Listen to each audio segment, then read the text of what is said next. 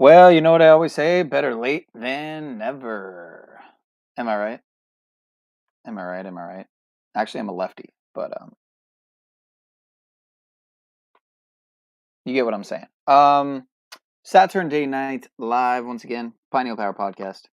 Hope you're all doing well. I have faith that y'all are doing well. Once again, Pizgate is real. They don't want to see you winning. And not all views expressed reflect those of the channel owner. Without further ado, much love, brothers and sisters.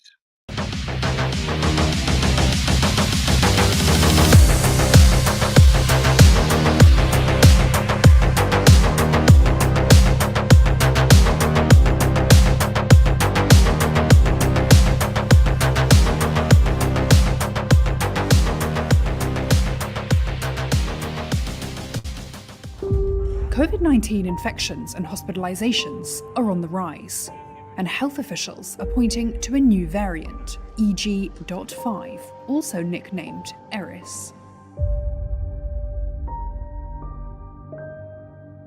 Eris is a deity with a malefic temper, and for that she is known as the goddess of discord. There are two versions about who her parents were. According to Hesiod, Eris was the daughter of Nyx, the night. Homer, on the other hand, claims that the goddess was the daughter of the regent couple of the Olympus, Zeus and Hera, and therefore she was the sister of Ares, the god of war, with whom the goddess had an umbilical relationship. The goddess felt pleasure in causing havoc among men and even among gods. Symbols are important because, as you see here, it says that there are 240,000 miles of neural threads in the human brain, enough to stretch from Earth to the Moon. On every micrometer of these threads, there exists 250,000 units of information. But this data is recorded only as pictograms, only as composite images and not as words. That's right, the universal intelligence, our phylogenetic race memory of every experience that our forefathers have had is encoded in the brain, encoded in our DNA, in symbolism, in symbols, composite images. And today we find ourselves in a world replete with symbolism, images. We have a connection between aesthetics, the portrayal in art, the portrayal in advertising, and an occult agenda. Very hard to accept for some, but we hope to prove the point tonight. To become aware of how symbols are used, because they take the soul up. By being aware of how symbols work, and art, and imagination, we evolve spiritually. But that which can also help you evolve, can also help you devolve, can also help you be enslaved.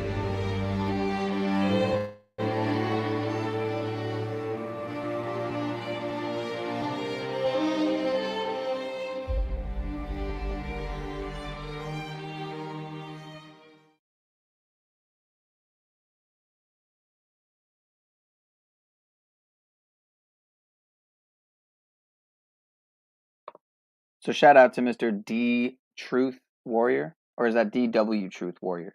Shout out to Mr. OTW News. More importantly, good to see you, my brother, my brethren, Ninja Patrick, my Ninja Patrick. I meant to say. I'm glad my sound is actually working. What a relief! They're not fucking with me anymore. Shout out to Jeeps. Good to see ya. See ya. Metaversally speaking. All right. What else do we got here? It is Saturday night. The optics are high as per usual. Snap, if you're hiding out there, sir, why don't you hop up on panel? I want to ask you about the optics, as a matter of fact. I had some questions for you, sir. I know you tend to kind of hide. I've had proof before. Because, guys, I don't know if you're aware of this, but if you type in someone's channel, right, when you're searching, here, let me show you an example of what I'm talking about here. Let me show you an example of what I'm trying to say here. Instead of trying to illustrate it, I'll just show you. So here's my stream right now. All right. Instead of trying to illustrate live chat, I'll just show you. And I'll take you on the loop. Here's my stream right now. Twice. All right. Instead of trying to illustrate live chat, I'll just show you. Shout out to Void. And I'll take you on the loop. Here's my stream right now. Twice. All right. It says we're going to go to live in chat. Jimmy Shively, Shout out if he's to over Boy. here. And I'll take you on the loop. Here's my stream right now. Twice. All right. So if I put the @ sign and then I type in snafu, Shout out to Boy. and I'll take you on the loop. Here's my Now. stream right now. It's not popping up. All right. So if I put the @ sign and then I type in snafu, Shout out to Boy. and I'll take you on the loop. Here's my stream right now. Jimmy's also not here yet. So if I put the @ sign and then I type in snafu, Shout out to Boy. and I'll take you on the loop. Now. You get the point. You can kind of see who's hiding. It's top Paul watching before. You get the point. All right. Anyway, the point is, I've caught people watching before. All you got to do is, too many pineals. Shout out to Michelle. You get the point. You can catch people watching, like, hating, watching, waiting, hating, or watching, waiting, and not hating, necessarily. But Jen thinks she smoked too much pot. Well, that's where we're not. That's where we're not in common there. I haven't smoked enough. Definitely haven't smoked enough pot. But that's okay. I'm just grateful to be alive, as some people are aware. I'm not sure why some people were trying to promulgate fear in terms of my kind of lack of presence this past week or two. But I've had some family stuff. Right after having a stream where I touched on the topics of planned obsolescence, engineered obsolescence, and disaster capitalism, and its ties seemingly to the targeted individual program and gay stalking, as I call it. Some people would call it gang stalking, but I call it gay stalking because it's gay as fuck. The whole program's retarded. It's whack.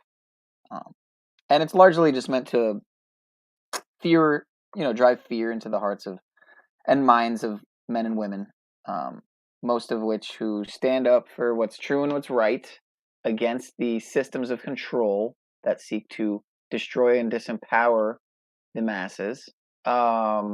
Anyway, so right after I did that stream and had a pretty in-depth conversation, hey yo, yeah, yes sir. Right after I had that conversation with somebody really close to me, that and did a stream that very night. It was this past weekend on Saturday night.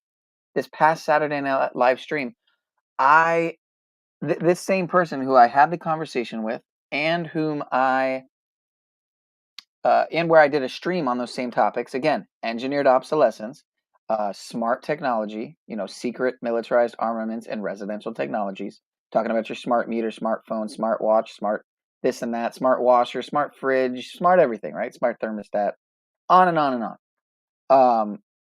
And how they can essentially tap into these devices, these apps, these appliances, not applications, but these appliances in the home, and how they can target them and essentially turn them off or put them into overdrive. Or here, let me just show a clip, because I think I do have a clip from a good little few months ago that I've already played before. I don't think I ever removed it. But in case you want to hear it from someone else's mouth, this is off a news story. If I can find it here, I'm going through my library. Global Big Brother may use smart meters to turn off individual appliances in your home. And then I'll finish what I was saying and what happened. You don't have the power to turn off individual appliances in your home. Really? This will be made possible through the installation of smart meters. The utility plans to fit them in every home within 4 years. Former ESCOM executive Vali Padia. Again, these things have been in most people's homes for quite a while, so I'm not sure exactly if this is in like Canada or what the fuck's going on, but in the States, as far as I've known for quite a while, smart meters have been on everybody's home, just completely frying every bit of greenery and nature in its direct vicinity. Which is why a lot of times when you see a tree right next to a smart meter, right, you'll notice that the front end of the tree next to the smart meter is completely dead, totally dead, and the other end is still alive. Anyway, I'll shut up. See, let's just hear this. Actually, ESCOM executive Vali Padiachi says this will help reduce the load. But being a smart meter, compare a few years ago when we used what we call ripple controls, that was a blunt instrument. So you would get, your geysers would be switched off at 5 in the morning. Sometimes if it doesn't work, it's 6 in the morning. So it was a blunt instrument.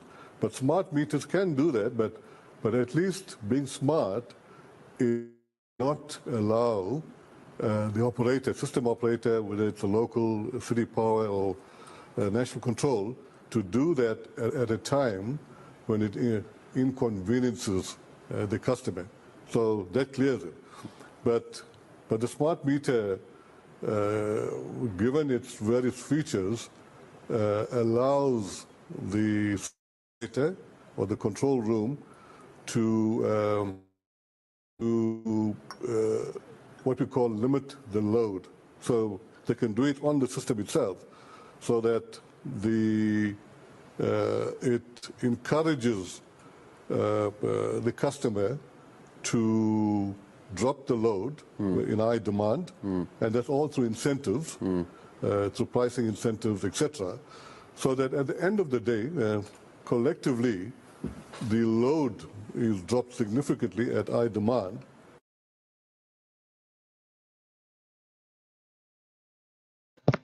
So that's good stuff. I mean, it's just always nice to know that there are big corporations watching out for our best interest.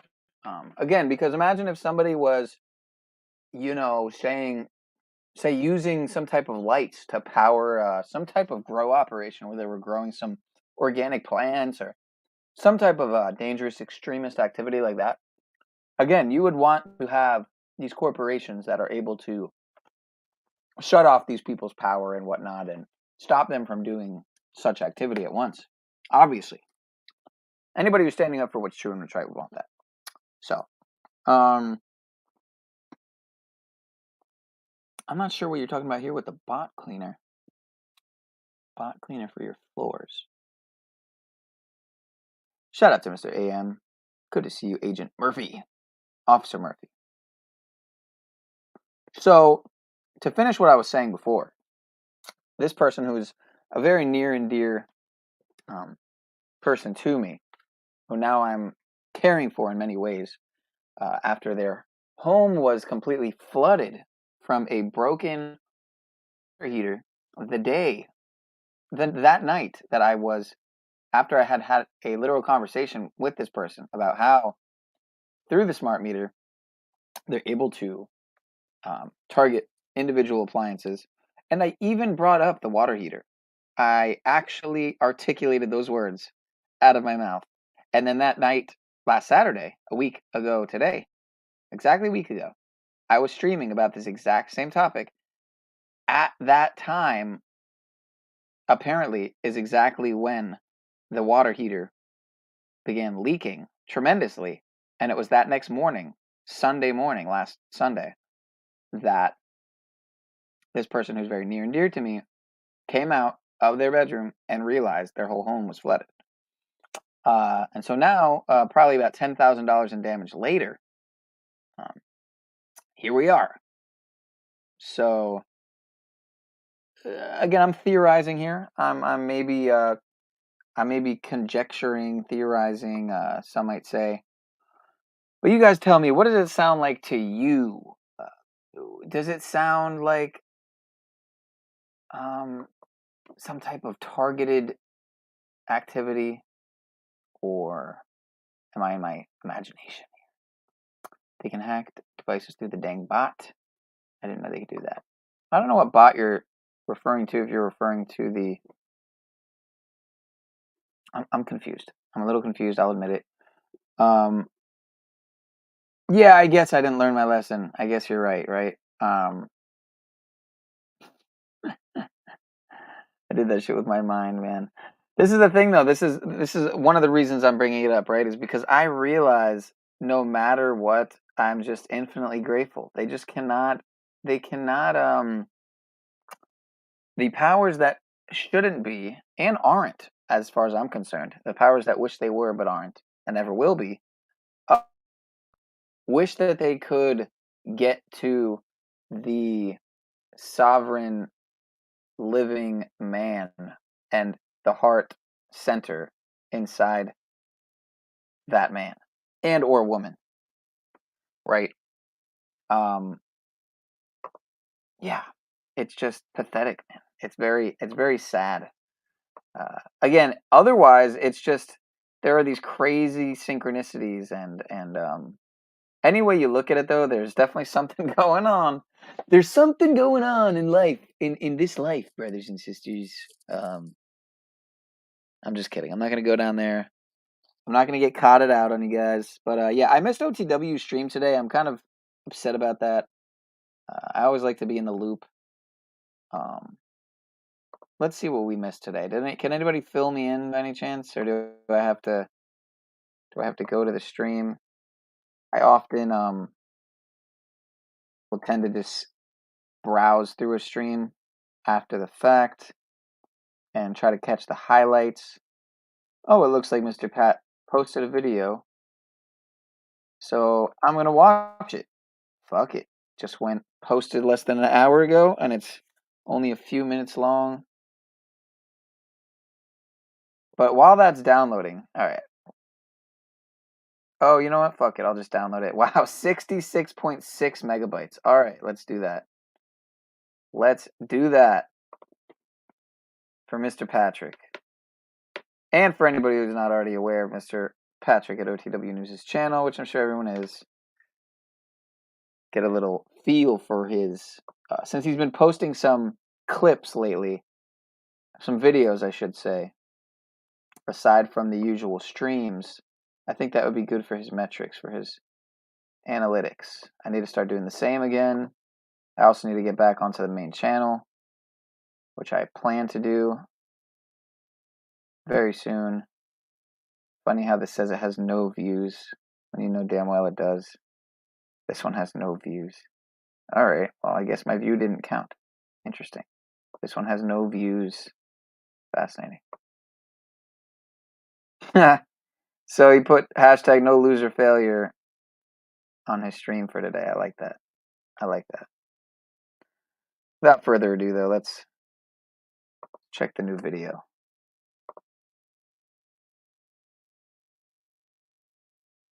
And okay, a shark vacuum. Got it. I'm guessing that has the iRobot. Isn't it called iRobot? No, not iRobot. I can't remember the name of that popular vacuum, that floor vacuum. That's probably one of the ones the type of vacuum you're talking about, I'm guessing. Orwellian 2020 BC. No, that's not the right video. But I'm going to load that one up too for after. As a matter of fact. And then I'm also going to load up this one for later. Please forgive the delay. I apologize. Very unprofessional here, as per usual. But apparently you guys don't mind. So same old BS. This is another one for after. People who were inside the bar, including a friend. Good stuff. But more importantly, Mr. Patrick's video.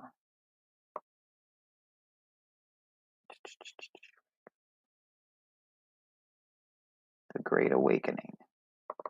Let's go viral. 66.6 megabytes.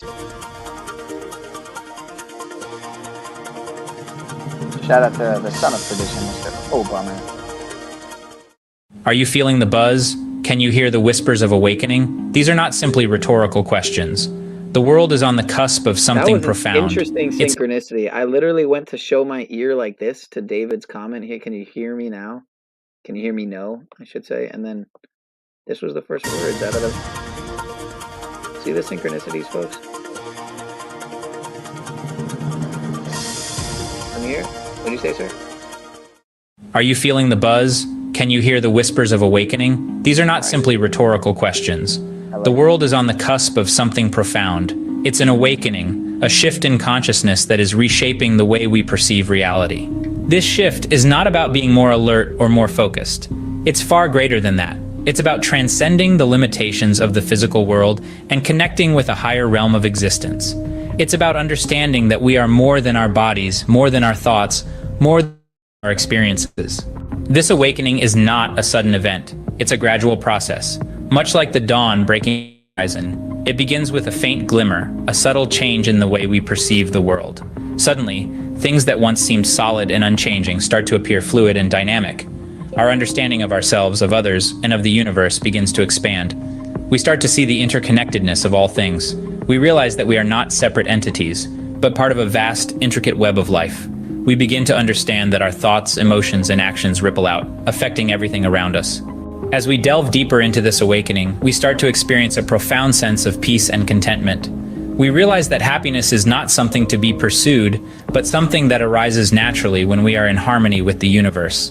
We start to see that our true nature is not defined by our past, our circumstances, or our labels, but by the infinite potential that lies within us.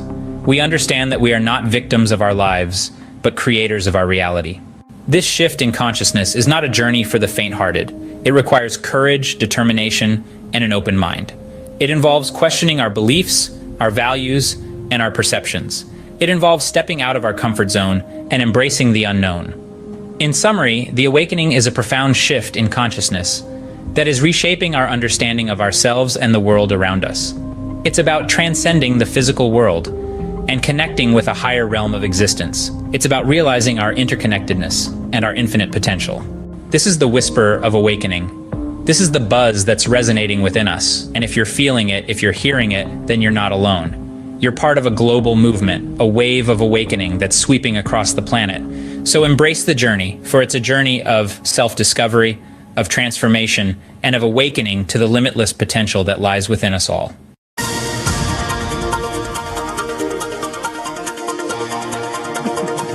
I like the video, and then you I like the video, and then you just see Obama's face. It's like, everything but Obama, the son of perdition, as some might say, his face. But just for proper metrics and analytics, I got to go to the actual video and hit the like, because that was a download. So I'm gonna hit the like on that. But yeah, some people might say that all this talk of a great awakening is evidence of that of a false light deception, a Gnostic, white magic, some people might say, QAnus, parallel type of vibe. And I'm just here to say that that's not necessarily true. I think context matters. Weaving spiders are live. If you guys don't know, Weaving Spiders, they have some good panels. Benjamin Balderson's over there.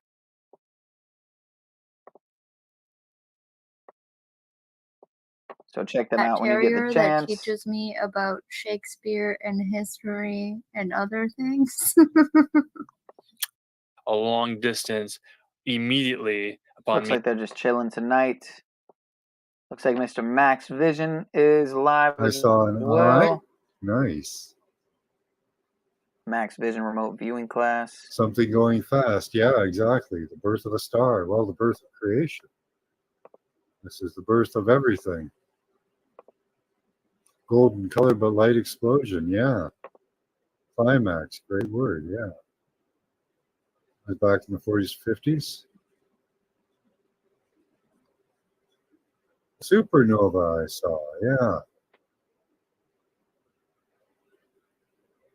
In the great vast. Yeah. You guys did a great job on this one. That's what I always find, we may have some troubles, we may have ups and downs during the images, but that's why I do the images, is so that you guys can all link up and your minds can get trained, and by the end you guys usually nail it almost every time. So I hope people stick with the whole show, even though, yeah, it takes 2 hours. It is a long time, I have to admit. But wow, you guys nailed this one right out of the park. Creation is a tough talk. Deep state reading this and taking notes. Yep. Cedars. They're always watching us, Dolly. It all seems like yesterday. Good to see you, Morgan. You just missed it. Everybody just nailed the moment of creation. We were balls deep in that. So Max is a good dude. If you're not aware of his channel, Max Vision Remote Viewing Class. Creation of everything. Other than that, I creation. don't think there's a lot of people live tonight. It's kind of late. Ghost of Provo Kid. Is this Provo Kid's new handle? Yeah, we'll nail anything on the moon. But you guys really nailed that target. See what the Ghost of Provo Kid's up to. SGA, Bad Air Brushers. Okay. I don't know why I'm All curious right, good to night, see Ricky. what oh, okay. Can It's you false, guys hear? I can't. No. false advertisement. Turn your volume up, Jargo. All right, Sean of Source. Good to see you. Good to see you too, sir.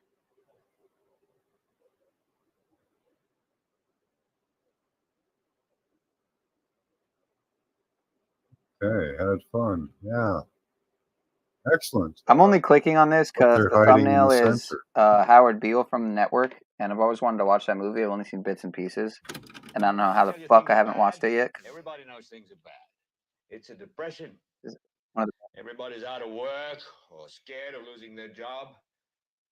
The dollar buys a nickel. How's this sound? Banks are going bust. Shopkeepers keep a gun under the counter. Unreal. Punks are running wild in the street, and there's nobody anywhere who seems to know what to do, and there's no end to it. We know the air is unfit to breathe, and our food is unfit to eat. We sit watching our TVs while some local newscaster tells us that today we had 15 homicides and 63 violent crimes, as if that's the way it's supposed to be. We know things are bad, worse than bad. They're crazy. It's like everything everywhere is going crazy, so we don't go out anymore. We sit in the house, and slowly the world we're living in is getting smaller, and all we say is, please, at least leave us alone in our living rooms. Let me have my toaster and my TV and my steel-belted radios, and I won't say anything. Just leave us alone. Well, I'm not going to leave you alone. I want you to get mad. I don't want you to protest. I don't want you to riot. I don't want you to write to your congressman because I wouldn't know what to tell you to write. I don't know what to do about the depression and the inflation and the Russians and the crime in the street. All I know is that first, you've got to get mad. You've got to say, I'm a human being, God damn it. My life has value. So, I want you to get up now. I want all of you to get up out of your chairs.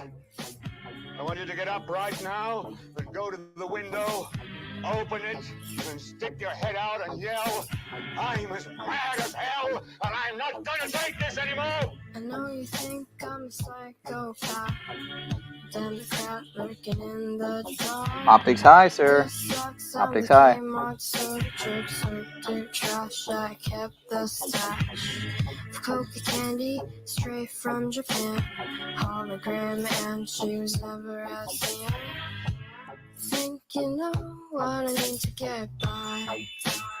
Something for your mind. Something for your mind. Something for your mind.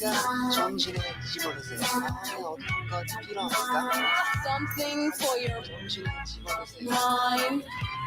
정신에 집어넣으세요. R.I.P. to Provo. Something for your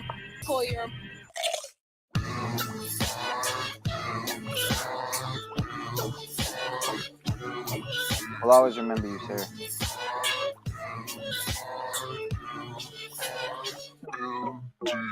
I know you think I'm a sociopath.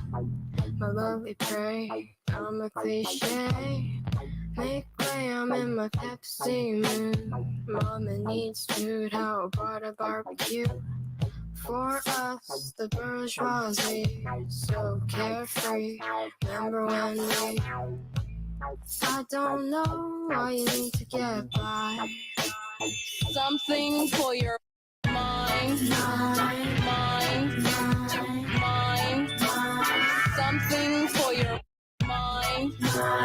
mind.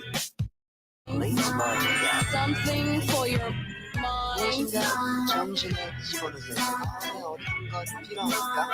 Something for your 정신을 집어넣으세요. mind. 정신을 집어넣으세요.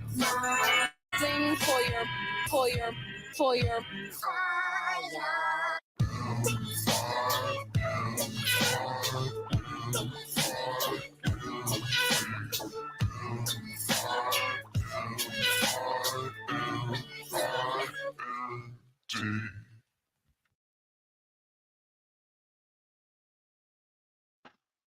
If not now, when, sir? If not now, when? Apparently there was a huge storm, a earthquake in Morocco that some estimates say 1,000, some say 2,000 is the estimated death toll. I have not seen much on it yet, but I'm going to browse through Mr. OTW's stream and see if there's any highlights. So, again, completely unprofessional stream here. This is how we do it around here. But I appreciate everyone who is here. Hopefully there's no background sound. I don't have the headphones plugged in, so I'm going to shut up now and browse through the stream. Check for some highlights.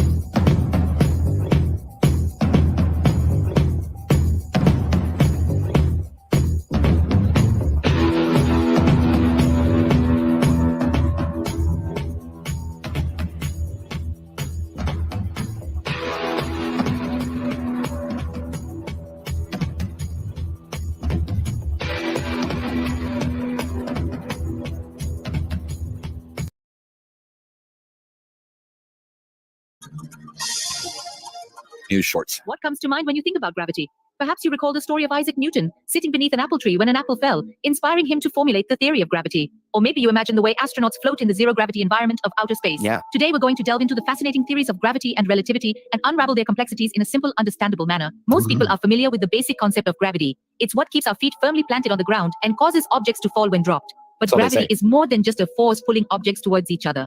According to the theory of gravity, every object in the universe, no matter how small, exerts a gravitational pull on every other object. This means that right now, you're not just being pulled towards the Earth, but also towards every other object around you. Right. So for some reason, I don't understand why I haven't already smacked into the wall, you know? It's like I should be attracted directly to the wall and like smack right into it, you know? I imagine just like two magnets, you know? Anyway. However, because the Earth is so much larger and more massive, its gravitational pull is overwhelmingly stronger, Right. keeping you grounded. Now But not let's talk crushing about us. relativity. In the early 20th century, physicist Albert Einstein proposed the theory of relativity, which fundamentally changed our understanding of space and time. According to Einstein, gravity isn't simply a force pulling objects together, but a warping or curving of space and time around massive objects. This curvature creates what we perceive as gravity. Imagine space-time as a trampoline. If you place a heavy ball in the middle, it will cause the trampoline to sag.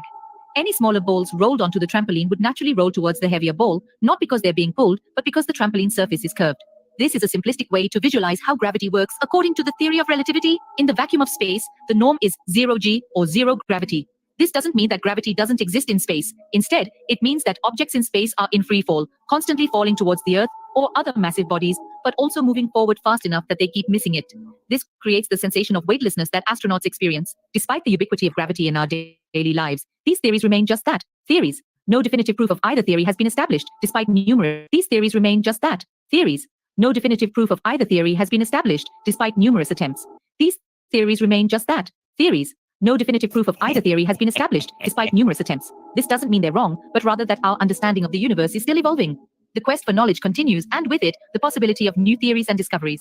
To summarize, gravity is the force that attracts two objects towards each other, and it's not just limited to Earth. The theory of relativity proposed by Einstein suggests that gravity is the result of the warping of space and time around massive objects. In the vacuum of space, the sensation of weightlessness is due to objects being in a state of free fall. Despite numerous attempts, no definitive proof of these theories has been established. Despite numerous attempts, no definitive proof of these theories has been established. Despite numerous attempts, no definitive proof of these theories has been established, reflecting our evolving understanding of the universe.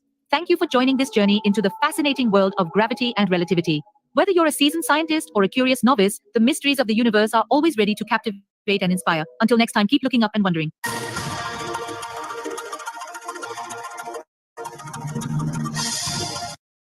Let's play this next one.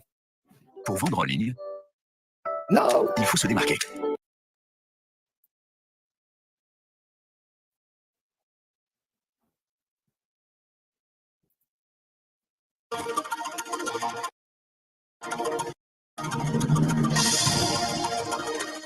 you ever pondered the delicate balance that governs life and the universe? The rhythm that pulses through each atom and star, each heartbeat and season? The ancient Chinese philosophy offers an intriguing perspective on this through the concepts of yin and yang. Imagine a river. Its flow is constant, always moving, lively and dynamic. This, my friends, is yang, the active principle of the universe. It's often associated with masculine energy, with the sky, the sun, brightness, warmth, movement, and transformation. Now, think of a still mountain lake, its serene surface reflecting the light of the moon. This image embodies yin, the receptive principle of the universe. Yin is often associated with feminine energy, with the earth, the moon, darkness, cold, stillness, and nurturing. These are not just abstract concepts, but form a part of every aspect of life and the universe. Yin and yang are in a constant dance of balance, waxing and waning, giving and receiving, expanding and contracting. They are in everything, and they are everything. Consider a seed, buried in the darkness of the earth, silent and still. This is yin, but within that seed is the potential for growth, for bursting forth into the sunlight and becoming a mighty tree. This potential is yang. When the day reaches its peak of brightness, the sun begins to set, and darkness gradually takes over. This is yang giving way to yin. But then, at the peak of darkness, at midnight, the first hint of dawn is born. This is yin giving way to yang, and so, the cycle continues. An eternal rhythm of balance and harmony, a dance of light and dark, active and passive giving and receiving. The dots within each half of the yin-yang symbol serve as a reminder that within each force is the seed of its opposite. Neither can exist without the other. In conclusion, yin and yang are more than just concepts. They are the rhythm of life and the universe. The ideal state of things, in the physical universe as well as in the world of humans, is a state of harmony, represented by the balance of yin and yang. This balance is not static, but a dynamic equilibrium, like a tightrope walker constantly adjusting to maintain stability. So, the next time you witness the sun rising or setting, or observe the changing of seasons, remember the dance of yin and yang, and the delicate balance that permeates everything. It's a profound reminder of our place in this vast, interconnected universe.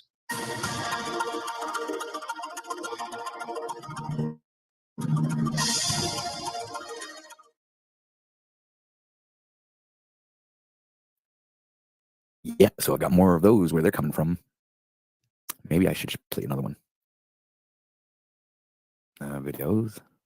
And here's the one unveiling the hidden secrets of the Bible. I like this one.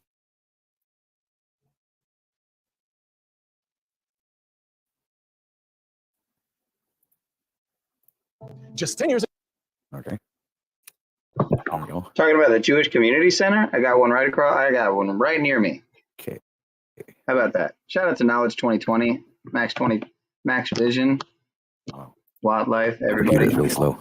OTW, thanks for taking it away from me, sir, while I do some stuff in the background.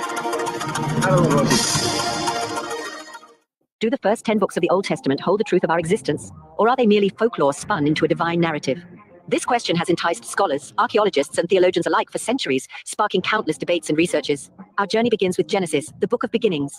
It narrates the creation of the world, the fall of man, and the early history of humanity. Following Genesis is Exodus, recounting the liberation of the Israelites from Egyptian slavery under Moses' leadership. Then comes Leviticus, providing a manual for priests and laymen on sacrificial worship. Next in line, Numbers records Israel's journey through the wilderness, while Deuteronomy revisits the laws given to the Israelites. Joshua then follows, depicting the conquest of Canaan, and Judges presents a cycle of apostasy, oppression, repentance, and deliverance in Israel. Ruth offers a delightful interlude of grace and redemption. The narrative continues with 2 books of Samuel chronicling the life of Samuel, the reign of Saul, and the rise of David. Finally, the books of Kings recount the history of the monarchy until the Babylonian exile. In 1992, a bombshell dropped in the ecclesiastical world. Professor Thomas Thompson of Marquette University in Milwaukee announced that these cherished books of the Old Testament were fiction. His findings, backed by world experts, including the British Museum, centered around the city of Jerusalem.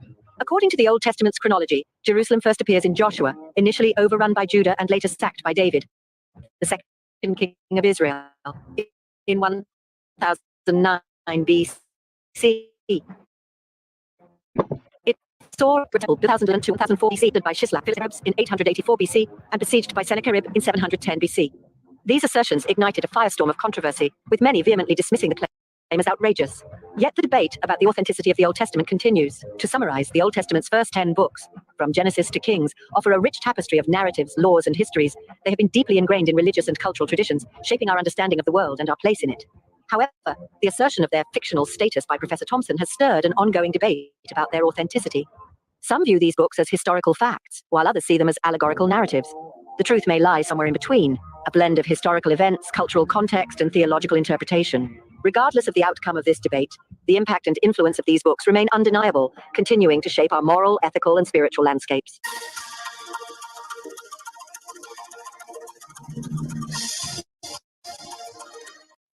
Okay. Shabal, come yak. No more Shabal, yeah, All right, there's OTWs, some of his recent videos, and then him speaking French at the end. None of which I understand really, other than "Comment allez-vous?" and "Voulez-vous coucher avec moi?" Let's not go there. Let's not go there. Sound kind of gay.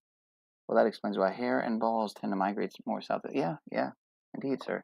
Indeed. You know, it's funny, Maximilian. It makes me. It brings me back to my first cruise, and the only cruise I've ever been on. I was like 13, maybe around. Not even, maybe 12 to 14. And there was this kid named Maximilian Kornblatt, and his family, the Kornblatt family. That you know, when you go on these cruises, I guess they set you up with this family that you tend to share a table with at the dinners, at the organized dinners, something like that. And we happened to be sitting with the Kornblatt family, and so I made friends with this boy at the time. I was around. We were both around the same age, maybe 12 to 14, somewhere around there. And yeah, I just couldn't get over his name. I'm like, man, that's an interesting fucking name. Even at 12, I knew there was something off with his parents to name him Maximilian Kornblatt. Like, what is wrong with you? It's also nice to see that the algorithm is being kind, allowing others to see the channel. It's always a good sign. Quite surprising, if I may say so myself. Yes, the wrench makes it easy to sub to channels. If you put out content, I probably sub to you. Indeed, sir. Look at that. 14 watching, 14 likes, 41 minutes. Synced up at all times. Let's see if this is a real channel.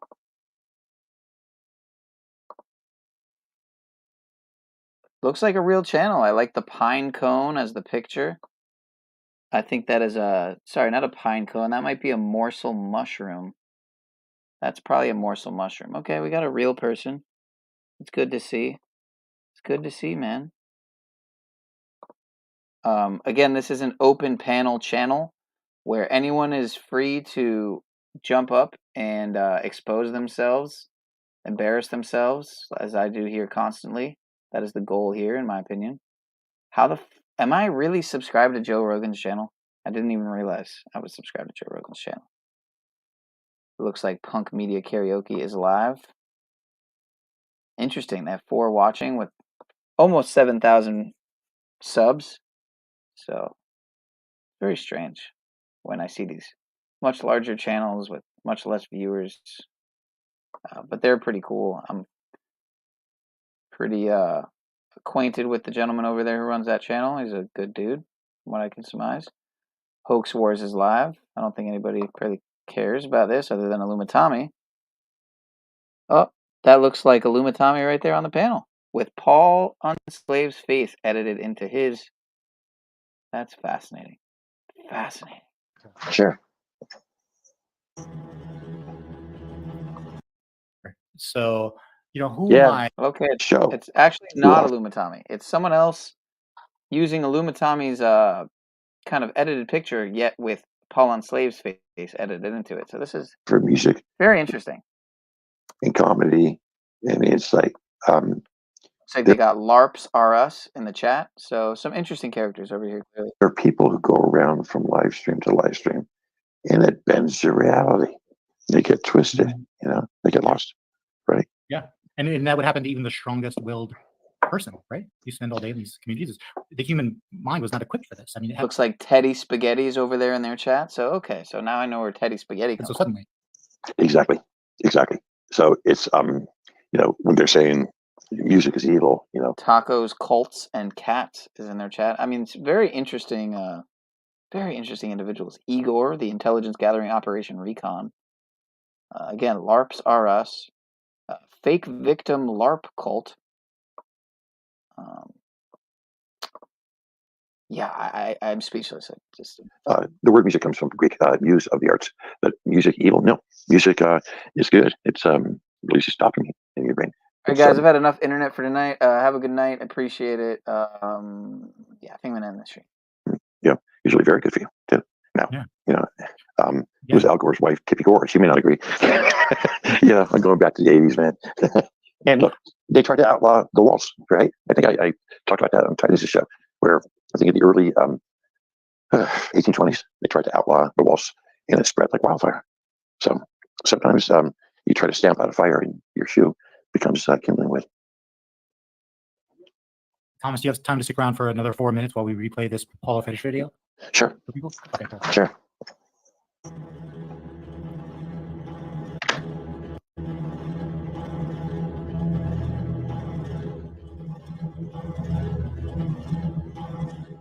I died yesterday. Do you understand? I swear to you. I swear to my God.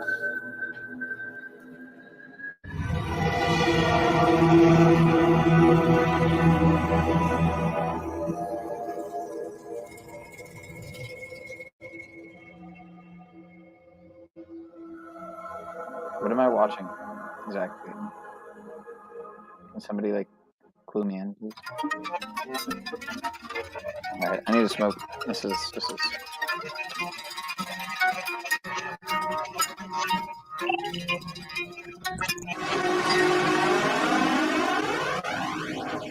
All right, I'm out of here. I'm out of here.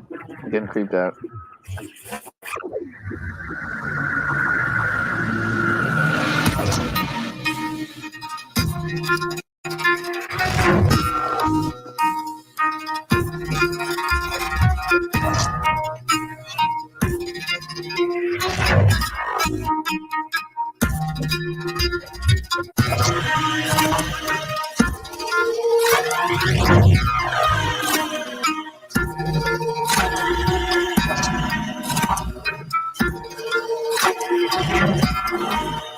Alrighty, yep. Enough internet for me.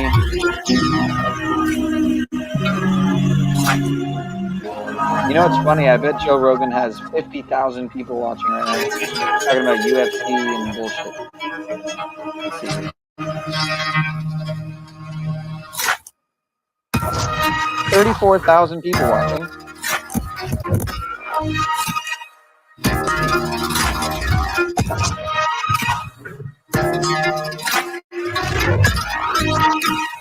Oh no! Snappy snaps. We got some Pigo Podo Pigo optics here, sir. Pedo Pigo, Pogo Pedo optics here, sir. We might need you up here.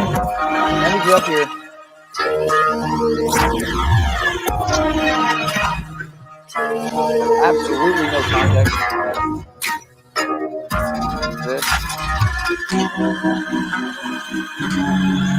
Okay, so we're back to Pedogate optics here is what it looks like. Why is a teen modeling site open to paid members from the public? And why are they so concerned with the privacy of their members to write all that?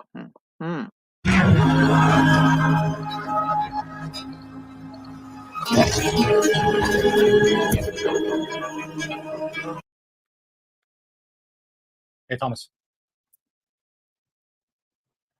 You know, Diane Nordstrom, you know, this isn't an open panel or anything, but if Diane Nordstrom wanted to come up on panel and speak her piece, I would give her the link. So, you know, I made some claims, you know, like here's why the teen modeling thing offends me so much. And earlier we showed where he's advertising Mrs. Mom and the teen modeling agency in the same breath. Which is again, I don't know what the fuck, you know, again, not much context for this at all, but it really definitely goes with the thumbnail for tonight. Things are getting weird. Clearly, things are getting weird. Things have been weird for quite a while. When you have a bunch of sick fucks running this world in many ways, those in positions of power, political, parasitic, pedophilic, you know, parasites, as some might say. Some might call them.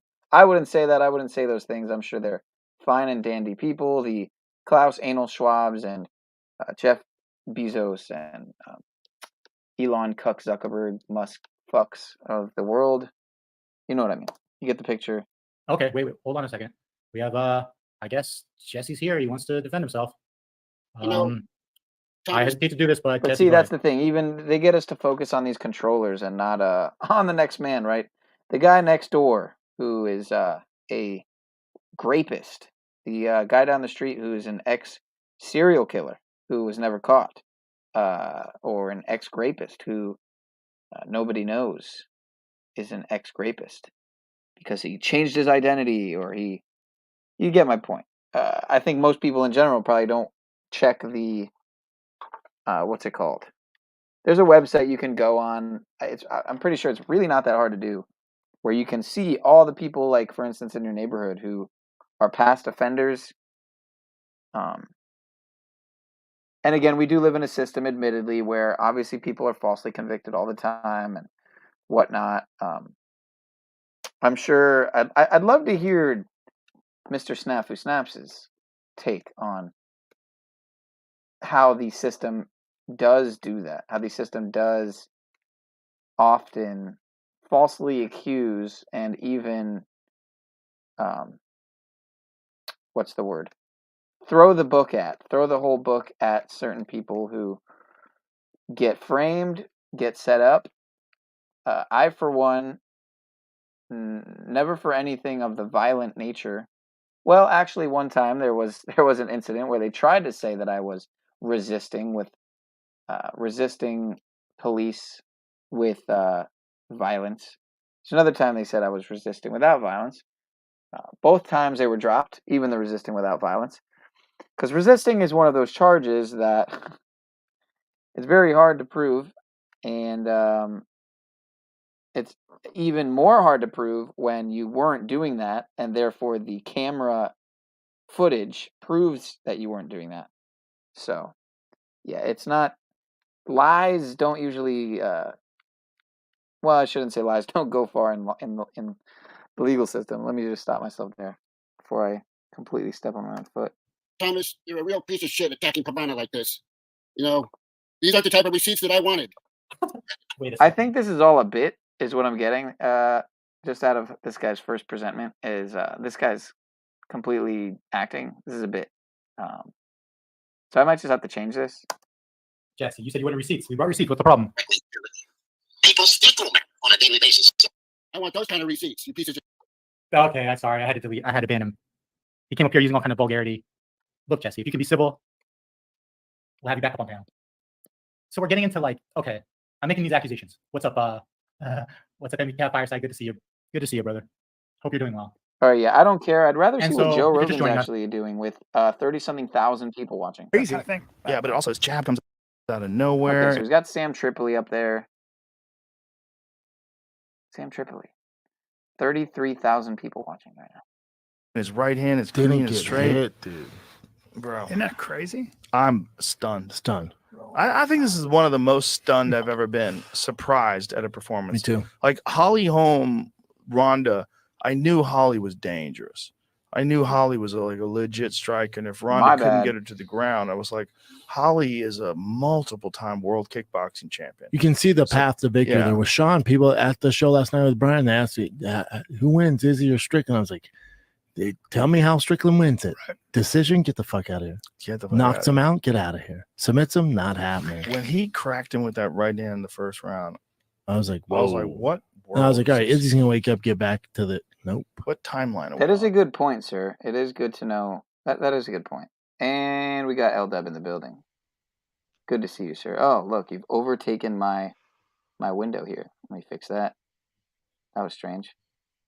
Quit liking my shit, dog. How are you doing on this fine night, sir? What's up, buddy? You seem lonely. No, I'm not lonely. Why would you think that, man? I mean...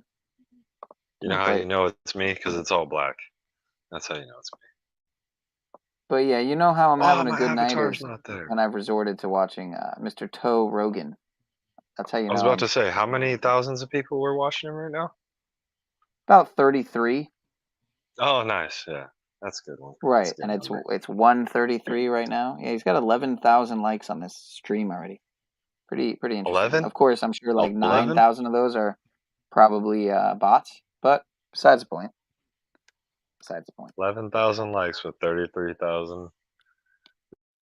views. Then again, I mean, he's got what, 15.5 million subs. Of course, how many of those are real is a good question. For many who haven't seen the picture as well, I might as well bring it up. Yeah, that is live. They're just talking about, you know, UFC and other things that people apparently give a shit about for whatever reason. But here's a good picture of Joe Rogan with Anton LaVey, founder of the Church of Satan. For those who have never seen it, pretty classic. I'm sorry, with Stanton Zaharoff LaVey, who if I'm not mistaken, is Anton's son. I thought it was the Church set. No. Say that one more time. I thought it was the Church of Set that he founded. Am I wrong? The Church of Set is what's his name? The other dude. It's escaping me now. Not Anton LaVey. Anton LaVey would be right here. Is Anton LaVey. You're kind of breaking up a little bit there, sir. Yeah, the Temple of Set is that military colonial military dude. It's escaping me right now, man. Michael Aquino, I think. Michael Aquino.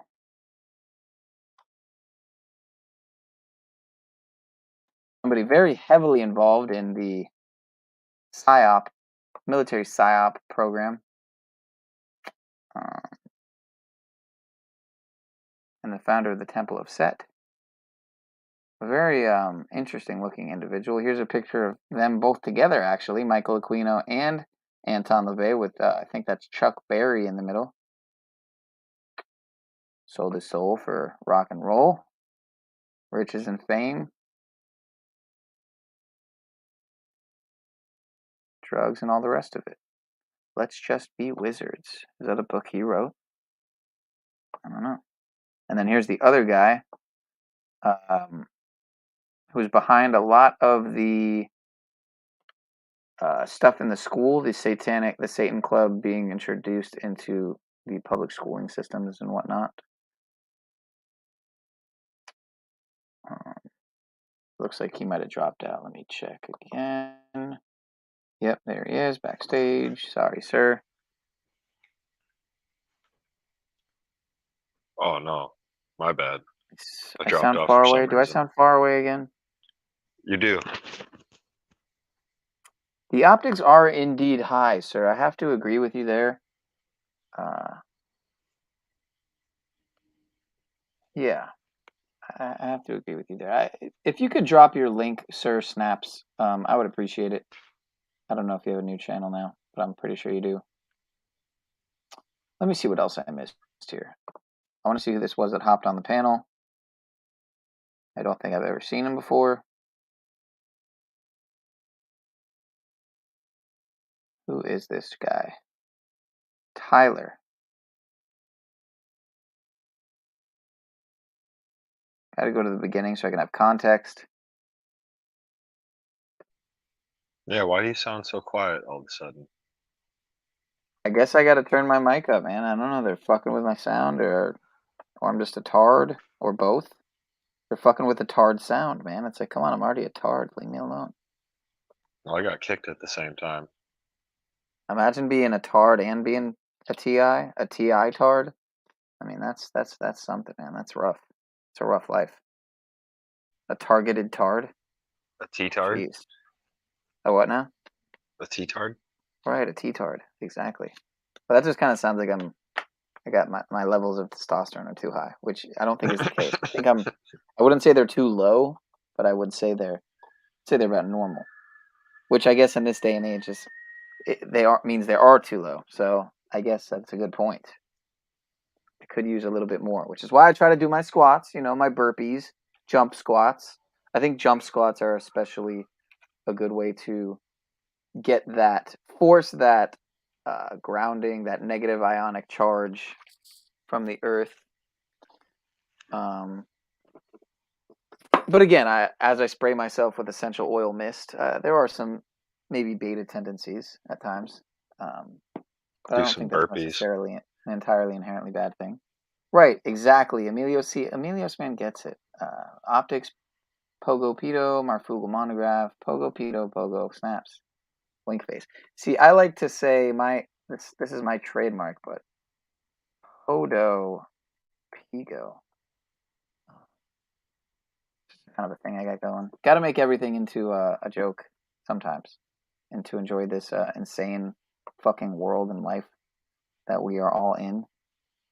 Again, to be insane is to be within sanity. So, to be within sanity in an unsane world is, I don't know, is it insane or unsane at that point? I'm not sure.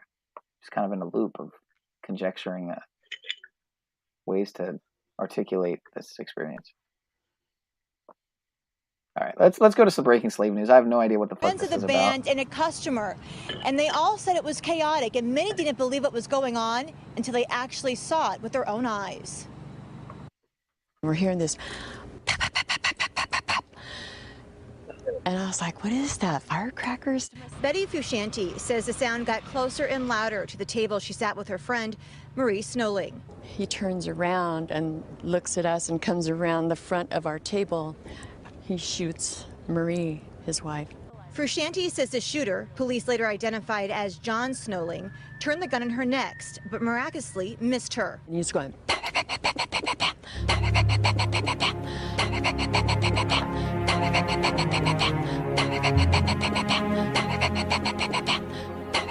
right. And I'm like, and then I felt something going. I'm like, oh my God, this is real. Debbie and Mark Johnson were on stage at the time with their band M Street. They join us now live to discuss what happened. I understand from looking at several articles here that you may have had a connection to, I guess, another mass shooting that did happen that was pretty well known. Mark, I believe it may have been one of your employees? Yeah. Well, I have an employee. She's... I'm glad that you're laughing my fucking hair off. Is that, sir, that's me. That's for me to do, sir. As you can see, yeah.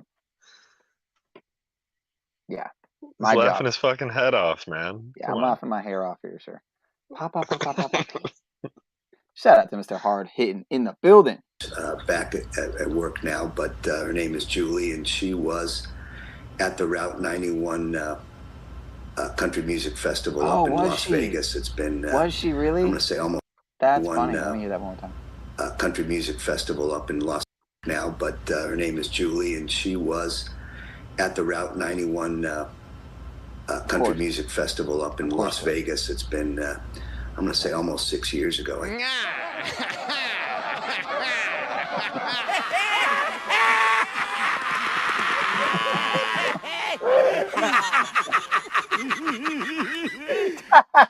All right, anyway, so shout out to the News is Fake 4, I think that is.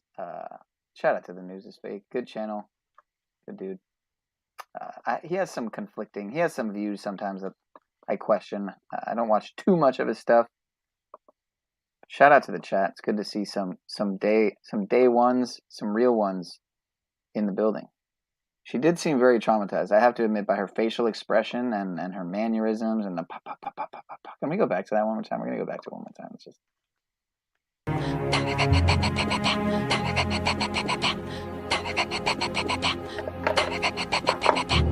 And I'm like, and then I felt something going.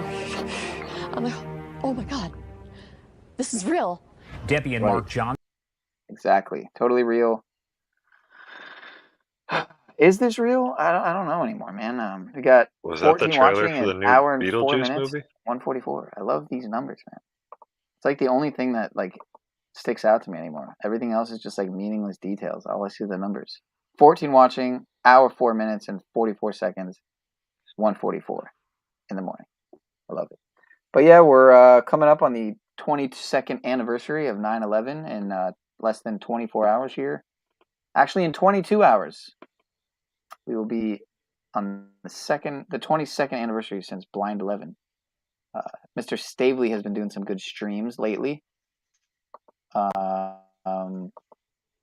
Why is my... Oh, I see. I see what I'm doing wrong. Yeah, indeed, sir. Crisis actors going wild. Some people would say. I wouldn't say that. You wouldn't say that even, right? It's just some people would say that, though. So that's the thing. We don't entertain theories here, though. Only facts. We trust the experts. And we give people like Mr. Snaps a wrench, because how the fuck does he not have it? Oh, I don't need you to post your link then, sir. I can just go to your channel. Apparently Mr. Snaps has some new videos, unless he was lying. I overheard him say something about it. Okay, he's got a few videos. We'll sub, and we'll hope that I just had one premiere. We'll hope that big tech doesn't fuck with the boy again. So direct energy weapons used on American soil optics. Project Blue Beam optics in play. Social credit score in America and being implemented. Prince of the Air optics with 5G. Watch before YouTube deletes and censors. Well, again, in case you missed it, Snaps, I was talking about planned obsolescence, engineered obsolescence, right, into home appliances, and how through the smart system, some would say that through these secret militarized armaments of residential technologies that are smart devices like smart watches and phones and meters and everything, I think it all does go back to the meter, at least as far as the home appliances go. Did I say I think that? I meant to say some people think that. Experts think that. Conspiracy theorists and experts, or conspiracy experts, I guess, would say that they think that. Paying customers above your pay. What is this? Okay, this is not on my channel. Got it. Got it. And yeah, and for the metaphysician, sir, if you're out there, I do feel you on the Mark Ribelet being a mask jabtard, for lack of a better term. Does seem to be a mask jabtard. So I'm going to watch one of Mr. Snap's videos. I just don't know what, because some of them are kind of long. So maybe we could watch it a little later, since I do have someone on panel. And whoever that was, also who tried to join a few minutes ago, my fault. I switch back and forth between tabs often. So, oh, look at that. He's in the building. See that, man? I just switched back to the tabs. Yeah, he does seem to be a mask jabtard. And we could watch. You know what? We're going to do it. We're going to watch this guy's channel. His video, where he basically shows how much of either a complete fool he is, or a complete sellout, or both. As much as I appreciate a lot of the music he brings, I also take into note that the one video he chooses to have on the main page of his channel, when I went to check it out, I hadn't watched him for a while until about 2 weeks ago when he posted this outside stream. But the one before that, about a month ago, I went to go watch the beginning, and sure enough, he's singing about. Well, I'll just let you guys hear it. Pretty disturbing, and it makes me think. Okay, what happens to these people? This is pretty common knowledge, I think, to most, is that once you get to a certain position where you have some notoriety and numbers and figures and fame, he's got his 2.25 million subs now. Whether how many of those are real, I have no idea. But sure enough, he's only a little bit of the way into this stream. Wait, I don't think this is the right stream now, actually. He might have changed the one on the front page. Let me see. Yep, I might have the wrong stream. Well, long story short, he's singing and rapping about blood. And then he goes into this demonic voice editing with singing about blood and like drinking blood, and it was just very strange. Very strange. Optics are high. Roll in a circle. Let the dang thing do whatever dang shit that it wants. Like that.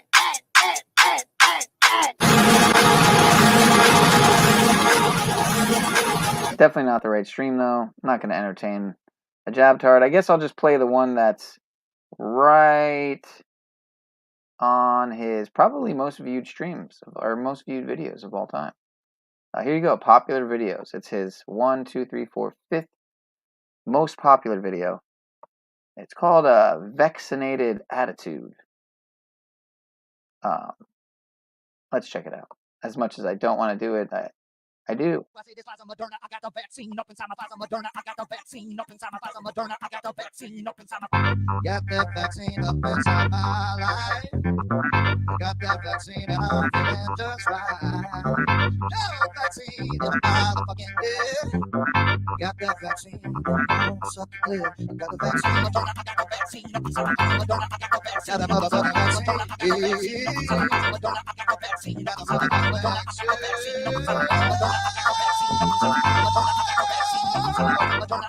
I got the vaccine. That motherfucking girl. Come on, baby, got the vaccine. I said I got the vaccine. It's a new lease on life, baby. Skipping down the damn street, no thing. I'm taking a little spit in the mouth, spit in the dick, spit in my ass, spit on your tits. We running it around, get down in this motherfucking baby. Got a vaccinated attitude, and I'm gonna rock and roll. I put the dick in the hole. Rock and roll, I put the dick in the hole, and I got the vaccine. I got the vaccine.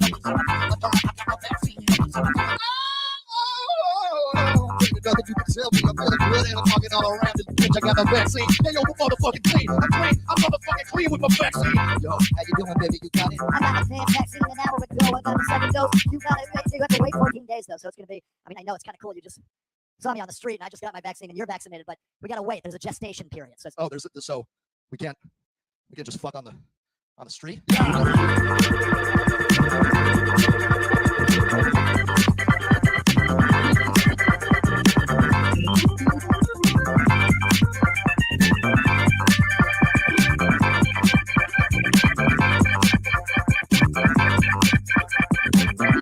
All vaccinated, all vaccinated, all vaccinated, all vaccinated, all vaccinated, all vaccinated, all vaccinated, all vaccinated, all vaccinated, all vaccinated, all vaccinated, all vaccinated, all vaccinated, all vaccinated, all vaccinated. So this is the future. These are the people who potentially might bring other people into this world. So we do have to be concerned about that.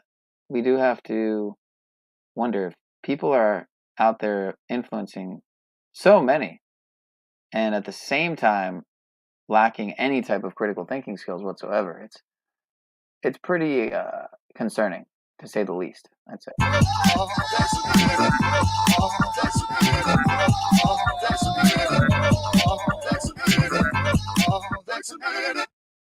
Thank you. That's the old vaccinated song. Feeling good, feeling nice, and vaxxed up, bitch. I'm vaxxed. Damn, bitch, what you vaxxed? Damn, you looking vaxxed. So that's real. Recordings that actually happened. This isn't just a bad dream. That was apparently real. That was a thing. And yeah, some would call that music and expert lyricism. Then again, some people eat McDonald's and chain smoke cigarettes. So at the same time, is the Morocco earthquake prior to the G20 summit Mother Nature or something else? Oh, so another thing I noticed was the date duration. So iPetGoat 2 was taken down off Heliofant's channel. And interestingly enough, I just wanted to do my own little search because I noticed that it was released on 12/21/12, which was, again, the date that they said the world was going to end, right? And it's just funny because it comes down 3,911 days later. And what I noticed, what's funny about that is it's 3 days before 9/11. Yeah. So 3 days before 9/11, or 3,911 days, between the launching of IPEC-02 and the takedown of IPEC-02 off of Heliofant's channel.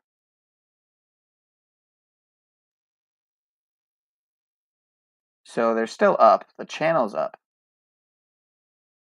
But the video's gone. So speaking of Marfugal, Marfagraph, whatever his name is, I saw he posted a video, but I didn't actually watch it. Whether or not he kept it up, I'm not sure. Let's see. Not to promote him, but I guess that's what I'm doing indirectly by even bringing him up. Oh, there's Snafu's video there. Monty begging for money, hashtag truth, yo. But what I want to see is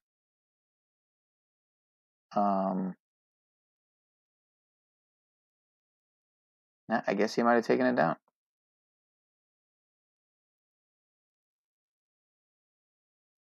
Unless it was a live stream, possibly it's under. Looks like it's not there anymore. So, but I'm sure if I just look up IPEC-02, I'll get some of. Definitely get the God's roadmap for the end. That channel comes up a lot. He always does crazy in-depth decodes. I don't even have the patience to watch usually, but he gets into it. I mean, he gets really fucking into it. Give him that much. So does Joseph Aquaviva, from what I've seen in the past. Dr. Savage as well, if I remember correctly. Let's see if Joseph did anything. There you go, IPEC-02 video deleted. It looks like he uploaded it with some decodes. Also, RIP to Steve Harwell, the lead singer of Smash Mouth. Probably one of the only people recently that will be missed. Bob Barker, of course, dead at 99. Bob Barker dead at 99, 9 days before the 9th month. But here you go for a little decode. IPEC-02 equals 666. And then Heliofant and the pet goat, Heliofant and the pet goat both equal 153. The pet goat was located on page 153 of Reading Mastery 2. The Jesuit Order, the Illuminati, Barry Soetoro, which is Barack's real name, apparently, and Antichrist Obama all equal 153. I don't see any date duration here, though. I guess that was my find off the top. But I'm going to throw this in the downloader, and we're going to watch IPEC-02. Because there is bound to be somebody here who hasn't watched it. I would venture to guess. Actually, I'm curious to know who here has never seen IPEC-02. Because I love that I'm the first one to ever show it to you. I'm curious to know who that would be today. Damn it, whoever that was in the back. I think that was somebody who just came in the back, unless that was yoga that just added. It's hard to say. I'm going to scroll down. Yeah, I don't know. I can't tell if that was someone in the back or not.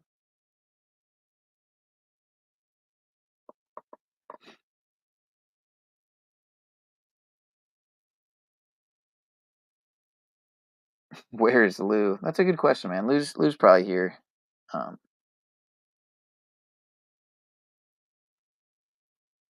You're good, Mr. Patrick. Don't worry about it, sir.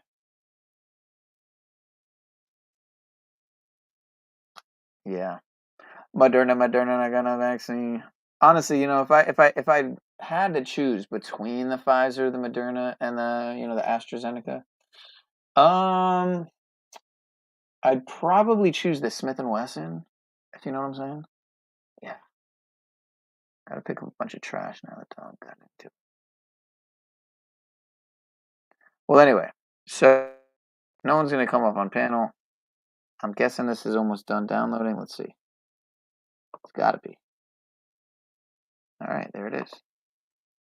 I don't know why it didn't give me the pop-up this time. But yes, he was definitely promoting the Kool-Aid if you're talking about that musical fella.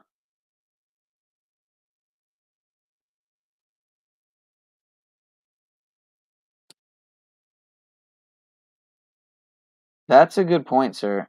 That is a good point. You're not wrong. You're not wrong. Yeah, I've already. It's actually pineal power cleaning. So I haven't gotten the cards and whatnot, but I have in the past used that as the name. So usually I don't even advertise it as that though. It's just neighborhood cleaning. I need to also fix the vehicle, if that's the right term. I don't think that is the right term. But the car has been out of service for a little bit, and I'm not even mad about it because I'm just out here like, well, the gas is so much a gallon.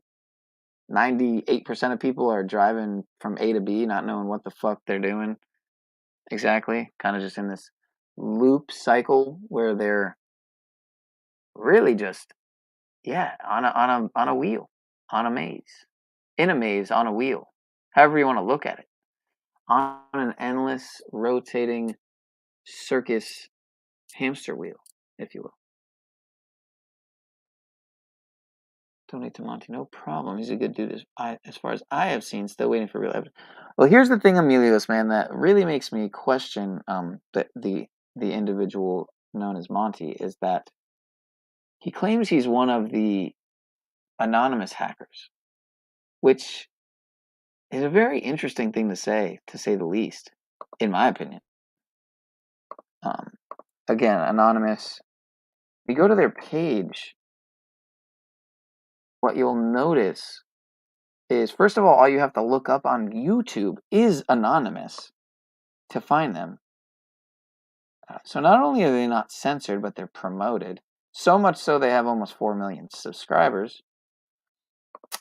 And when you go to their page, you see a banner. How do you know when a phone is actually off? How do you know when it's actually not spying on you? There are potential ways that you can hack a phone where it appears to be off, but it's not actually off. First thing you see is, their banner with the Skull and Bones, with the Democrat-Republican logo, with the, what is this, the Club of Rome, I think, the UN, and the Guy Fawkes mask, Mr. OTW, as you see here.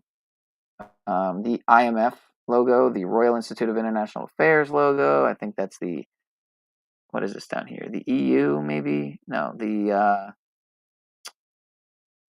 I forget. But anyway, you see the optics here, right? You see Edward Snowden.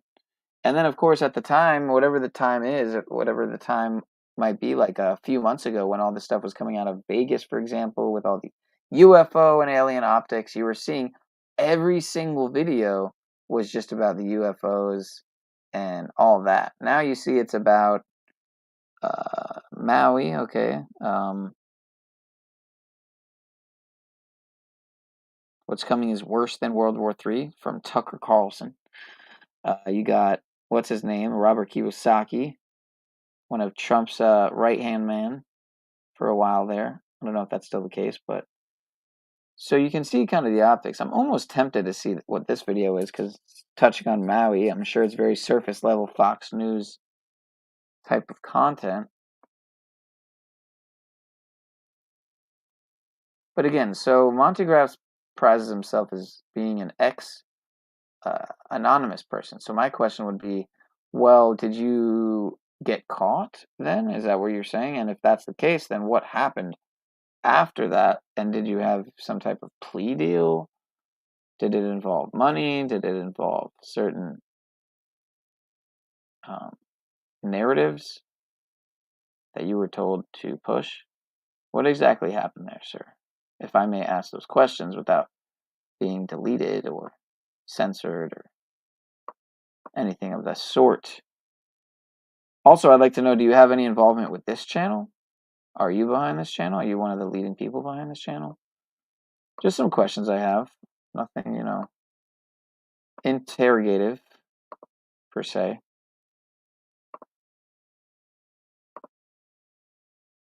But anyway, iPad Go 2, that's the move. I am curious, if anyone has not seen this, just say in the chat that you have not seen this. I'm very curious. Otherwise, I guess everyone's seen iPad Go 2, which wouldn't surprise me in the slightest.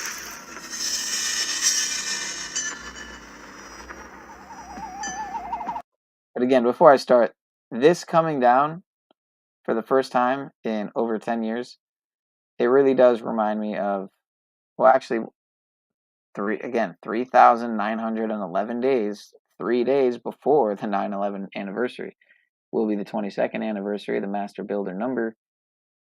I'm not sure what rituals are in store for tomorrow, Monday, but maybe we'll see something. I'm not here to say we will or not, but interesting day to take it down, I will say. It does remind me of the Guidestones coming down last year.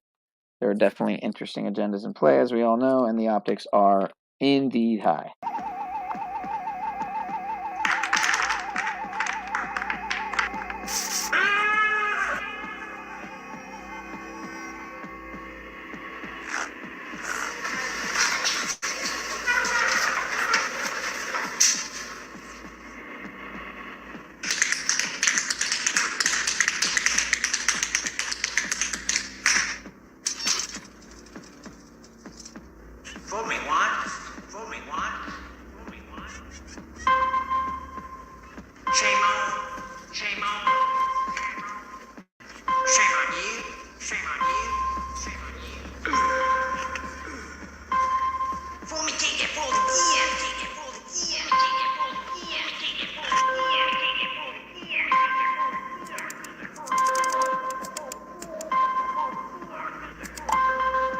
Well, then enjoy, folks.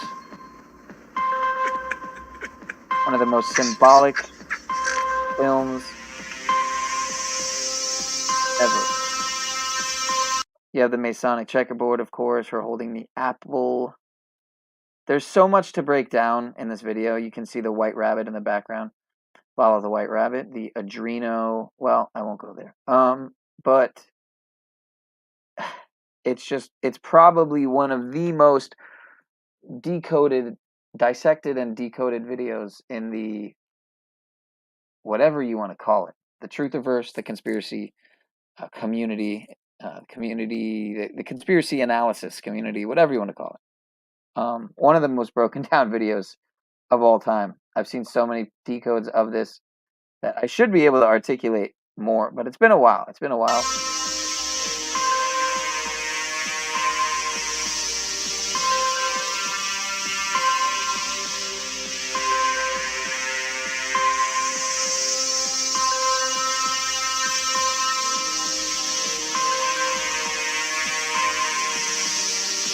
So here you got the lotus flower.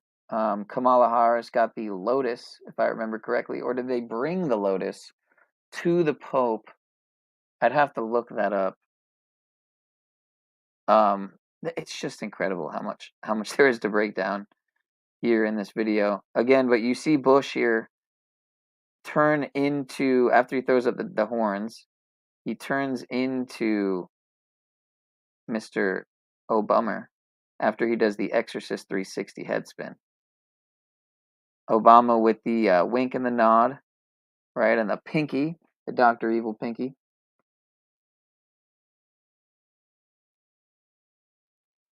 Right about there. Right about there.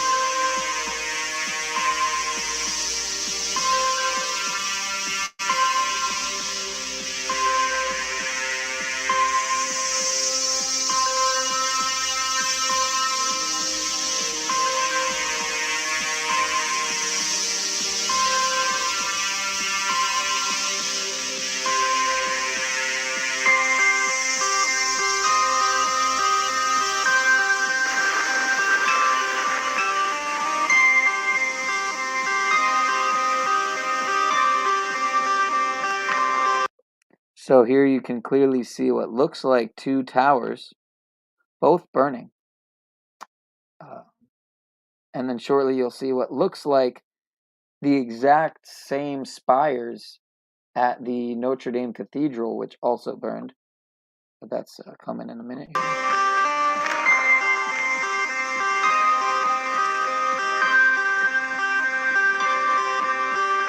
Down comes Tower 1, down comes Tower 2. And then it sinks into a kind of like a valley. What's interesting, it's actually right at the 2 minute and 1 second mark of this video is what I'm noticing right now, that the towers come down. Let me see here.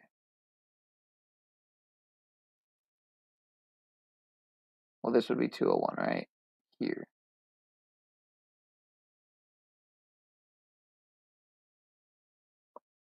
That might just be a coincidence, of course. Timing could be a coincidence.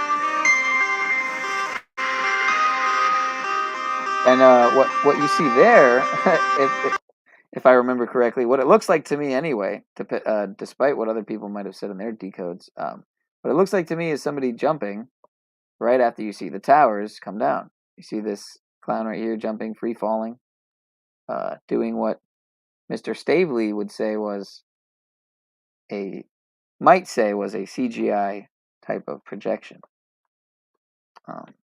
Again, if you go back to the Matrix film, remember when they're jumping down the building and seemingly defying gravity and all laws of, you see what looks like a skyscraper taking on the effects of whatever that was crashing. Was it a helicopter in between the buildings? I can't remember that part actually. And that's the Matrix, I should know this.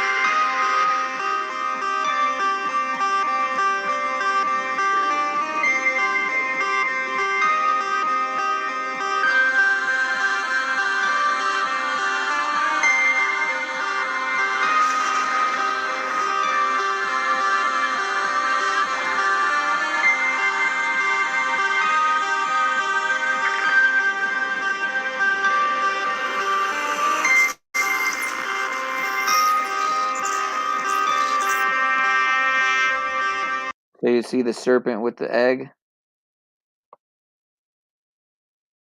The rise of AI, in my opinion. The fall of man. The rise of machine. The Skynet. The assimilation of humanity into the Borg. The rise of the transhumanist agenda is what some would say they see here, right?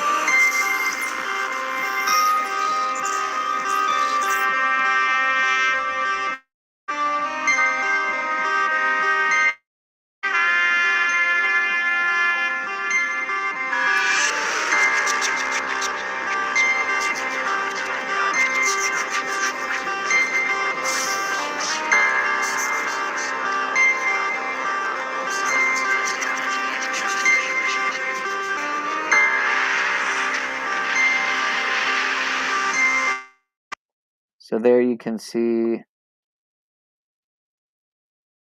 the fighter jets.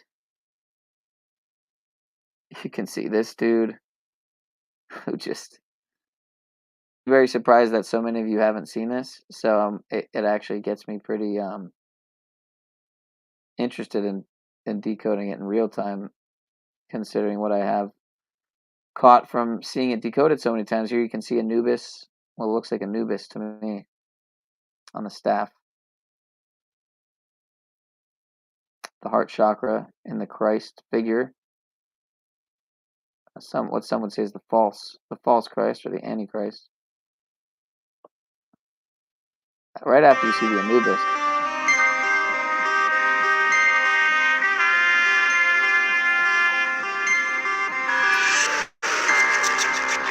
Knowledge 2020 has any decodes that he'd like to add into the equation. Any comments? Feel free There's the link, sir. I keep forgetting to pin it. But I think I put it in the description as well. So I'm trying to pause on the part with his chin. I'm trying to see what's on his chin. Oh, okay. So you see the upside down Eye of Providence on top of the pyramid, of course. I would flip the picture so you can see it, but I'm sure you can see it. It's the seal on the back of the bill. Hard not to see it.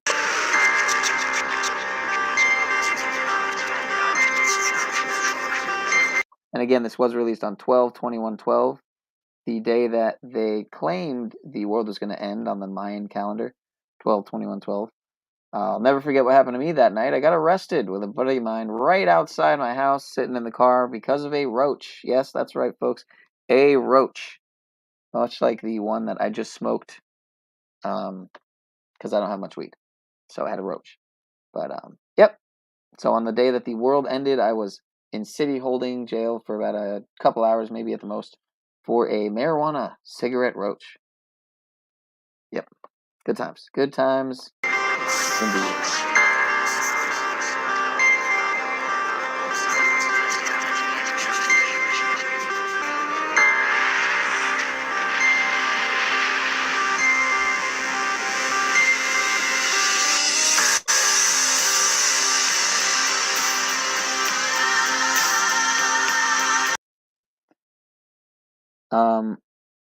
Some would say what they see here is a mother, a maybe Syrian or some type of quote-unquote Middle Eastern country with a blood-soaked son is what it looks like.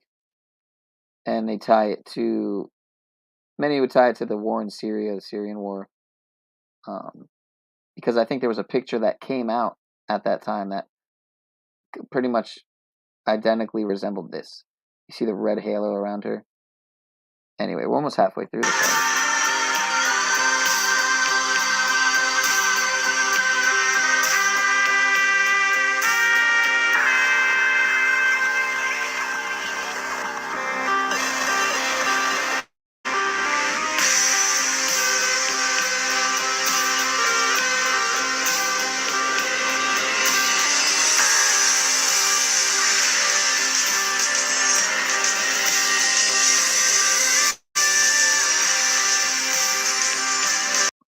So some would say this is Angelina when she went to Africa. Some would say this is Greta. I mean, heard all kinds of crazy takes on many parts of this, though. The animation in this kind of almost makes you think of something out of Disney Pixar or the like. But anyway, again, who makes Disney Pixar? Right. Who makes this? Right. I'm just asking questions here, folks. Provoking thought.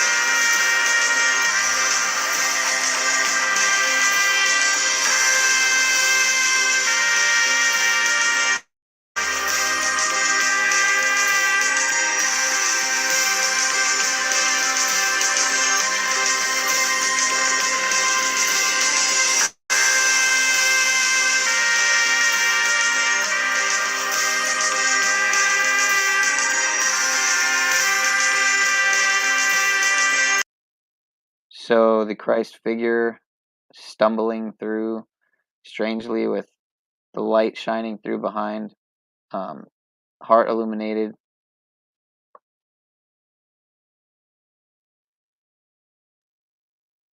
The Anubis again, continually with the Anubis symbolism.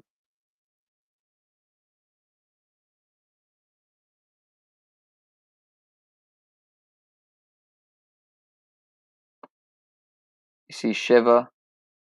I think that would be Shiva the Destroyer.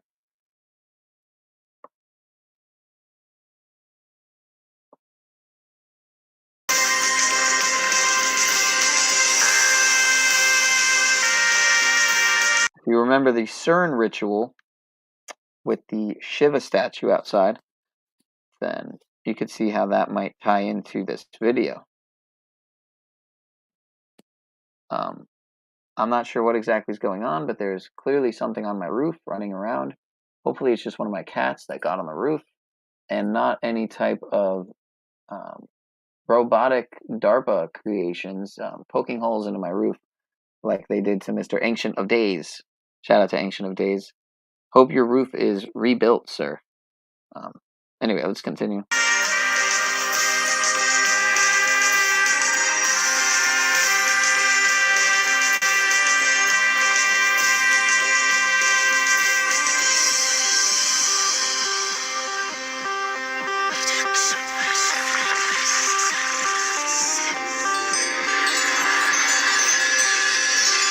Okay, see, now this is where we might get taken down, because this is pretty inappropriate, but I guess it is animated, so maybe we'll slide. Fucking granny dude. Kind of got what looks like it could be perceived as the double helix, somewhat. The figure 8, the infinity. 4 and 8, of course.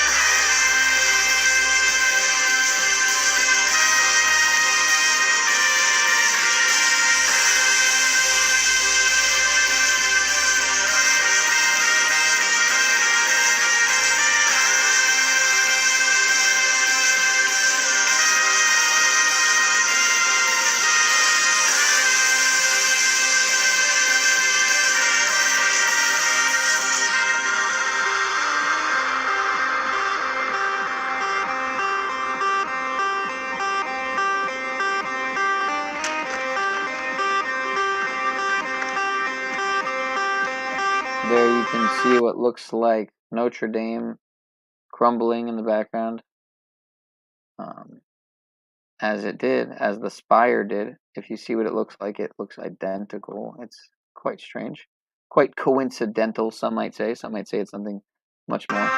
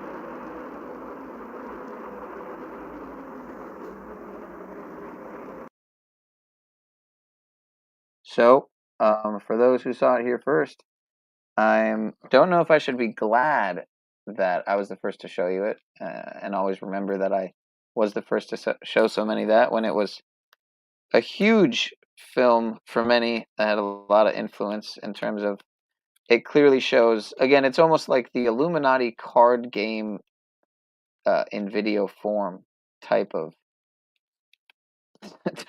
optics, if you will. Very revealing, very strange, very eerie, very dark and seeming to point to a very jester-like yet dark archonic type of nature to whoever's behind this creation. I pick out 3 decode 1A. Donald Trump fighting Bush, or is it Putin? The C virus and the financial system and the 13 Chinese elders. Well, if you happen to have a link to that, otherwise I guess I could look it up. Right, indeed, the lotus symbolism for enlightenment.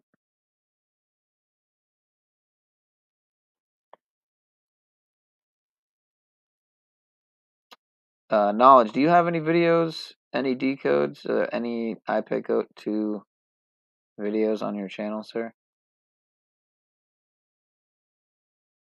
If you do, I wouldn't mind to watch one.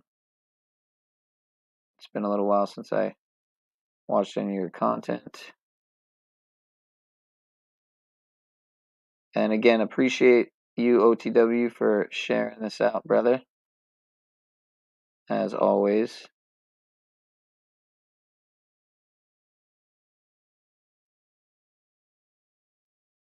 Wanted to go back to see what was in her eyes here.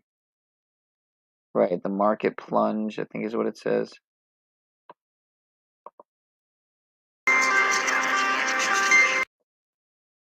Market plunge.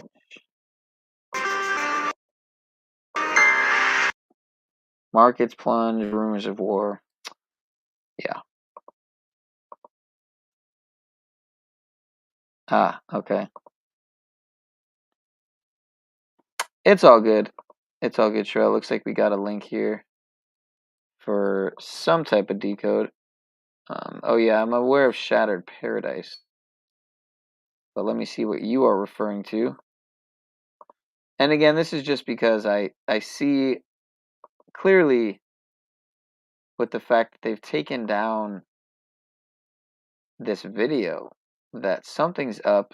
And I don't think it can be necessarily merely described by just the fact that, although I did think about it, and it is a good point, that the comment section on that video was probably, well, it was, I had been in it before, so lit with decodes and connections and people putting puzzle pieces together that I could see how they would want to just take the whole stream down. But then again, they could have just disabled the comments if that were the case. So it's pretty obvious that there's more going on. The same way that a lot of people would say that the Guidestones blew up because, well, because someone blew them up, or that it was an act of God. Again, what can really be said about that? Was it an act of God when, after it got struck, they immediately tore it down? I would say that I don't think it was an act of. I would say it looks like somebody did it, right? Who that was, whether it was a body politic, a corporate entity, or some people, some random people, is another question. But Devin's World sounds familiar. Oh yeah, Up TV. Okay, Up TV. So I'm guessing if I type in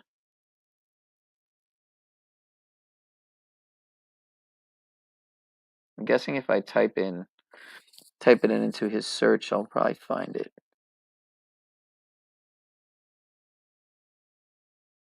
According to the FBI, you could be a domestic teeterist if you say red pill and blue pill. Interesting. All right, let's see.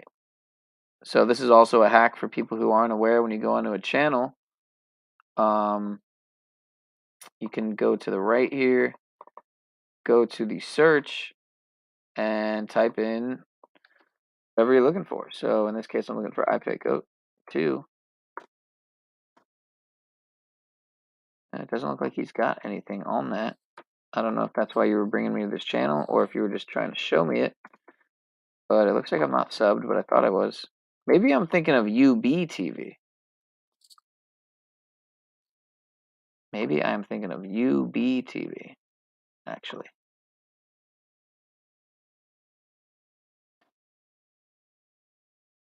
Yeah, I was thinking of UBTV.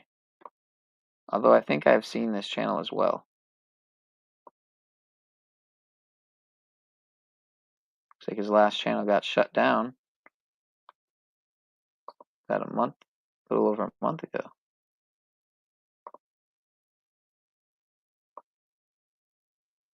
Anyway, I'm subbed to that channel now, but again, it doesn't look like they got anything on iPeg02. So he's got a backup channel, the dot connector. Type it in. Maybe I didn't type it in with spaces because I wasn't thinking. Doesn't have anything on there. I'll try it one more time on the other one. Thing with a lot of the iPeg02 decodes, there's nothing there. Is that some of the decodes are so long that it would take forever to watch one, especially like say God's roadmap for the end, where he does hour-and-a-half streams breaking them down. What was the other one?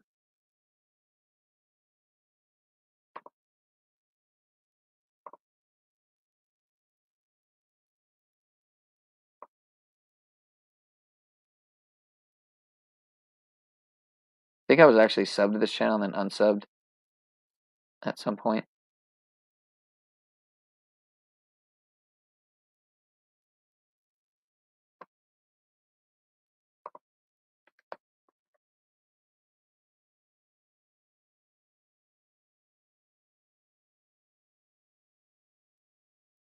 Okay, I'm not sure if you're just recommending these channels, sir, but I'm checking them out regardless. Quite large channels, if I may say so. I tend to just automatically stay away from large channels these days. Just kind of something I've learned as far as seeking truth and trying to avoid the lies.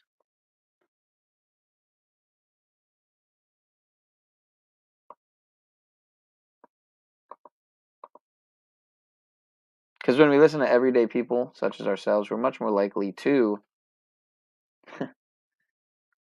hear from a person who's speaking from experience, who doesn't necessarily have hundreds of thousands of producer dollars behind them and corporate funded interests and agendas and narratives that they're supposed to push, even if they're just ever so slightly embedded into their narrative and production. Yes, it was destroyed on purpose using macro sigil magic. Indeed, sir. The quincunxed, if I remember correctly, which, if I also remember correctly, I learned about from you, sir. The quincunx, right? Am I spelling that right? The quincunx.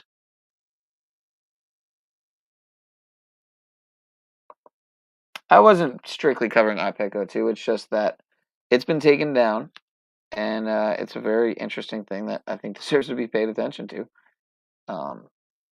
Just like the Guidestones being taken down, I think was an important thing to pay attention to. I think we're seeing this year a lot of what was being alluded to with that war move, if you want to call it that, that power play on the world stage, blowing that up and then cleaning it up.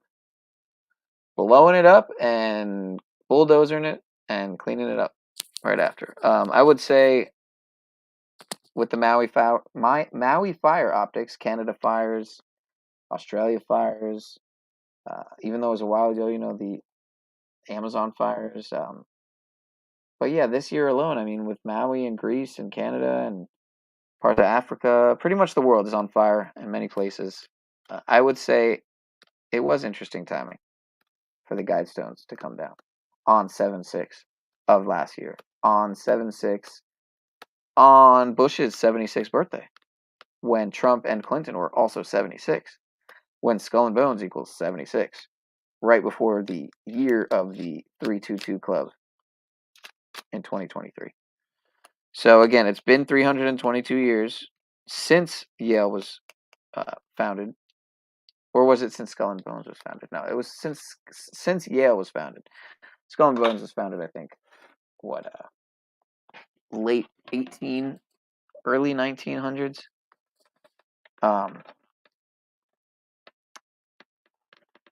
So, okay, so I'm on the money. I'm on the money, folks. Thank you for clarifying that. I think I can close this tab. I already played this, right? Time with their. Yeah, I already played that. Clear my cache. Played that. Oh, bummer. Played that. Of the Hunger Games. Okay. I guess for some more entertainment, I did download it, so I might as well rock it. This is from Mr. Esoteric Knight of Malta. Again, I've wanted to ask him for quite some time what's up with the name of the channel, but I was in there earlier and I noticed my channel's getting my comments getting deleted, which is funny. There was not even 20 people in the chat for a short video that he was doing, and yeah, I think, well, who's in the chat? London Man, maybe. Squirrel Sniper, a few others, and I was trying to talk to some people, and then of course I reloaded the page and realized, yeah, all my comments were being deleted. So very interesting to see what channels they do it on and what channels they don't. They know I'll find out quickly on channels I frequent, like say OTW News or Proper Instruction Motivates People, or any channel that I frequent, that I'm there all the time. Benton, Synthetic Warrior. If I'm there all the time, I'm most likely, because it's happened before where certain people can't see my comments or I can't see theirs. Certain people's comments get pinned on the screen by the channel host, and I notice I can't see them, which is obviously the most obvious indicator that you're being hidden from certain people. But anyway, I don't even know why I digressed onto that point. I'm on a tangent. So shout out to Esoteric Knight of Malta for this recent video. Enjoy the show. 3, 2. Enjoy the show. Run. Enjoy the show. What happens in there? Fueled with the terror of becoming prey. See how quickly we become predator? See how quickly civilization disappears?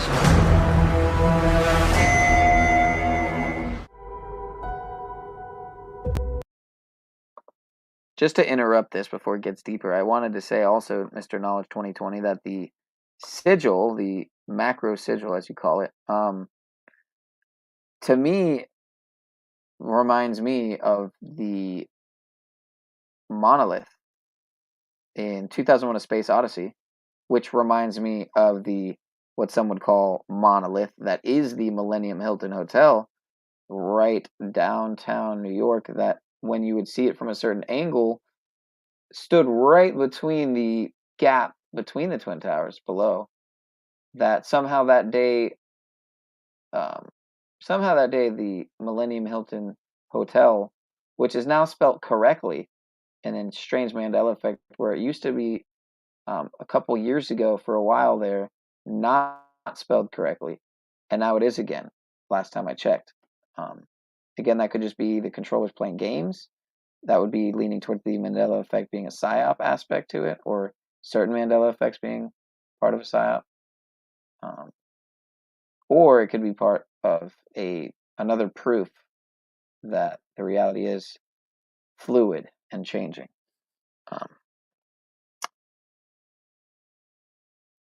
And do I remember the monoliths that randomly were popping up right around the world? Exactly, sir. Exactly. So all these things put together, what do they mean? What is the black monolith really trying to symbolize, or what is it evidence of? Is it possible that another race or creator or the Elohim themselves or something of the sort is leaving them behind as some sort of wink and a nod, or what exactly are they symbolic of, or representative of? That is the question. If you have the answers, I'm curious to know. But I'll I just am pay it. honored to introduce to you the creator of the Hunger Games themselves.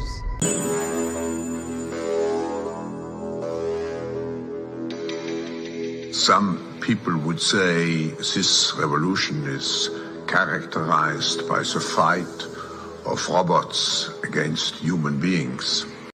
Some people would say that you will eat the bugs and like it, you see. You will eat cockroaches and crickets. And you will fucking love it. Where's my background? Oh, I don't have the right one, man. Terrible timing. Terrible timing. Unexcusable. And we will win this fight. Claimed that you have an ability to face unpleasant facts. Is that what you've demonstrated in 1984 by drawing an accurate portrait of the future? Something like 1984 could actually happen. This is the direction the world is going in at the present time. Hey, stop breaking my shit! Leave my shit! Whoa, whoa, whoa! Yeah, okay. All right, stop. I'll stop. There will be no emotions except fear, rage, triumph and self-abasement. But always there will be the intoxication of power. The unmasked were forced to cover up. Always, at every moment, there will be the thrill of victory. The sensation of trampling on an enemy who is helpless. It's going media. Oh my God! Who is helpless. Now, you're under arrest in relation to incitement. This. Ultrasound in an hour? Yeah, she's pregnant. Who is helpless.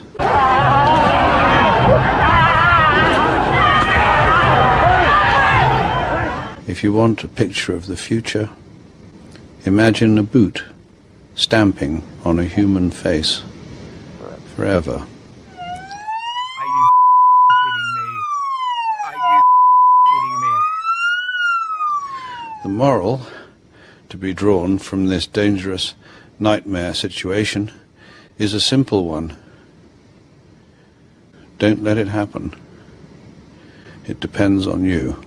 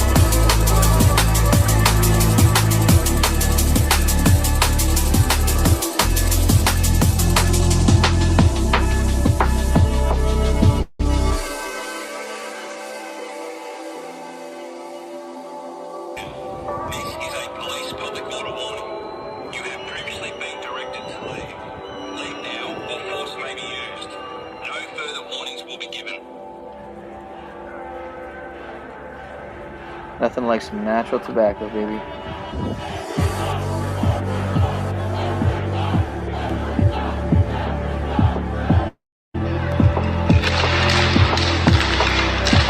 This is Fire Help in Melbourne, live now. Mason and Hopwood. They've separated the groups. I'm definitely not a Mason now, but this cigar, interesting because it's called Avo Uvuzian, but so it's AU, but it's got the AV. Right. Optics high. I'm not a Mason though. I promise. Not that there's anything wrong with them, per se. Not that there's not anything wrong with them.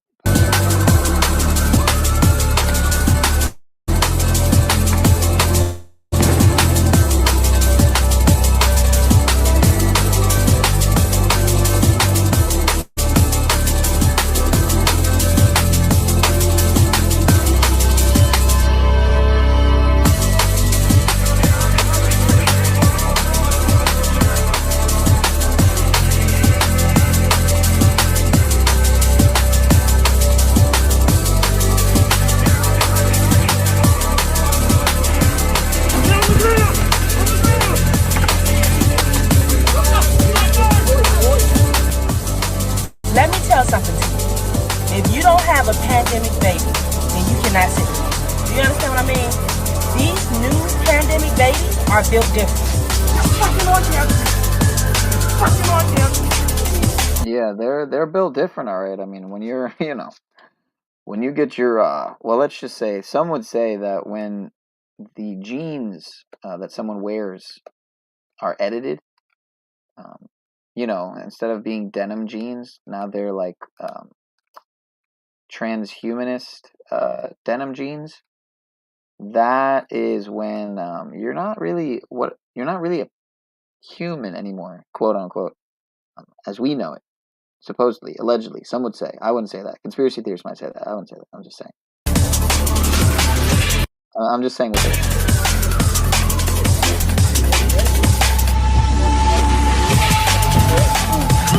Oh my god!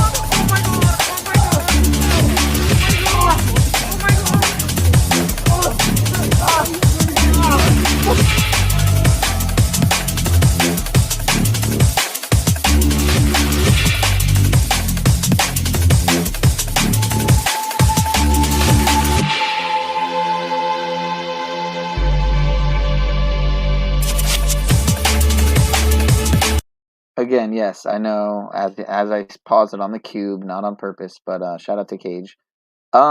He does have the Maltese cross as his logo for his channel. Again, I am very curious to know if he is involved or where he stands, where he got the inspiration for the name for his channel, Esoteric Knight of Malta. But shout out to him. He's on TV. Very receptive. We will answer your comments.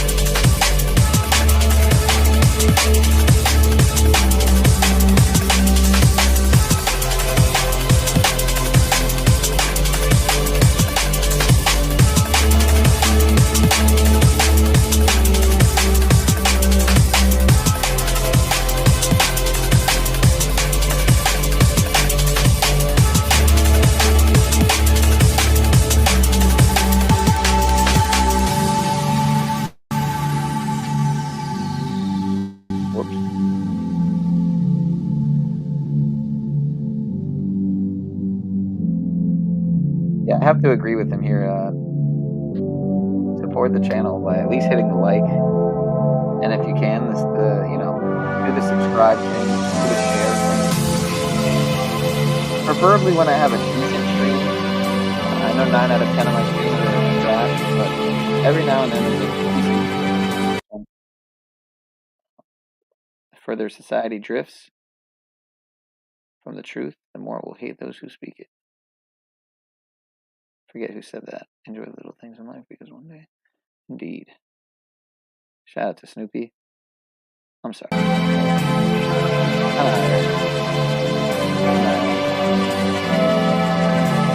What will you do when they ask to see your digital ID? What will you do? Will you still be on the game?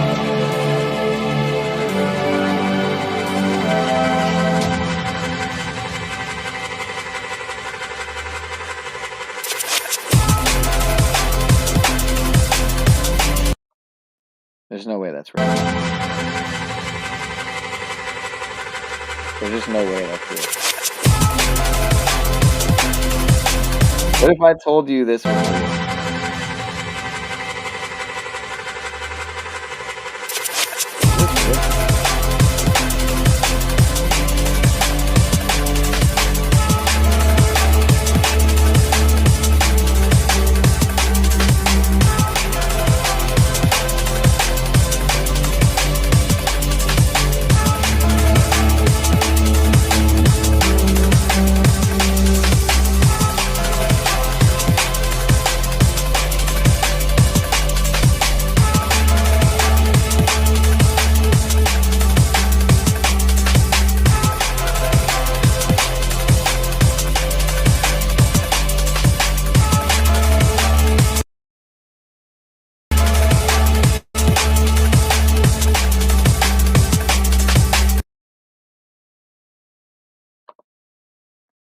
I'm positive, folks. I'm positive for all of these symptoms, I think. I might need some help. Maybe I'm not trusting the experts enough. I don't know. What am I doing wrong? Guys, get me right.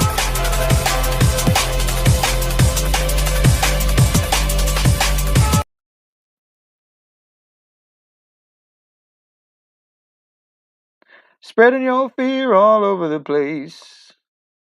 We will mock you.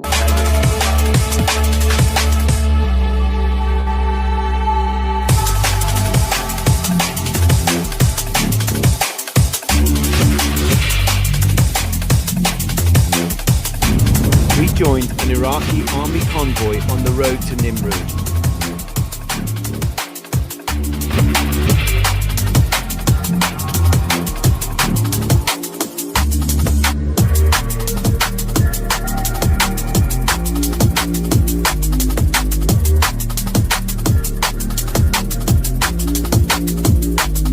Safe enough for a top general to see what ISIS has done to the country's cultural heritage. Everywhere here, wreckage of prized artifacts of the ancient capital of the Assyrian Empire, a place mentioned in the Bible. For the ISIS militants, this site was not something to be cherished for its huge historical and archaeological significance. Instead, in their ultra-extremist view, this was a place of false idols.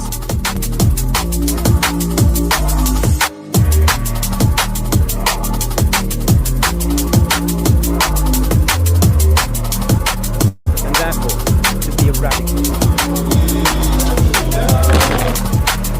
As part of their propaganda campaign, the militants posted videos online of their systematic destruction of Heliofant, sparking outrage around the world. The United Nations calls it one particularly poignant part of that crime was the destruction of these, the famed statues of winged bulls at the entrance to the king's palace.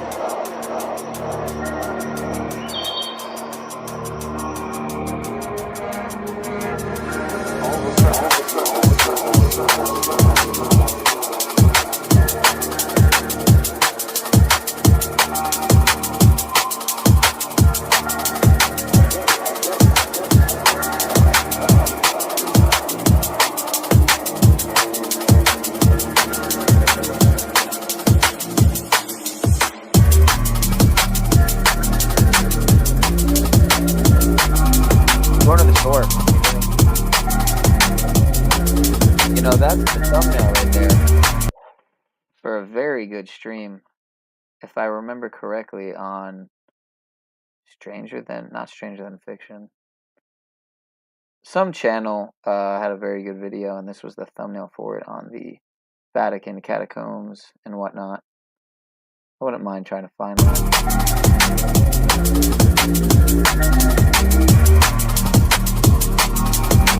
That's a good picture. That's something you'd want to hang in your house. You know, something you might see in Podesta's lobby, you know, his man cave.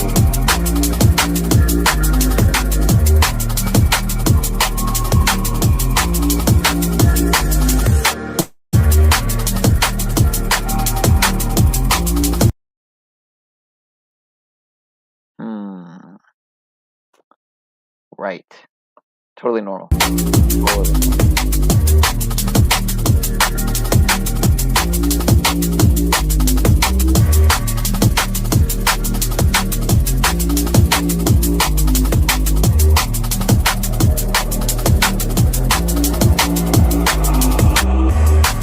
Look at that. We got the Grand Rising Show background. Shout out to OTW News in a seeming synchronicity once again.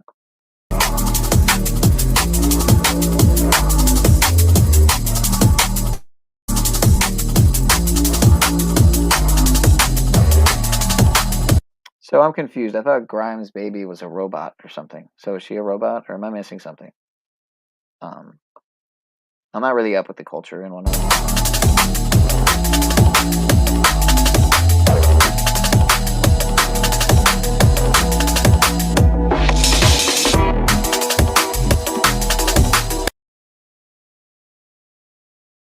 All right. I'm Lucky Flickerman. So that was Mr. Esoteric Knight of Malta. Shout out to him for putting that together. Well, if no one's going to jump up, then I'm not going to monologue much. I'm probably just going to end the stream. Or go another 2 hours looking at videos while I'm in a completely insomniac fit of nonsensical monologuing and nonsense. I could also go, of course, because I always forget to do this, to go to my Watch Later playlist, sort it by newest added. As you can see, one of my most recent that I want to watch is How to Start a Sex Cult, because that is something that interests me. I'm very interested in doing that. Clearly, so I added it to my Watch Later playlist. John McAfee's interview with Adam Kokesh. I'm not very familiar with this Kokesh individual, but I'm always hearing his name. So I was just curious to give it a go.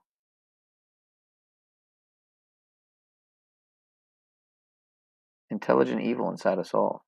Smart dust and geoengineering. This would be appropriate. This would actually be appropriate for the subject matter.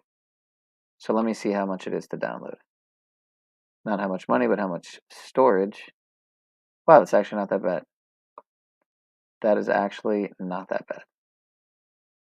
So I would say the highlight of tonight, though, was definitely watching iPico 2 with several people who had never seen it. So that to me was surprising. You never know what part of, not that that was a part of my life, but it definitely had an impact on, because the way I see it is that film was made by who I can't think of a better name but to refer to them as them. I mean, they made that. It clearly looks like Disney Pixar type production. It totally looks like it came out of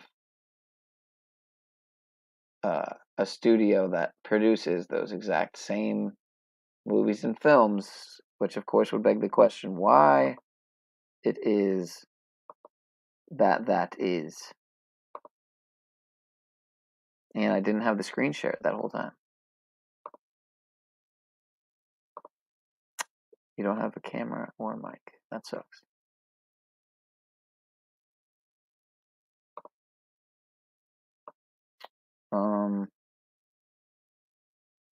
All right. This topic is disturbing when it comes to anything smart, in my opinion, so-called quote-unquote smart, all capital letters.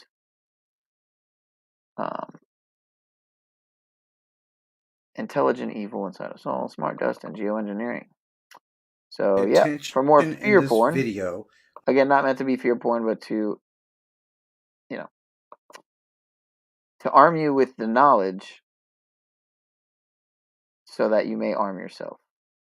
The full armor is what you need in these times, and in all times. The last few minutes of Julian Assange's live feed that was cut off, where he talks about an intelligent evil dust. And what I'm going to do is at the end of this video, I'm going to put information of how you can deal with this intelligent evil dust. Hello, this is John, and we're going to play this last 4 minutes of Julian Assange with his last communications before his communications feed was cut. Just to say, before this goes in, I'm not sure if they'll touch on it, but definitely things like spirulina and chlorella, things like obviously just a healthy diet and whole foods, fresh, whole, ideally organic foods.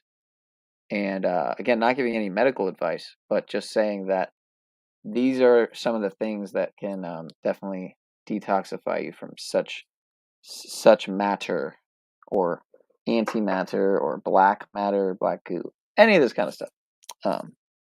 Life beats death in that regard. So in the same way that I would definitely say fulvic zeolite, though, might take the cake, which is something I've been meaning to get my hands back on after only having it once, maybe twice. It's been quite a while since I've had some readily at my fingertips, but fulvic acid with humic acid and zeolite, which is something that's not very hard to find. I mean, in this day and age, you can go on fucking Amazon. So, not that I would say to get it off Amazon, but if you do enough digging, you'll be able to find it otherwise. So, yeah, it is volcanic. It's a mixture of, I think, volcanic matter. Kind of well, I wouldn't say it's similar to Shilajit, but Shilajit also in that way is the substance of mountains and volcanoes. So that there's something there. Some call Shilajit like this mountain sweat. It is quite an interesting substance, I will say that much. But while broadcasting from an embassy these in are the London, ways to where kill this seems such to cut out. And before we go there, I'd like to take a look at a few uploads that I did a while back as you listen to what he's talking about here in regards to AI and evil dust particles flying around in the air. These are some videos I did 3 months ago. AI and nanotechnology working together. Okay, and also 5G, AI, nanobots, nanofood, nanomeds, chemtrails equal New World Order. Yeah, I did a good video on the other channel. If you ever check it out on Pineal Power, it's Frankenfood, the Frankenfood video. It has to be watched on a phone though. That's the only thing with it for it to be ideal. Otherwise, it's phone format. But because it was made on a tablet with editing. But yeah, shout out to Perilous X Prep for the mirror, and I haven't seen her around in a while, but it definitely is beyond disturbing, beyond Codex Alimentarius, if you're familiar with that, beyond just the GMO program, the actual nanotech infiltration and nanomaterial, nanoparticle infiltration into the food and drug supplies and water and air is just damning. It's insanity. It's truly These are 2 videos that I put up, and you can find those by simply searching AI and nanotechnology working together in chemtrails. Now also, I don't know if you've ever heard of FunVax or the VMAT2 gene.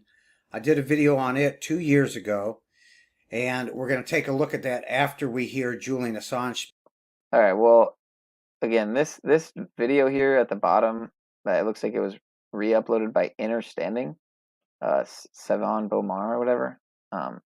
This clip has been debunked pretty well by some people, and I would say that, you know, what a lot of people were saying was that it was Billy Boy in that video, when it clearly doesn't seem to be Billy Boy. Mr. Gates of Hell, as some might call him. But it does seem it is an interesting video supposed to come out of the DoD, talking about the religious fundamentalist suppression, essentially medicine that they were seeking to create, a medicine to deal with religious fundamentalism, the VMAT2 gene. So, in case you weren't aware of that little bit there. But this was actually uploaded 7 years ago in regards to what was found and leaked from the Pentagon, from the Department of Defense.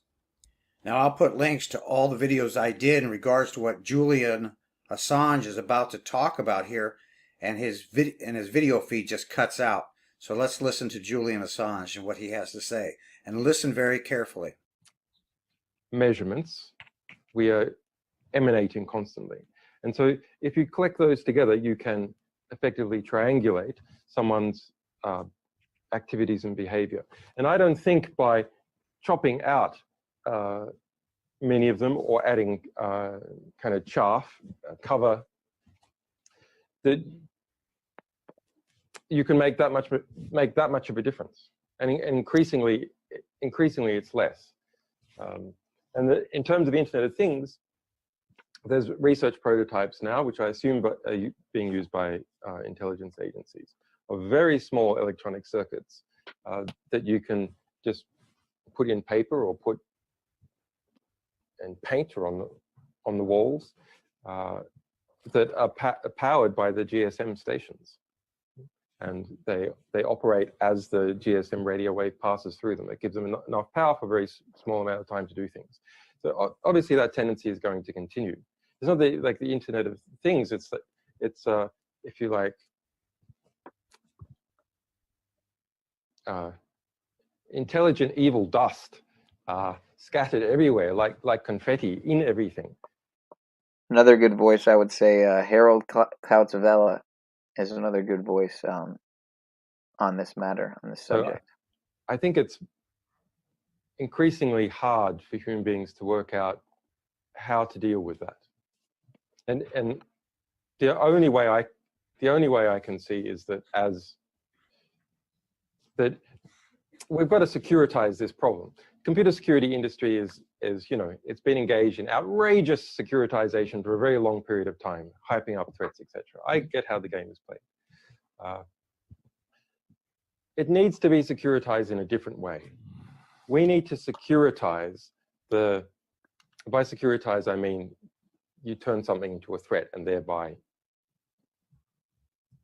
change behavior or get economic gain from it.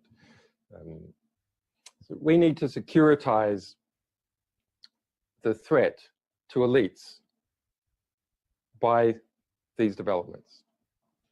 The people who run these companies, it's a threat to them. It's a threat to the most powerful people in society.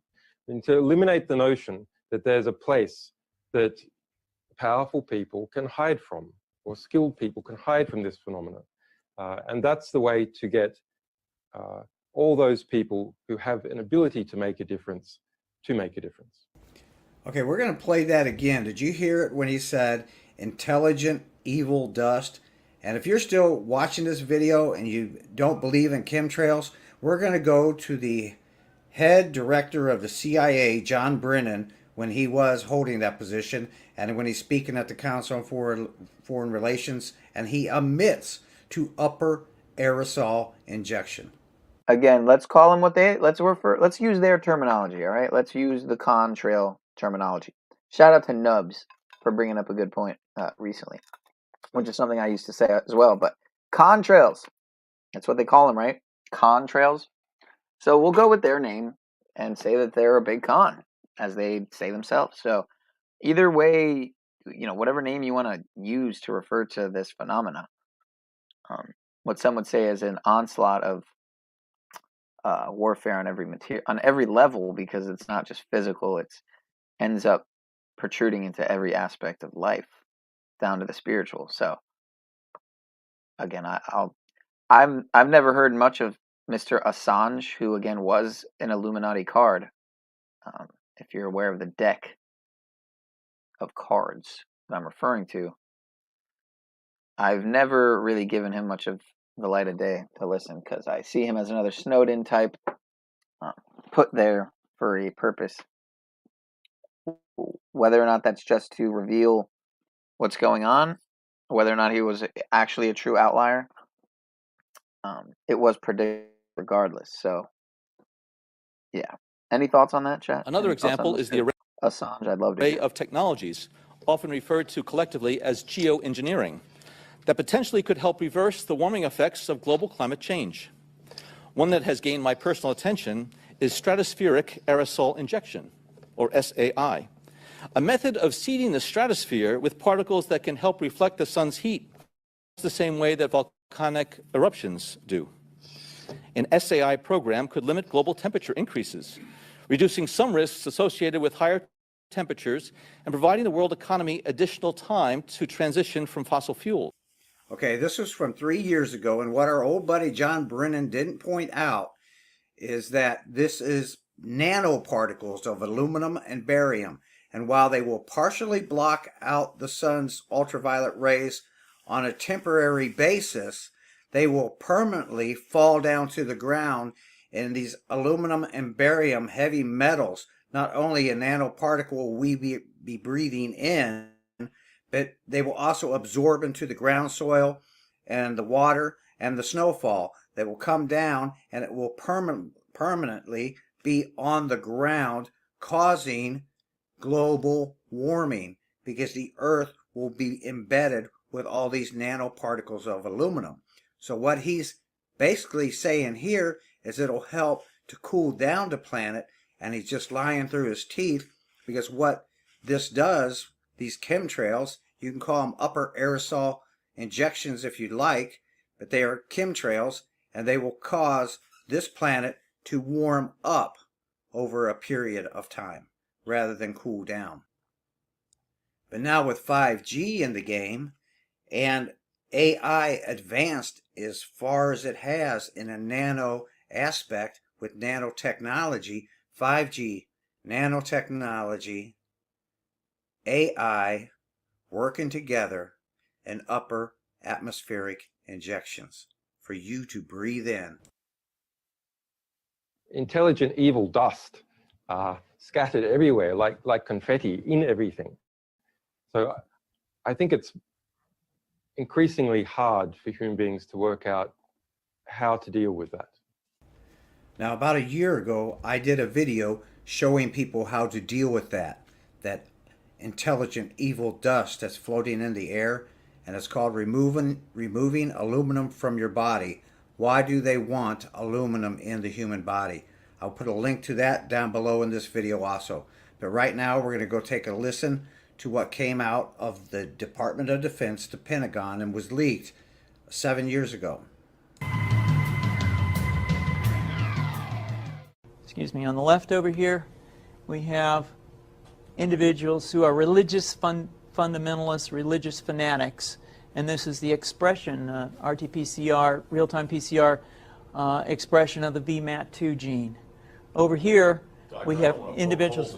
Let me complete. So over here, we have individuals who are not particularly fundamentalist, not particularly religious, and you can see a much reduced expression of this particular gene, the VMAT2 gene. Another evidence that supports our hypothesis for the development of this approach. What you see here is by spreading this, we're going to eliminate individuals from donning on a bomb vest and going into a market and blowing up the market. So our hypothesis is that these are fanatical people, that they have overexpression of the VMAT2 gene, and that by vaccinating them against this, we'll eliminate this behavior. So we have some very, very remarkable data in this next slide. Here we have two brain scans. These are fMRIs. These are two different individuals with different levels of expression of VMAT2. On top is an individual who's a religious fanatic, an individual, and we've repeated this numerous times, that has high levels of VMAT2. Now, this individual down here who had low levels of the VMAT2 gene, this individual would self-describe as not particularly religious. In each case, these individuals were read a religious text. This individual lit up the right middle frontal gyrus, shown here, and that's a part of the brain that's associated with theory of mind. It's a part of the brain that has to do with intents and beliefs and desires. In contrast, in marked contrast, here's an individual who would not particularly self-describe as religious, and when they're read a religious text, what you see is that this part of the brain called the anterior insula lights up. This is a part of the brain that's associated with disgust or displeasure on hearing something. So you're suggesting I take a CT scan with me when I'm evaluating people to determine whether I put a bullet in their head? So the data that I'm presenting here supports the concept that we're proposing, and I think that we would not propose to do CT scans or fMRIs on individuals out in the hinterlands of Afghanistan. The virus would immunize against this VMAT2 gene, and that would have the effect that you see here, which is it's essentially to turn a fanatic into a normal person. And we think that will have major effects in the Middle East. How would you suggest that this is going to be dispersed? Aerosol? Well, so the present plan and the tests that we've done so far have used respiratory viruses such as flu or rhinoviruses, and we believe that that's a satisfactory way to get the exposure of the largest part of the population. Most of us, of course, have been exposed to both of those viruses, and we're quite confident that this will be a very successful approach. This is fascinating. What's the name of this proposal? Yeah, so the name of this project is FunVax, which is the vaccine for religious fundamentalism. And you have a proposal already? The proposal has just been submitted, and I think that the data that I have shown you today would support the development of this project, and we think it has great promise. There it goes. Look at it. That's amazing. Oh, man. Now we can see how the aluminum, when it flares up, it just sparks in many different areas around this piece of aluminum foil, much as our bodies might do if we were hit with a microwave weapon while we have aluminum within our system. Now I'd like to show you a very interesting thing I found in the Bible in regards to sores that will come upon man. I want you to pay close attention to this word, noisome. And I heard a great voice out of the temple saying to the 7 angels, Go your ways and pour out the vials of wrath of God upon the earth. And the first went and poured out his vial upon the earth, and there fell a noisome and grievous sore upon the men which had the mark of the beast, and upon them which worshipped his image. Now, this did not happen to the people that are in Jesus Christ, who are sealed with the seal of God and are serving and worshiping and doing the will of God. So our sanctuary is in Jesus Christ, and that is the best way to save yourself against aluminum toxicity. Would be toxicity, sir. Toxicity, like the song by System of a Down. But that's where I would say, again, I tell the story oftentimes. I've told it a lot. But there was a time when a couple kind souls in a female form came to my door, and they offered me to be saved by the blood of Jesus, and I actually went along with it, and it was an interesting experience. That being said, that's about the extent of my dabbling in that type of activity. But I have been to church. I did grow up going to church. I was bar mitzvah, though. I actually was raised Jewish, but my dad was Catholic. So I got to see both sides of the spectrum. And being where I'm at now, it's not that I see through the control nature of religion in many aspects. I think that is largely by infiltration through certain shadow groups, for lack of a better term, and societies and mystery schools, et cetera, that promulgate, that infiltrate, that work by infiltration, like Kennedy so brilliantly put it before he was seemingly taken out. It did seem, to me, if you really put the pieces together, it does seem pretty obvious that what went on, being that he took out the CIA head right before it all happened, I think maybe the NSA head as well.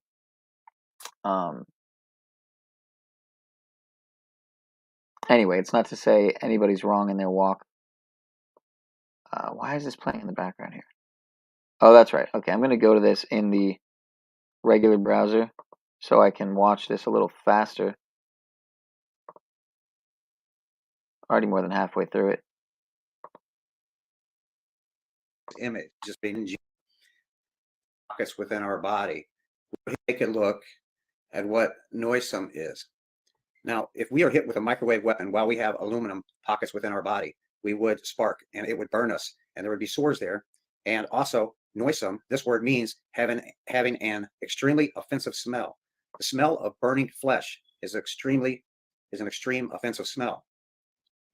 You may be asking me, how do I know that those sealed by God will not be affected by microwave weapons or aluminum toxicity? I can show you in the Bible quite a few references to where those that were serving God and doing his will were spared.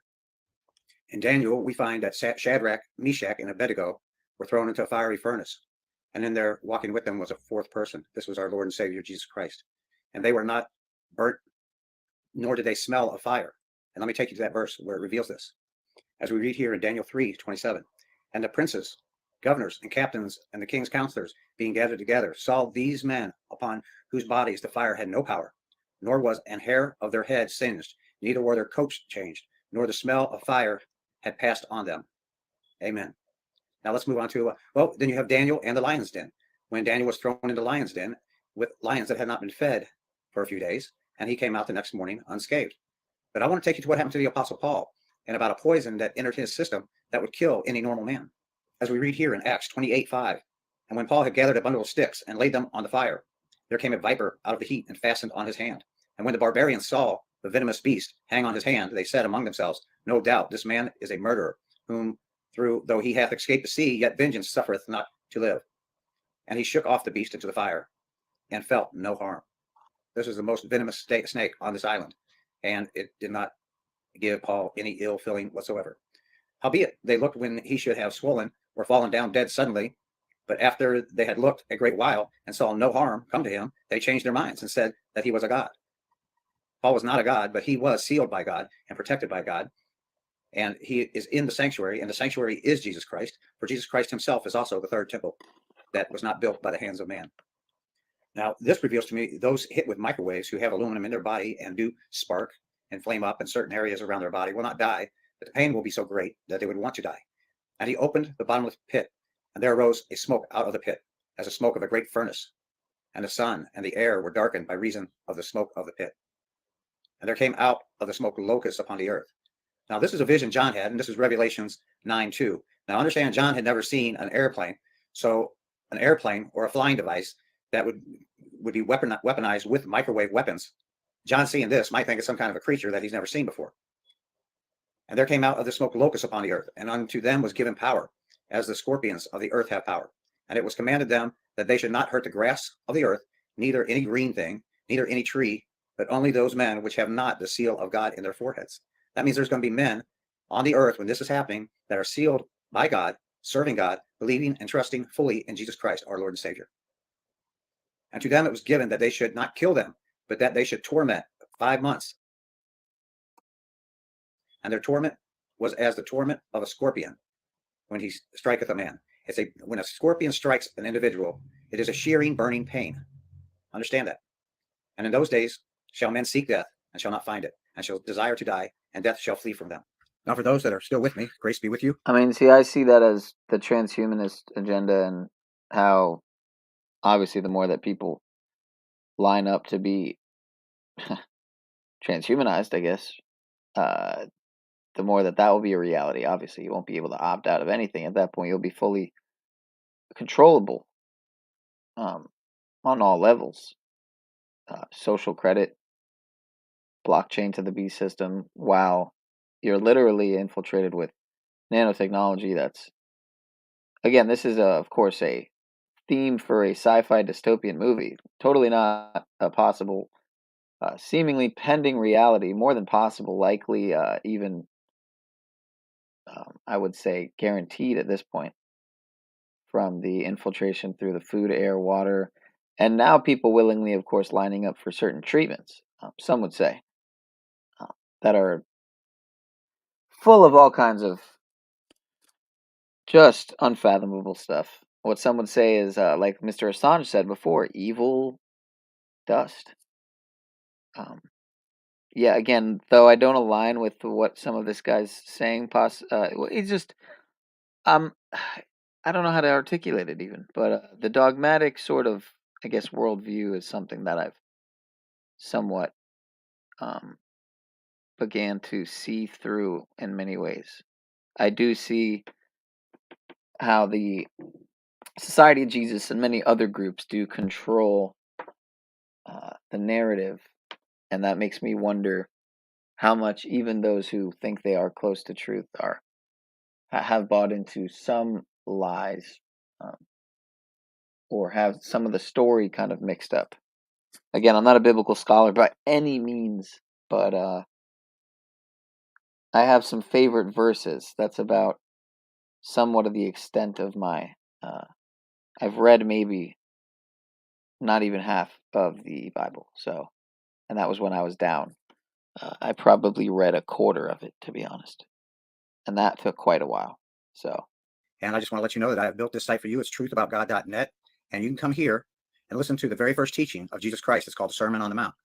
But one thing I want you to listen to, and I'm going to put it in the description below, is it's John 17, where Jesus Christ himself said a prayer for you that holds on to this very day. And if you come to truthaboutgod.net, you will find every single book of the Bible on this site, and understand that the written word of God is preserved by God unto this very day. And it is food for the spirit. It is food for your soul. And my question is, if the told Peter to Bible is feed based his on many ancient texts, right, do those ancient texts also, shouldn't they deserve to be in a sort of light to where they're the living word? You know, I mean, the Torah being much older, the Tao, how many books, the Bhagavad Gita, how many books go far past the supposed 2,000-year-old Bible? sheep. He meant to feed them spiritual food of the truth about God. And back in that day, there was no New Testament. And it was written by all these men, the apostles, that were filled with the Holy Spirit. I'm sorry, did I mean 2,000-year-old? I'm thinking of the year. I'm thinking of Christ being 23 AD or whatever is what they say. That's where I was getting that mixed up. But walk together in the same spirit as we are one in the body of the church, and we look out for one another, and we serve one another, and we learn from one another as the Lord our God gives unto us. Let us freely give to one another the truth. It's important to understand that there is no coincidence with our Lord and Savior Jesus Christ. You are here and listening to this end of this video for a reason. And as you read scripture, that will confirm that in your heart, that with God, nothing is by coincidence. For all things move forward to achieve the will of our Heavenly Father. And this will come into being and play out according to his will. Now I'll put John chapter 17 now I'm down in the confused description. because I could have swore these words spake Jesus and I lifted could up have his swore eyes. this was off a Plain Truths. Oh, and now I skipped the video on accident. That might be a sign. That might be a sign. All right. So this is a presentation that I've wanted to do for about a year now. I'm glad I'm finally getting around to doing it. Not going to play right now. Shout out to Truth or Cop, though. Do I have to finish this video now? I want you to pay attention in this video of the last few minutes. Is by coincidence. For all things move forward to achieve the will of our Heavenly Father. And this will come into being and play out according to his will. Now I'll put John chapter 17 down in the description. You can come here and read it for yourself. These words spake Jesus and lifted up his eyes to heaven and said, Father, the hour is come. Glorify thy Son, that thy Son also may glorify thee, as thou hast given him power over all flesh, that he should give eternal life to as many as thou hast given him. It's important that we understand the word of God. If you do not keep in the word of God and pray to God for understanding, and he will bring that understanding to you. Also look at Psalm 77. And after you have listened to Psalm 77, then go to Matthew 7, chapter 7, verse 7, to receive the understanding of what Psalms 77 said. May the grace of our Lord and Savior, Jesus Christ, be with you always.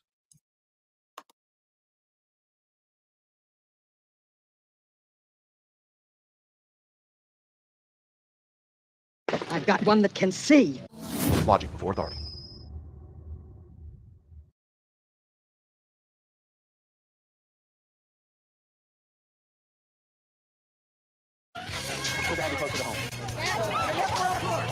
All right, maybe we'll check out Mr. Logic Before Authority's stream, a little bit of it at least, because he's touching on the iPeco 2. Looks like he's doing a decode of it. So, shout out to Mr. Daniel. Logic before And I might stop it at some point and segue to something else because of how long it is. But if it's really good, we'll see. I'll play it by ear.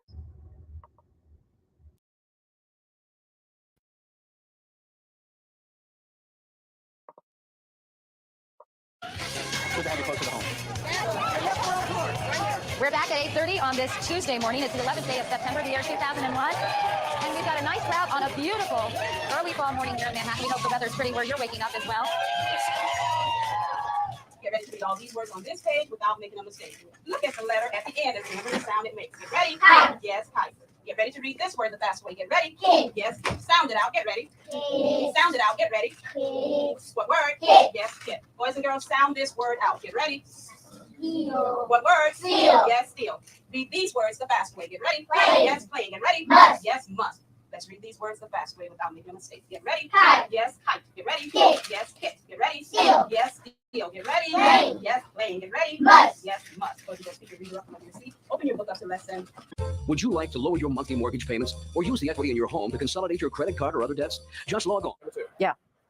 This just in, you are looking at obviously a very disturbing live shot there. That is the World Trade Center, and we have unconfirmed reports this morning that a plane has crashed into one of the towers of the World Trade Center. CNN Center right now is just beginning to work on this story, obviously calling our sources and trying to figure out exactly what happened, but clearly something relatively devastating happening this morning there on the south end of the island of Manhattan. That is, once again, a picture of one of the towers of the World Trade Center. 60 on page 153. 2.5 million dead. We thought you should know. We want to tell you what we know as we know it, but we just got a report in that there's been some sort of explosion at the World Trade Center in New York City. One report said, and we can't confirm any of this, that a plane may have hit one of the two towers of the World Trade Center. But again, you're seeing the live pictures here. We have no further details than that. We don't know anything about what they have concluded. Здравствуйте, в эфире НТВ специальный выпуск новостей в студии Петр Марченко. В Нью-Йорке совершен беспрецедентный террористический акт. Все случилось буквально 40 минут назад, около 9 часов утра по местному времени. В эти минуты самолет врезался в верхние этажи одного из зданий Всемирного торгового центра. Он пробил стены в двух противоположных стенах 110-этажного здания. Раздался мощный взрыв, и верхние этажи охватило... There have been attacks in 2 American cities, New York and in Washington. The trade centers here in New York have been hit by airplanes. In Washington, there is a large fire at the Pentagon. The Pentagon has been evacuated. And there, as you can see, perhaps... وتواصل توغلها في مناطق السلطة الفلسطينية. وسلسلة من الانفجارات تهز مدينتي نيويورك وواشنطن، وحالة من الذعر والارتباك تعم الولايات المتحدة الأمريكية. There's so many of them that all point out to the date of September the 23rd for the event. So various movies. There's so many of them. And here's some of them.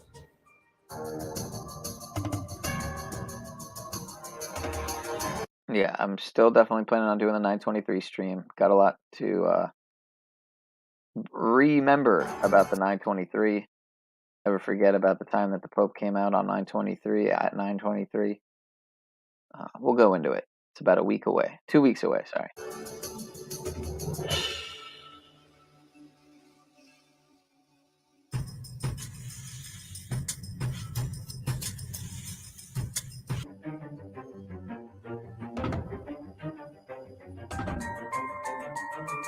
On the 23rd day of the month of September, in an early year of a decade not too long before our own, the human race suddenly encountered a deadly threat to its very existence. And this terrifying enemy surfaced, as such enemies often do, in the seemingly most innocent and unlikely of places.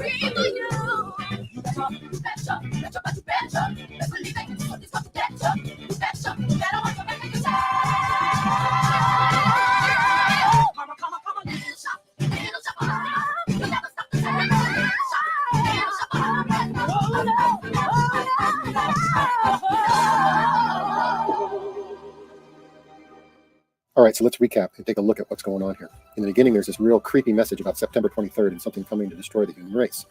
Then, right after that, is this weird image in the sky. I want to focus on that image for a moment.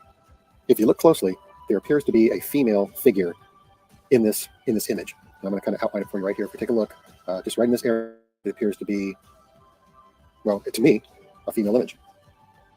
So I Googled images of the constellation Virgo and found the artist's impression of Virgo that would have been around in 1986 and found this picture. Rotating the image, I found that it fit into this frame of the film. Okay, you may say that's a stretch, and I would probably agree if it weren't for the fact that the Revelation 12 prophecy, as pursued by many, will be fulfilled on September 23rd of this year. Take a look at the next creepy thing.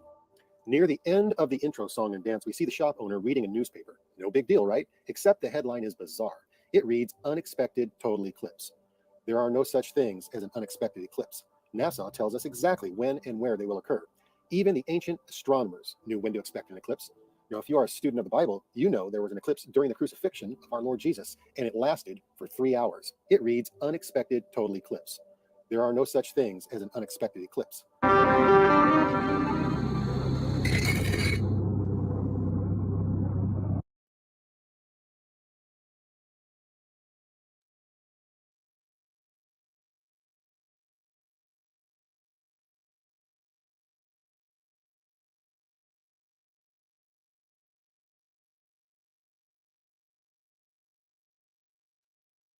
All right, so that was the first 10 minutes. I might get back to that.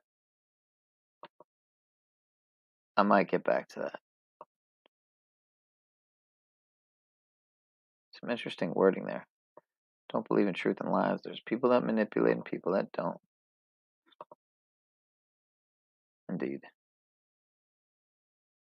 I don't recall what happened on that day. That'd be 6 years ago? 6 years and a few days.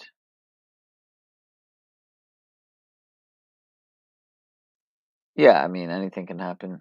But again, it's the Osiris code. Deals in resurrection. It's, again, End Times Matrix News put out a good video, or more than maybe a few good videos on the subject, if I remember correctly.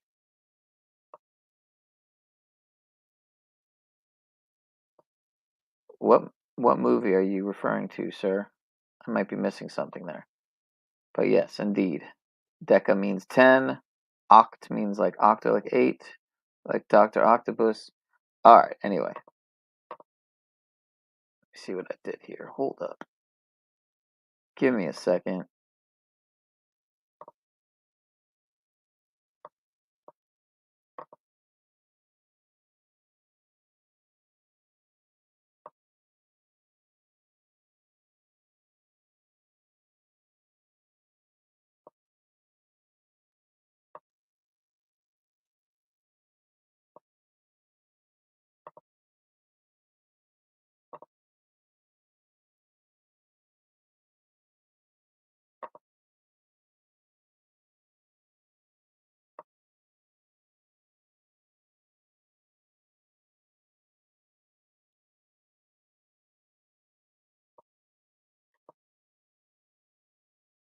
An intelligent, evil dust. And what I'm going to do is at the end of this video, I'm going to put information of how you can deal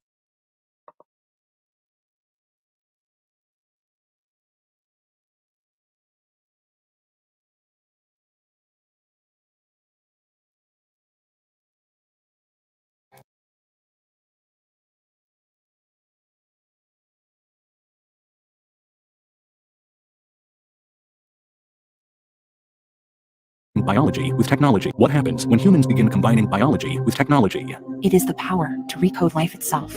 We will see human organ farms, governments using artificial wombs to rebuild populations, robots with biological parts.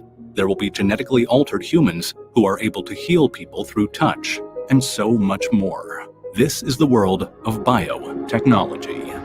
But what happens to our environment when humans begin to engineer life and they become an invasive species? And what is going on underground in the labs of biohackers hidden from regulations?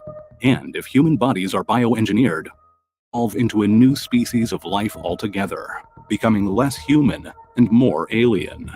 Humanity will no longer be observers of nature, but the masters of it. This is the next phase of evolution, and it begins with bioprinting.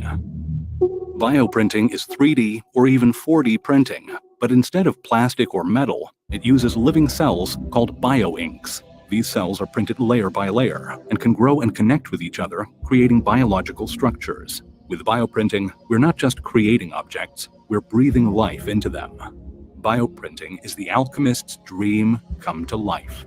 Some basic level uses include bioprinted eyeball corneas, bioprinted hair follicles for hair loss, personal cosmetic testing, and combat wound healing. And traveling further into the future, more advanced bioprinting will achieve 3D printed coral reefs that provide habitats for marine life, helping to restore damaged ecosystems.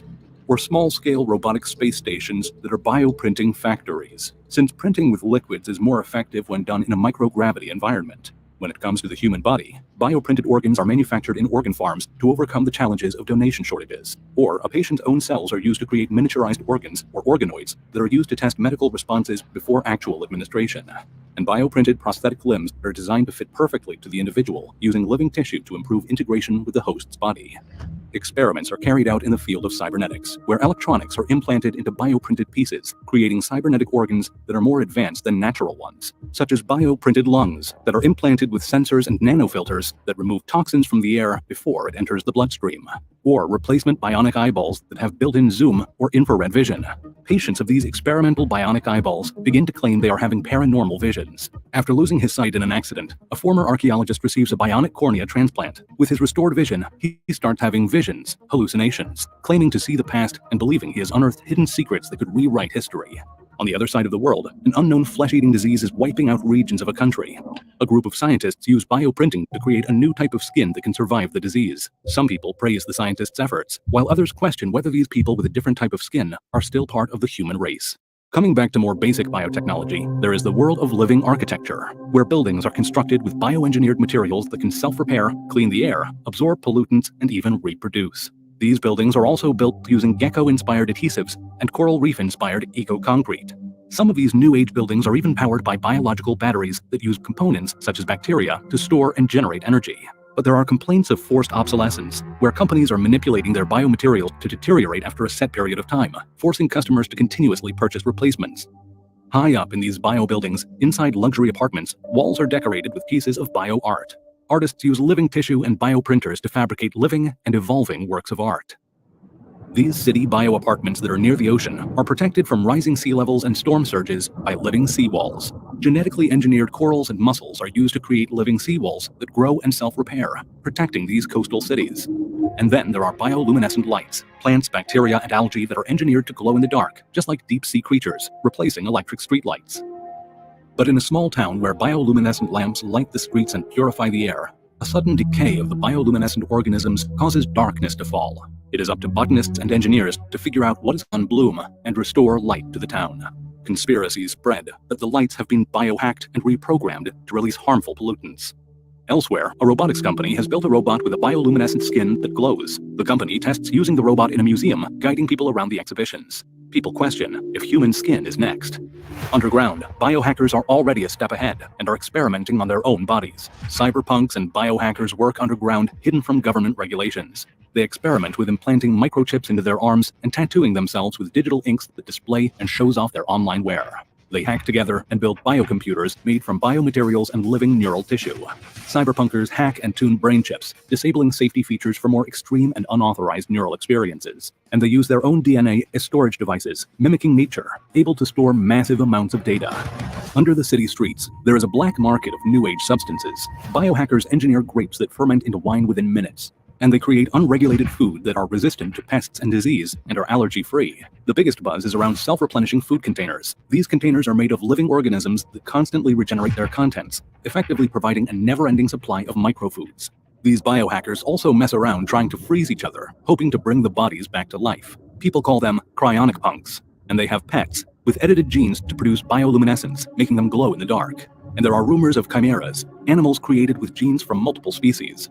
The name chimera comes from Greek mythology, a fire-breathing creature with the body of a lion, the head of a goat arising from its back, and the tail of a snake. Out in the real world, corporations are making older bionic prosthetic models obsolete, forcing users to upgrade, raising the question, who owns the limbs, the people, or the corporations? These bioprinted prosthetic limbs fully integrate with the body's nervous system, providing a sense of touch and more natural control. Militaries have voluntary amputations. Governments use bionic limbs to create super soldiers. A young boy, paralyzed in an accident, learns to walk again with the help of a bioexoskeleton. Every bionic prosthetic and bioexoskeleton comes with a registration tracking number. In government-controlled labs, scientists are testing advanced artificial womb technology. This includes pod devices designed for more reliable external pregnancy and gestation, a process known as ectogenesis. In a world plagued by infertility, artificial wombs have become humanity's hope. Wealthy individuals outsource childbirth to large womb farms. Governments facing population collapse have their own farms too. And conspiracies circulate of a dictator obsessed with his legacy, using artificial wombs to create numerous offspring, aiming to rule eternally and become an immortal dictator. Other fields that use artificial womb technology include space colonization, military use, and endangered species revival. Stupid, bro. And there are experiments being carried out in the field of extended gestation, where a body is left in the artificial womb for a longer period of time to enhance natural cognitive and physical capabilities.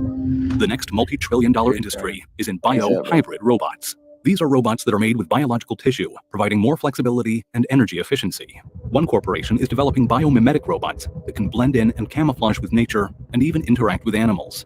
The corporation says that these bio-robots are for environmental monitoring or biological research. But there is a concern that they will unintentionally become an invasive species, disrupting ecosystems, leading to the extinction of native animals. While others worry that the bio-hybrid robots can be used for espionage and spying, such as drones or robots that mimic a bird so well that another bird is not able to tell that it's a machine. These types of robots can be used to breach sovereignty, where governments deploy invasive bio-hybrid animals to infiltrate and undermine the autonomy of other nations, while advanced bio-hybrid robots become capable of rapidly producing harmful bacteria and viruses. After a nuclear-scaled bio-waste catastrophe, bio-hybrid robots immune to radiation are humanity's best chance at survival. They scavenge resources, rescue survivors, and clean up biohazard waste. The first bio-robot becomes a restorer of extinct animals, carrying DNA and birthing lost species. These are the neo-humans, real-life X-Men. People, mostly biohackers, who are no longer considered human. They represent an entirely new species. After winning a bio-lottery, this is the first person to become a human insect repellent. He inhaled an engineered virus that delivered the CRISPR components and targeted gene sequences into his skin cells and sweat glands, where pheromones are now produced that repel local disease-carrying insects. A singer has her vocal cords and resonating chambers bioengineered to produce an unhuman range of sounds, turning her into a living musical instrument. A biohacker becomes a living canvas, using biofabricated skin pigments that change in response to light, temperature, and mood, displaying moving images and art. People are able to grow food on their own bodies. And marine biohackers are hacking their own bodies with genes from marine animals, creating bioluminescence and gill-like enhancements to breathe underwater. There is a new age Wolverine who is resistant to bone fractures thanks to bioengineered collagen enhancements, and he is capable of rapid regeneration with human tissues that are engineered from reptiles and heal at an accelerated rate. People are bioengineering themselves to age backwards by manipulating telomeres and cell regeneration. A person claims to have the ability of splitting their consciousness by using organic brain augmentations to perform multitasking on an unprecedented level. And the first person is capable of healing others through touch by transferring regenerative cells.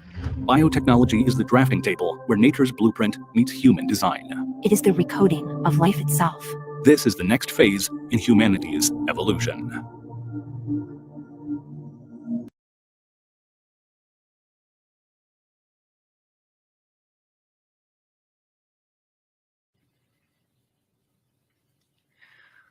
All right.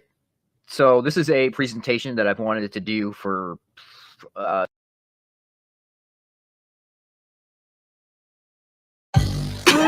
gamble.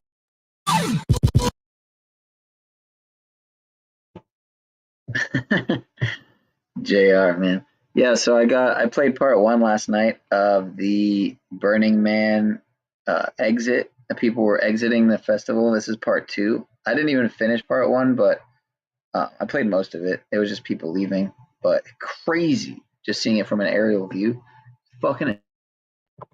So let's watch this. And I got.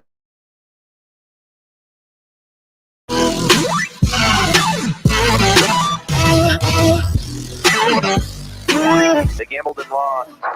Please do not operate your vehicle on wet roads, as this will damage the entire surface of the playa and make conditions worse and decrease their safety. And good morning, everyone. So since our last video, that actually has gotten more views than we kind of expected with our update of the flood at Burning Man prior to the actual event, we've been getting a lot more rain up here in northern Nevada. And right now, the whole event is on full stop, shut down. And what they're saying is no one's going to be able to leave till at least Tuesday or Wednesday. And a lot of people probably had enough food to get through today, because today is Sunday. So we're going to go fly over, take another look, try to get an aerial view of the burn and see how bad things really are.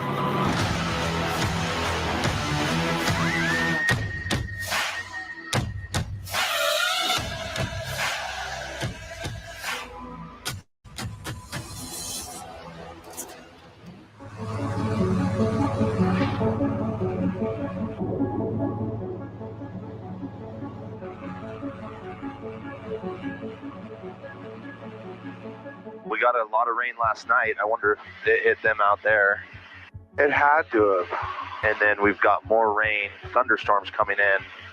They say by about 3 hours. Yeah, right? 10 or 11 o'clock, and it should be hitting the playa by 11.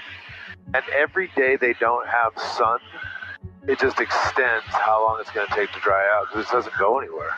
Let's see what Twitter says. I've been getting texts, everyone, and people out there saying, "Hey, do you know anyone with a helicopter that can get people out of here?" Short answer, no. I did reach out to Dave Sparks. He'd be open to help out in some way, but the airport's closed to any takeoffs or landings of any aircraft. So I read also that people are walking 5 miles to the pavement. They're putting on socks or plastic bags over their shoes, taking what they can carry on their back. They're walking 5 miles to get off the playa to the pavement. And then they've got to walk another 5 miles to Gerlach. And at Gerlach, Burning Man's got buses that ship people back to Reno. Jeez. It's chaos. Yeah, it's no good. And a buddy of mine, Murr, who's actually camping right by the airport, has just been taking video of people trying to leave. And he's like, where are you going to go?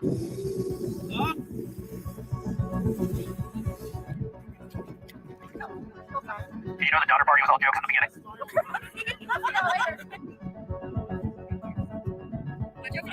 Folks here trying to walk to the airport. They're going to walk to Gerlach.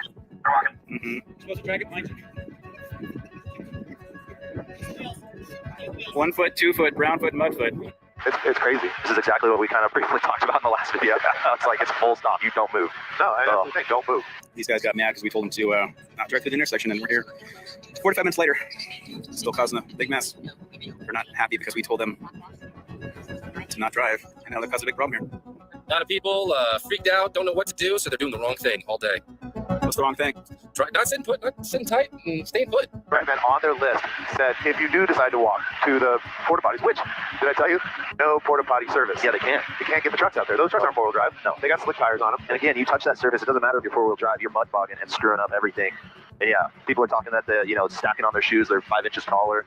That's why I saw the same thing as you. They're putting Ziploc bags over their feet to be able to walk. So if you put socks over your shoes, the mud won't stick as much. So I was thinking about this, right? Socks are to keep your shoe from getting kind of swampy from your feet, right? But what if it's swampy on the outside? You can put the socks on the outside. Black Rock City Tower, Experimental Kit Box, 318 Juliet. Experimental Kit Box, 8 Juliet, Black Rock City Municipal Air Traffic Control Tower. What can I do for you this beautiful morning? Hey, good morning, Tower, 8 Juliet. We're over Empire, 5,500, hoping to come over for a scenic orbit. 318 Juliet, the altimeter is 3000, and are you familiar with the procedure on the city? 8 firm and 3000 for 8 Juliet. Juliet, Roger. As long as you stay outside the fence, you're approved. All right, and if possible, we would love 2 orbits, again, only if possible. Yep, that's fine. Roger, thanks. 8 Juliet. And Tower, out of curiosity, how bad is that mud down there? Well, that's a very poignant question at the moment. They're inspecting and looking. It's kind of sticky still. When I walked out a couple hours ago on my feet, it feels like you're walking on a wrestling mat with Scotch tape on it.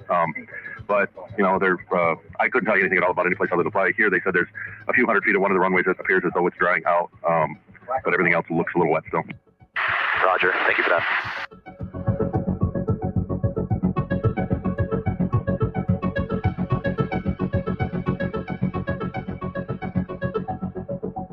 And look at there's other 3 vehicles stuck. Stuck RV. See those guys?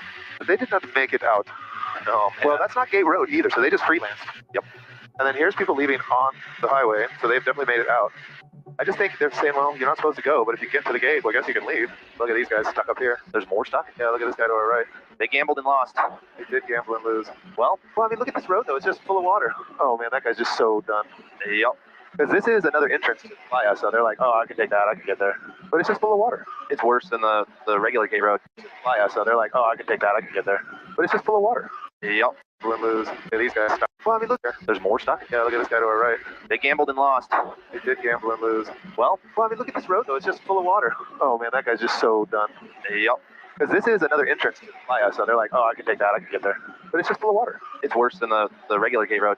Yeah. Man, I love seeing people with this road, watching them blast it in the RVs. Like, we're 1,500 feet above the ground, but you could see the splashes going off from, like, the rental RVs. Man, Look at that line of exodus traffic. People are skedaddling. Yeah, it's probably a smart call with more thunderstorms coming in today.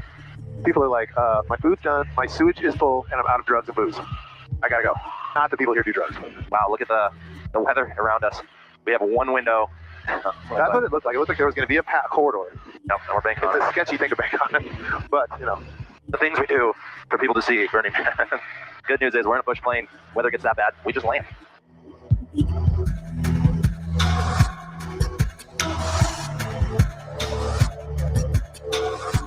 All right, we made it back safe and sound. That was actually a little bit more of a dodgy flight home than I like. I had to do a lot more kind of zigzagging to get away from clouds and stay under them, but we were able to find a nice little pathway and right in. So it was a little dodgy. It was, but still worth it. Glad we went out and checked that out. It's interesting that people are actually leaving because we were under the impression that no one was leaving. Seems like if you can get to Gate Road and you can get to the road, they'll let you go. Yeah. Even though they're suggesting not to. And obviously there were a couple of those other roads that are kind of built into the playa that are currently like rivers. And there was vehicles stuck left and right in them. And So the ones that were making it, you had to like hit it. So there's 3 Mile, which they don't use during the man, and 6 Mile, I believe, that's where Gate Road is. Yep. And so that's got more gravel on it, and it's more traveled. People that try to get down to 3 Mile to get off are just stuck in the mud. Yeah. So anyway, hope you guys enjoyed another Burning Man flood update. It seemed like after the amount of rain that we got a few comments saying that we should do it. And with Plane being here at the house, why not? So I think I'm going to go ahead and wrap this one up here. You guys know the drill. Like this video if you do. Subscribe if you haven't. Come be my wingman. See you in the next one. Peace.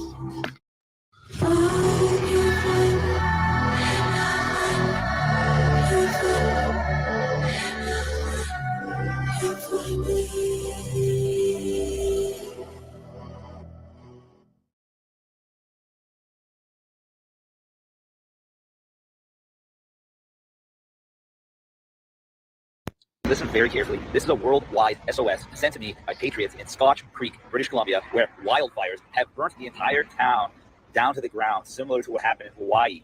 Only there are now reports of UN blue helmet troops, and I have pictures of them. Again, some people will say Chris is a shill. I used to talk to Chris on Instagram before he got deleted, before I got removed as well, and I don't know. That's not necessarily just a sign just because I had conversation with the guy, but I mean that doesn't say anything per se, but I've never seen any evidence that he's pushing any specific agenda or product or anything of that type. So again, I don't know the guy individually, so if anyone has anything to say on this individual, please, I mean, feel free. On the ground, I don't have any stake. And they're setting up checkpoints, and they're isolating towns from the next town. They're blocking supplies, and everybody that's still there, around 40, 50 people stuck back to see what's going on, they are now being confined to their properties, even if their properties have been burnt to the ground. So this is a very serious situation. We know these wildfires are not wild at all. We know they're being started by people, and they are justifying not only moving people from homes, not only cutting off towns from other towns, not only blocking supplies, but now we have confirmed reports of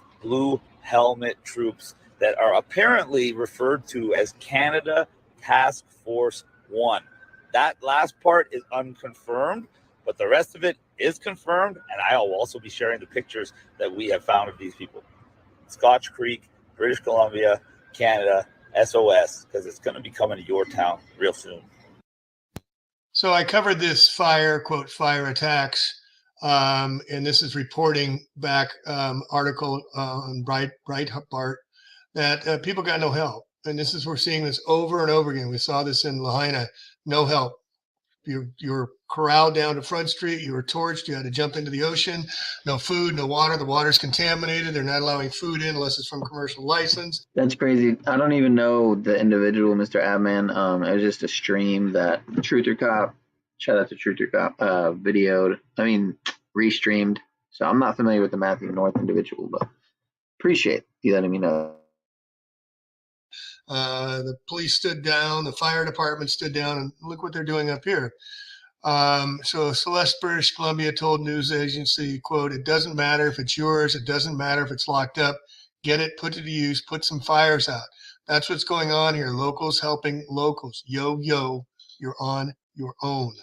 The District Acts Canadians feel abandoned by their government, which has no federal firefighting agency, no functional emergency management organization, to highlight the growing tragedy of one of the most devastating wildfires in Canadian history. The wildfires have burned so expansively for a prolonged amount of time that the smoke has just devastated the air quality of the United States. Now that's not a true statement. I mean, they're using that as an excuse to bring the orange skies with toxic chemicals down around us. It's a whole nother thing going on with that, with our food supplies and whatnot, but it's not coming down from the fire. They're blowing from the north some hundreds or 1,000 miles, down to South, New York City and down to California now, and blaming it on these Canadian fires. That's not true. It doesn't work like that. The smoke doesn't blow that far. The wildfires have burned expansively, the air quality affecting 70 million Americans and disappearing Manhattan in a plume of orange smog. Trudeau congratulating Canadians on Monday for fending for themselves. What a dick. I just want to say how inspiring it is to know no matter how bad things are, Canadians continue to be there for each other. So we're not going to help you, but you can be there for each other, acknowledging the apocalyptic devastation. Now, it's not just in this area here. It's also in Kelowna. I mean, they're hitting Canada over and over again. We saw that Quebec. We saw those hundreds of fires start out of nowhere. But in Kelowna, one of the most recent devastating blazes in West Kelowna, and that's in Alberta, east of Vancouver, around 1 a.m. Again, they hit them in the night. 260 homes and 2,000 residents. The number still rising, covering an area of 11 kilometers, grew to 68 kilometers. It's about 10 miles. So the Okanagan Lake and Lake County. I mean, it's beautiful up there. I was going to move up there. This persistently dry summer and lack of interior, usually rain, yada yada. We fought fires for 100 years of fires in one night. We fought 100 years of fires in one night. We fought 100 years of fires in one night. And this is the same thing we're seeing, the same MO we're seeing, just like we saw in Paradise. They're not going to be able to move back. Maybe we shouldn't rebuild where there's fire-prone areas, the Cal Fire Chief Kim Pimlott said at this time in the new abnormal. So here he's saying they're not going to return to their homes to Kelowna. Just what they're saying. The guy saying that Chris saying that they're not allowed to go back in their homes or being put in Q camps. The same thing we're seeing in Lahaina. The people are never going to be allowed back. They're never going to be allowed back. The permit process, yada, yada, and Governor Josh Green and the Green Agenda. This is happening real-time facts, folks. Get yourself ready. Get your neighbors. Speak to them about what is happening. You could be next. Duke could be next. You don't know. And have your bug-out bags ready just in case you have to bug out. But again, if you can defend your home, defend it, and then get your neighbors and get your community, if you can, organized in any way to help you, because the stand down by the first responders is evident. Now, whether they were told by orders to stand down, which some have testified to, that is being given by orders higher up, they've said. So again, evacuation and never going back, and torching your homes to the ground so you never can go back, and the permit process not be allowed so you cannot reclaim your lands. And again, the insurance companies are not insuring because it's a God act, and it doesn't insure for acts of God. So they're saying this is an act of God, and we know it's directed energy weapons now. We know we're being attacked from above, and my new book coming out is going to detail that pretty specifically. And here's the working cover. I just got back from the editor yesterday, and I really like the way this cover came out in my new book coming out, World War Dude, folks. This is what it's about, and we need to wake up from 9/11 when World War III started, to Paradise, to Lanai, Mountain Dew, Maui Burst, and all their sodas making fun of us in the same profiles from 2018 as in 2001. 2 decades of laser attacks on the world, and who they are is the same ones that wrote the founder of the Jesuits, St. Ignatius, go forth and set the world on fire. And here you're the very first to get a sneak peek. I'm putting together this book here, and this is the first chapter I'm working on now. But just to understand, directed energy weapons is a $25 billion market.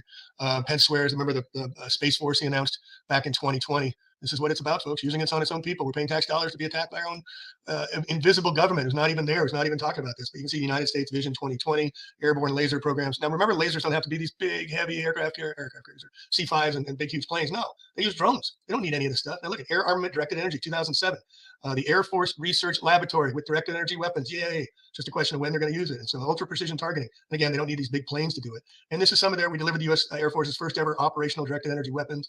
And this is now, they're just mocking us. August 29th, 2023, the Air Force Research Laboratory was conferred by Google Cloud as the winner, because they're using the cloud. They're using all the Google Cloud network, Neuralink. Notice that Elon Musk is the only one in there allowing Starlink to come in for internet connection. There's another part of their deal, but they have the electric laser aircraft, Ella, the ALTV, the high-powered microwave champ system.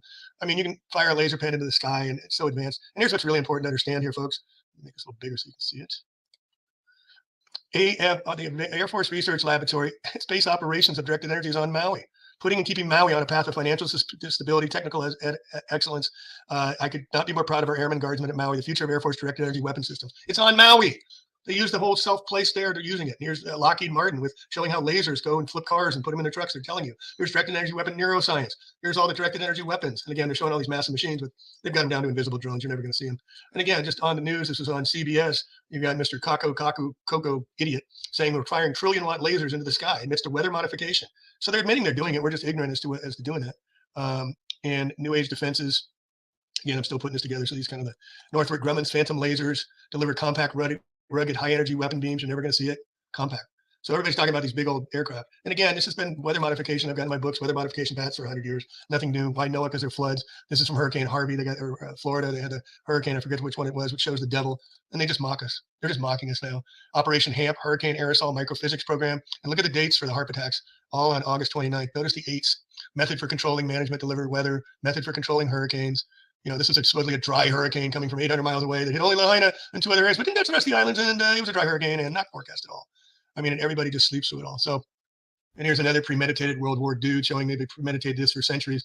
And again, I'm just putting this together. Hopefully I'll have the book out in a couple of weeks. Paradise Lost. That's the attacks that went on Paradise on 11/9/9/11, the eve of 9/11. 8 days, there's that number again. 8 is infinity. Satan's expulsion from paradise based on John Milton's book, who died on November 8th, and the attacks were on November 8th. This is premeditation, folks. There's no doubt about it's premeditation. And what I want to show you here was this guy, Craig Clemens, a Google scholar and San Jose State climatologist. He was here November 18th at the fires. These are the fires going. He's taking a picture with his LiDAR truck, light emitting radar that they can see through the clouds. He's got his truck all ready to go on the morning of the attacks. He's already there taking pictures and recording it. How can it be in paradise on the day of the attacks? And then they use this LiDAR to see through the smoke and the attacks, fog and whatnot, the fire fogs, what they created. And as again, here they are standing, helicopter flying overhead. They're metering, they're registering. Hey, the fire's going on. People are dying. They can't get out. Hey. Oh, we better record the information because we need it for future data. And here's another guy, another Google scholar from San Jose State. He was at the car fires already. Look at launching balloons. The car fire. Jackson Hip prepares to launch. He's already there. And the car fires were up in Shasta. San Jose State University is at least 300 miles away. And Paradise is at least 200 miles away. And they were there the days of the fire. And again, the same MO as Paradise and Maui. Water shut off. Not allowed to leave.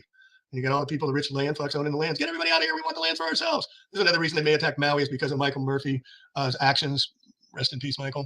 About Maui Clean Sky Ordinance. And because of him, they passed this Blue Sky Ordinance. And here's another hero of mine, passed John Lord, fire captain, 20 years, first one to testify that the fires were abnormal. Never seen anything like that. And the 20-year fire captain too, Matt Dankin, went on record. They're the only ones to go on record. They're the only ones with the guts and the balls and the tenacity and the morality to speak out about their profession and what they know. And then they mock us, controlled burn. Where's all the first responders speaking out? They know it's not right. And then they're mocking us with Mountain Dew, directed energy weapons. We got resilience. We got live wire, code red, revolution, voltage, supernova, and then the Maui burst. And then remember right after that, the Baja burst with the Hillary attacks. And notice the 669 here as well. So this is all part of the mockery going on with us. You know, you got Obama saying we're laser focused. Climate change, attract locations, wants to purchase at a discount. And then all the questions. And you got Governor Green, who was speaking at the United Nations with the green agenda. They're not even trying to hide it. They're just mocking us. They really don't care about you. And it's not your government. It's not someone you know. It's behind the scenes. And again, the song Lahaina, went to Lahaina. They mentioned Lahaina, sailed to Lahaina in the Eagle song, just like Last Resort. So they sailed to Lahaina and they went down to Malibu and they went in Paradise, Kiss It Goodbye, all in the same song. And FEMA's taking over. It's a government agency that's taking over the United States. You know what's funny is him bringing that up. Is he's bringing up the Eagles and he doesn't even bring up how Randy Meisner, was it, the founder of the Eagles, died right before the Maui fires. So just a few weeks ago, or a couple months ago, I should say. And again, the fire hydrants turned off. The fire marshals were out of town. I mean, this is outrageous, and there's no reporting on it. I mean, they're even Los Angeles Times reporting on it, left before the blaze reporting on it. But it's like, okay, what are you going to do about it? We're telling you, we stood down. We're telling you the Maui's emergency guy did not turn on the sirens, had no experience whatsoever, and they didn't turn on the water because they wanted to protect the farmers' waters. I mean, this is the story. It started at 6:30 a.m. in Lahaina. They put out the fire, and then 3 p.m. the fire started again, and 6 hours of second fire, an afternoon fire, and they put out the first one. All right, but the winds coming down caused all the problems and all that stuff. Oh, and all the combustion from all the dry weather, yada, yada, yada. I mean, just blow some more smoke up my ass. This is ridiculous that we're not speaking. Here's the Green New Deal, Canelo Ng. He's the one representing the community of Lahaina, you know, like he's supposed to be one of the people of theirs. And again, this AFRL. And all the rich people whose homes didn't get touched, again, insurance properties. Same thing in California. State Farm, Allstate are not insuring homes anymore. And this is another one, premeditated. You got your fire chief, Chief John Pelletier, a leader. And before that, guess what he was? He was Las Vegas Metropolitan Police during the Las Vegas attacks. Guess what? It's unconfirmed. I haven't confirmed yet. He's the coroner also at Maui. So again, they turned off the water, requested help protect their property. Manual intervention released water, but not after the fire had run its course. So you couldn't put it out. Maui residents, utility blocked roads as they tried to leave. You got the smart city, the first one being enacted for a while. But there's, even though you didn't leave your homes, you're being displaced. That's another thing we got to wake up to, is even if you have your homes, like the guy said, you're staying there, you're being moved to a camp. And again, Hawaii has one of the most sophisticated tsunami warnings in almost 80 years, but they didn't test it every day, but they didn't use it. They didn't turn it on. Just like in Sonoma County here where I was when they did the attacks on October 7th, 2017, there's no alarms. There was no warnings. There's no sirens. There's no fire department trucks running around anywhere. They were stood down. All right. So this is how they mock us, the Maui shirts, with the hurricane going through LA. American Red Cross fails to give Hurricane Harvey. I went to Harvey there and they confirmed that they were not getting any money from the Red Cross, Double Cross, right? Because only 9% of the money you donate to Red Cross, Double Cross gets to the people. The rest goes to pay like $750,000 salary to the leads. And then you got this mockery going on. Dolly Parton is going to debut at the American Country Music Awards, World on Fire. And then you got, what's her face? What's that, Pink or whoever her name is? World on Fire. So they're promoting it. They're telling us. I mean, how many military bases are in Hawaii that could have come and assisted people? How many? And they didn't. They stood down. Shame. Shame on you all. And then here we see the same exact profiles that we saw in 9/11, we see in 2018. And again, the melting points, 2,000, 2,500 degrees for steel and whatnot. Tempered glass, 2,500 degrees. Hottest forest fire, 1,600 degrees. Oh, the embers, the embers, the embers. And then again, these people were leaving out of Hurricane Katrina, and they were blocked at Danziger Bridge. And these cops shot them. They shot them. They killed them. And they were guilty and put in the post-Katrina shootings. Oh, and then they reduced their sentence after they shot them. All right. So this is the chaos you can expect, just to be ready and be alert to know what's going on. And the amount of rain, they're saying 51 inches. And when I went to Hurricane Harvey, not one person said, please tell everybody it was not a hurricane. The heavens just opened up and the waters just poured. There was no winds, nothing. That's the same thing we see when these cloud covers come over and the rain just opens up and dumps. And also they said the people didn't die from the rains. They died when they went back to their homes and they opened the dams and they flooded everybody out for the second time. All right, so here's the who's the they. And again, when I covered the Sonoma County, they got this guy, Darius Anderson, lobbyist for PG&E, owner of the Press Democrat newspaper. And he's the one that hired James Lee Witt, former FEMA director, to come in and take over, FEMA manager, former FEMA. This guy's got companies that hire immigrants coming into the country to work. And that's how they bring them in the country. That's how they're bringing them in. When I went up to Paradise, they didn't speak English. They were foreigners. And this Bob Steele, senior director, and Bob Steele's on the Red Group Credit Union. $32 million was donated after the Sonoma fires. And he works at an underwriting integrity global corporation that does fire relief victims. And no money was given out to the people. They charged them interest to get money. And again, Darius Anderson signs on PG. It's all part. And PG&E, Pacific Gas and Electric, all these signs, the double cross. And here in their building, the PSYOPs in their building is this Baphomet right in the center of it.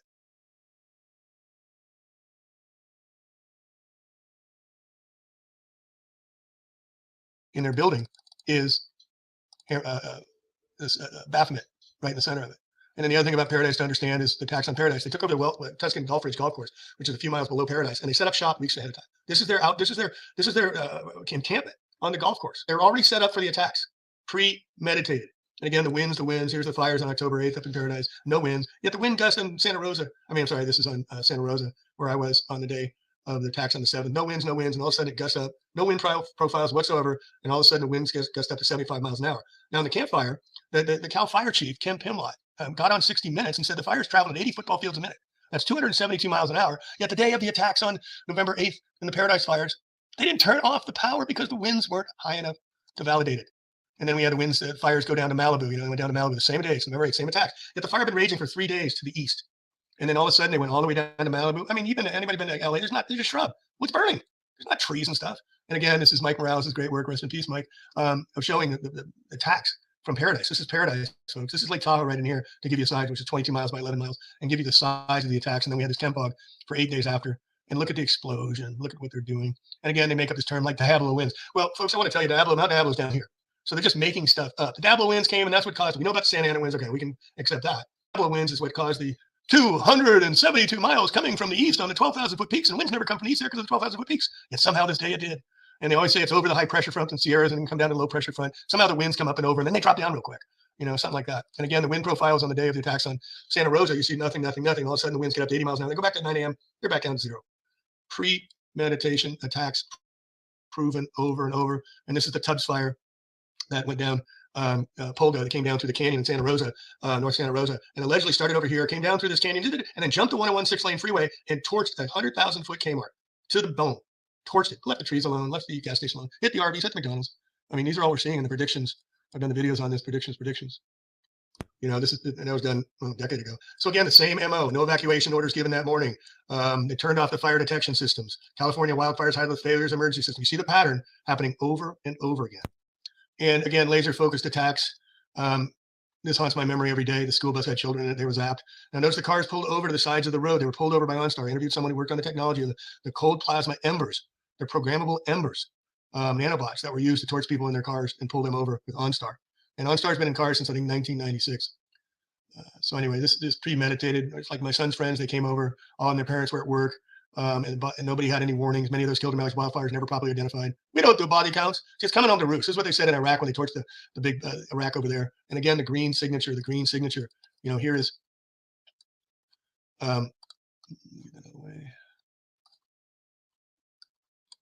Part of their game is to torch the signs because they can and they do.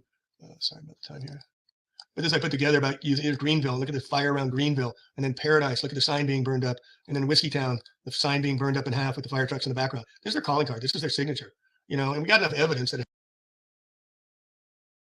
And we got enough evidence that it had to be due. This is a picture that was given to me in the Paradise Mall. I've said before of lasers coming in. We got evidence. And just to clearly understand, I mean, a laser pen, you get a 7-Eleven, you shine up in the sky, and you get distracted and get in trouble with the military or the airport pilots for shining a $3 laser, green laser in the sky. The military's had this information technology for a very long time, and they're using it on its own people.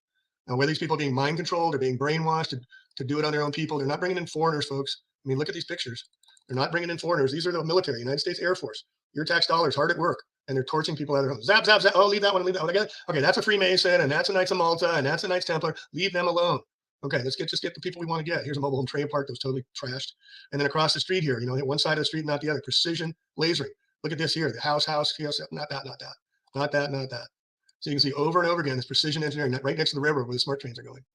I mean, this has been chronicled. This is a picture I took on the Eel River about 2 miles south of Paradise. Look at the laser torch. Somebody told me, you got to go check out the Eel River. They got the laser torches on the side of the hill. And I searched, and I finally found it. And this was a gas station right behind me. The cars just totally torched. They had to flee. And here they're testing out the lasers before the attack. I mean, what kind of forest fires, all you first responders, fire chiefs, everybody else, flips a 3,000-pound car on its roof? This is Greece. It's not just the United States. It's not just Canada. I mean, what kind of fires set boats on fire and flip them over? I mean, we got to keep asking questions. We got to keep this alive. This is Cardinal Newman Jesuit School. This is the baseball field cut in half with lasers. This is again in China, all these cars. How does it burn just the side of a car, right?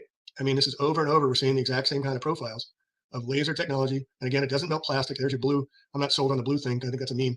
But this is something I am sold on, premeditation. What do you think that is at PG&E? That's a laser coming down. What do you think that is at Fox News Channel? That's a laser coming down.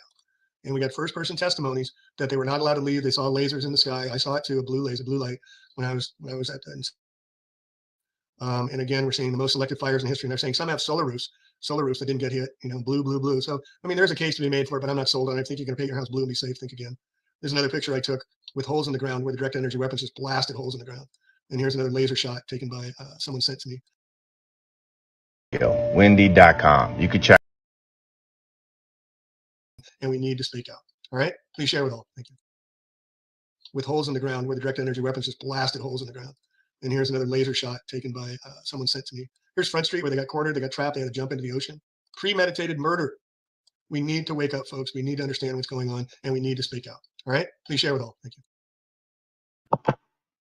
My fault about that. I mean, I switched clips like that, but shout out to Plain Truth. Always putting out that good work. I might shut it down here soon, but this is a video in regards to the recent storms that we're yet to see, actually. Wendy.com. You can track this yourself. Today is Wednesday the 6th. I'm going Wednesday. Now let's go to Thursday. I want y'all to pay attention to something in real time. I want you to keep an eye on that sucker down there. Evening, Thursday evening, Friday morning. I'm doing this off this tracker over here where my cursor is. See that? Friday. Watch. Saturday the 9th. Saturday midday, Saturday evening. Just watch, guys. Sunday the 10th, Sunday midday, Sunday evening, early Monday morning the 11th. What's popping up? Midday Monday, evening, early morning Thursday the 12th. Midday Thursday, Thursday evening, 13th on Wednesday. Y'all seeing this? 14th on Thursday. Are y'all seeing this? Thursday evening, early Friday morning, the 15th. Are y'all seeing this, right? Midday Friday on the 15th. Boom. And what does it have in its path? Now, where is that some bitch named Lee? Right here. Where is Lee?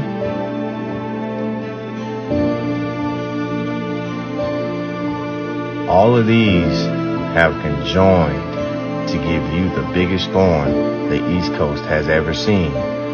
From Florida all the way up to New York. These storms have merged. So, for those that come in here to give me negative comments, I just proved to you in real time. And I advise everybody to start checking this from here on out that watches this video. Please share this because this could save a lot of lives on the East Coast. From Florida all the way up to New York. Please, this sleight of hand. Much love. Peace. Interesting. All right. I'm not sure what kind of fucking software he was using to come to those interesting map outs, those interesting meteorological projections. But, oh, I'm on the wrong tab. Okay, hold on. See how.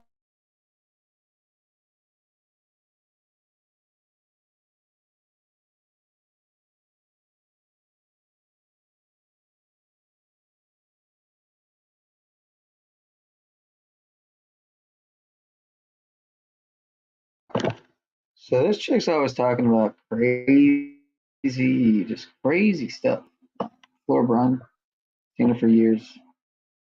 And here she is streaming right now with almost 1,000 people, supposedly. Let's see what she's talking about. Check this out. Then again, she could be on the other side of the world, so. It's always some like alien, Andromedan, Pleiadian type of stuff. Welcome to Zoom. We're going on the spaceship, mothership. Right. Okay. Mothership, we're going in. I'll see you in Zoom. Peace out, everybody. I'm glad it's over because not only is the video corrupted, but I don't know why I even clicked them.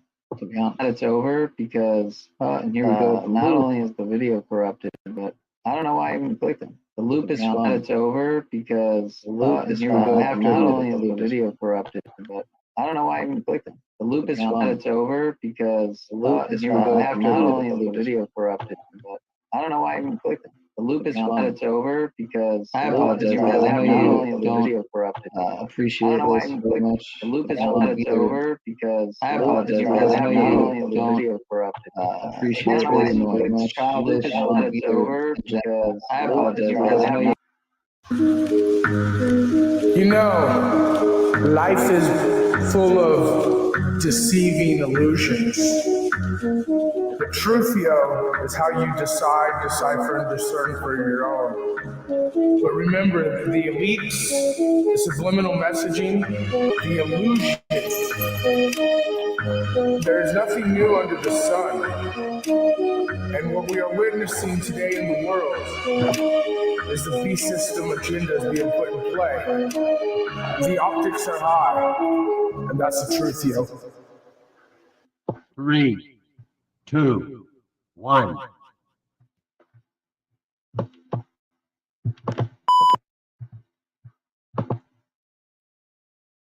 Term psychological warfare, but in 1984, Yuri Bezmenov, a KGB defector, sat down in an interview and dropped this nugget. Check this out. Ideological.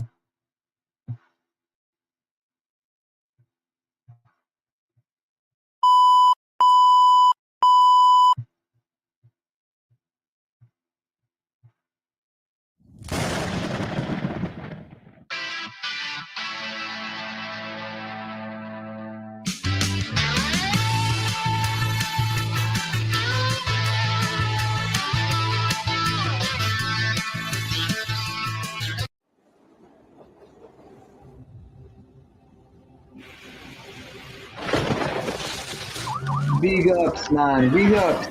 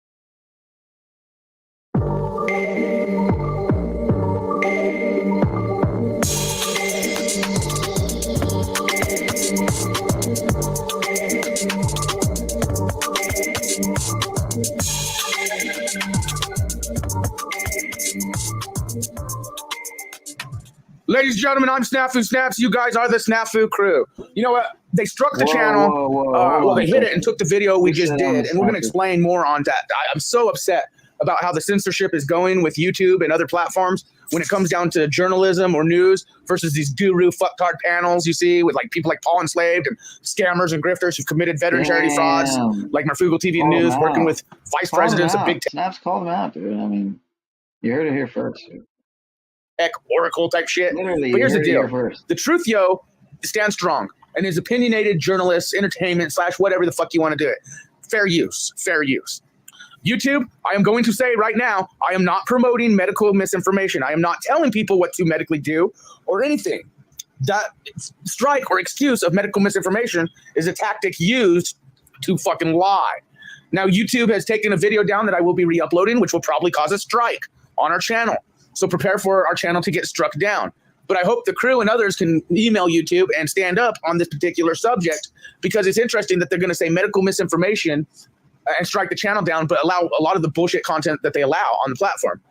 Ladies and gentlemen, they allow people who are committing veteran charity frauds on this platform. Marfugal TV and News, right? Terry France, Cars for Heroes, committed veteran charity fraud. Marfugal TV and News covered it up. Monograph was part of that shit. Well, Monograph's part of Pedograph Optics. Is this maybe where people who play his stuff might run into trouble too? Because, again, I thought this was about the 5 genocide, as some might call it. My mic's probably fucked right now. I don't even have the headphones plugged in. I want to say.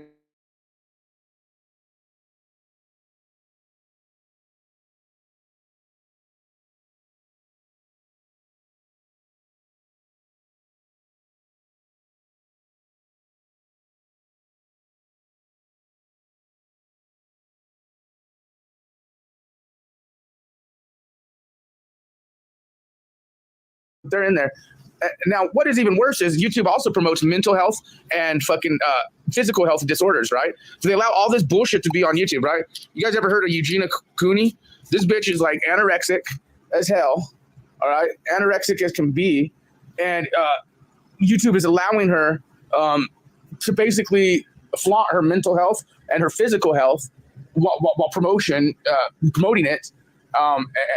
And capitalizing on it. This woman is dying, both mentally and physically. She doesn't care because she's making money and she's getting a high.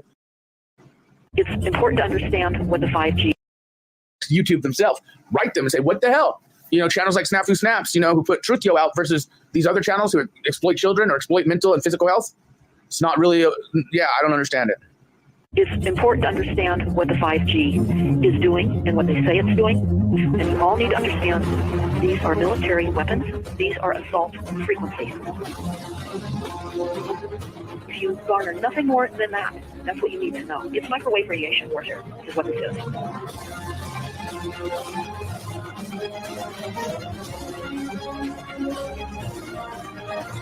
The first generation wireless, 1G, was voice. The second generation, 2G, allowed both talk and text. Third generation, 3G, the internet, in a limited way.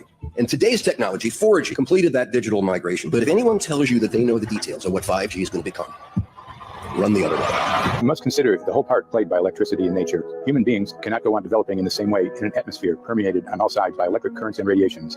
On the whole development of man. This life of men in the midst of electricity, notably radiant electricity, will presently affect them in such a way that they will no longer be able to understand the news which they receive so rapidly. The effect is to damp down their intelligence. Such effects are already seen today. Even today, you can notice how people understand the things that come to them with far greater difficulty than they did a few decades ago. We're now at a stage where we're putting in what's called 5G, which is a special type of broadcast for high density information transfers. And it turns out that this is the same frequency bands that are used in the crowd dispersal weaponry.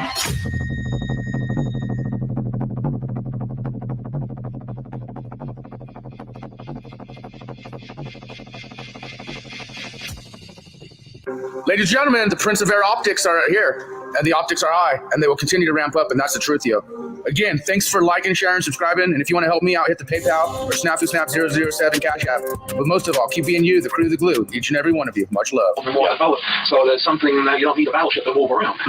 They started out with very large generators, and they got it down to where they put these things that run off of propeller-driven generators, and they're on.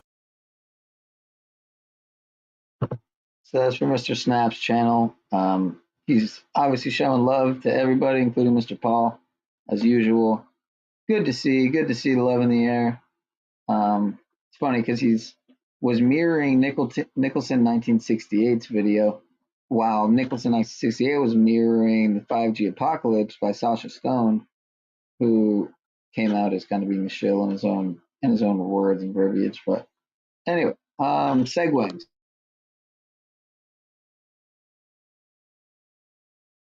Yeah.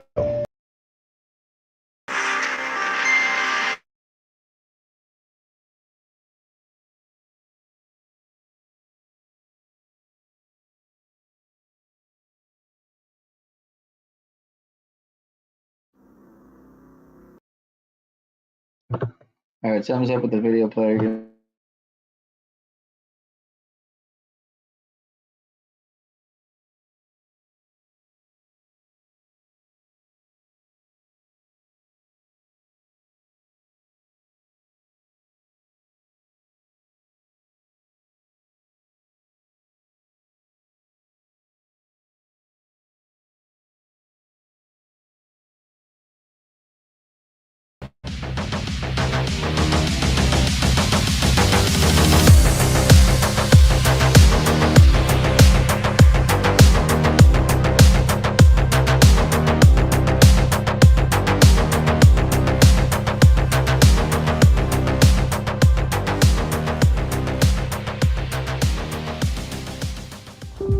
COVID-19 infections and hospitalizations are on the rise. Yes, they are, and the optics are high. So am I. So I played that already. I'm aware.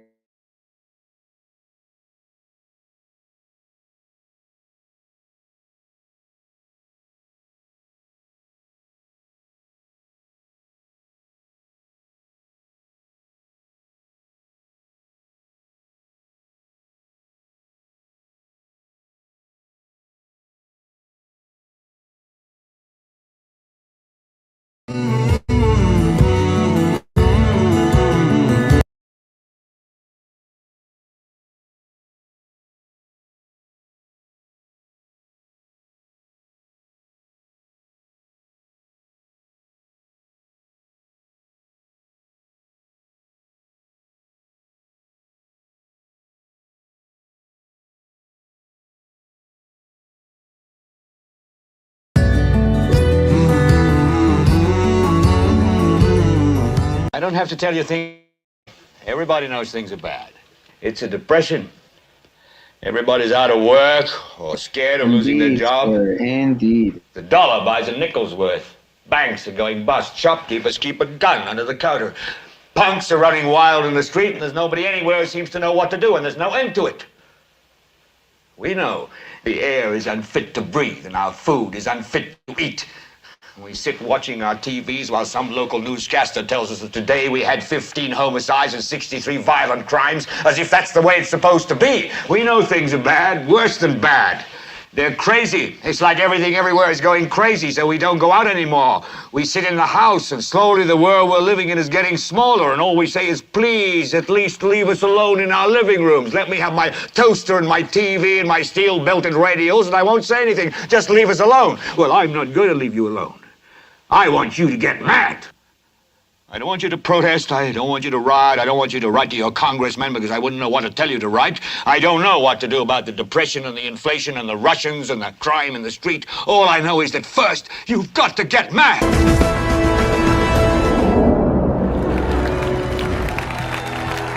What is magic? Our argument, nothing but targeted deception. So I want you to look. Look as closely as possible. Because the tricks you are about to see may not seem connected, but we assure you they are. Is what follows 100 different tricks? Or is it one giant illusion? People should not be walking around with masks.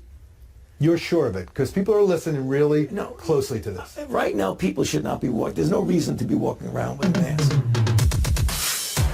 I'm still dreaming 1,000 dreams. Been haunted by a million screams. But I can hear them marching feet. They're moving into the street.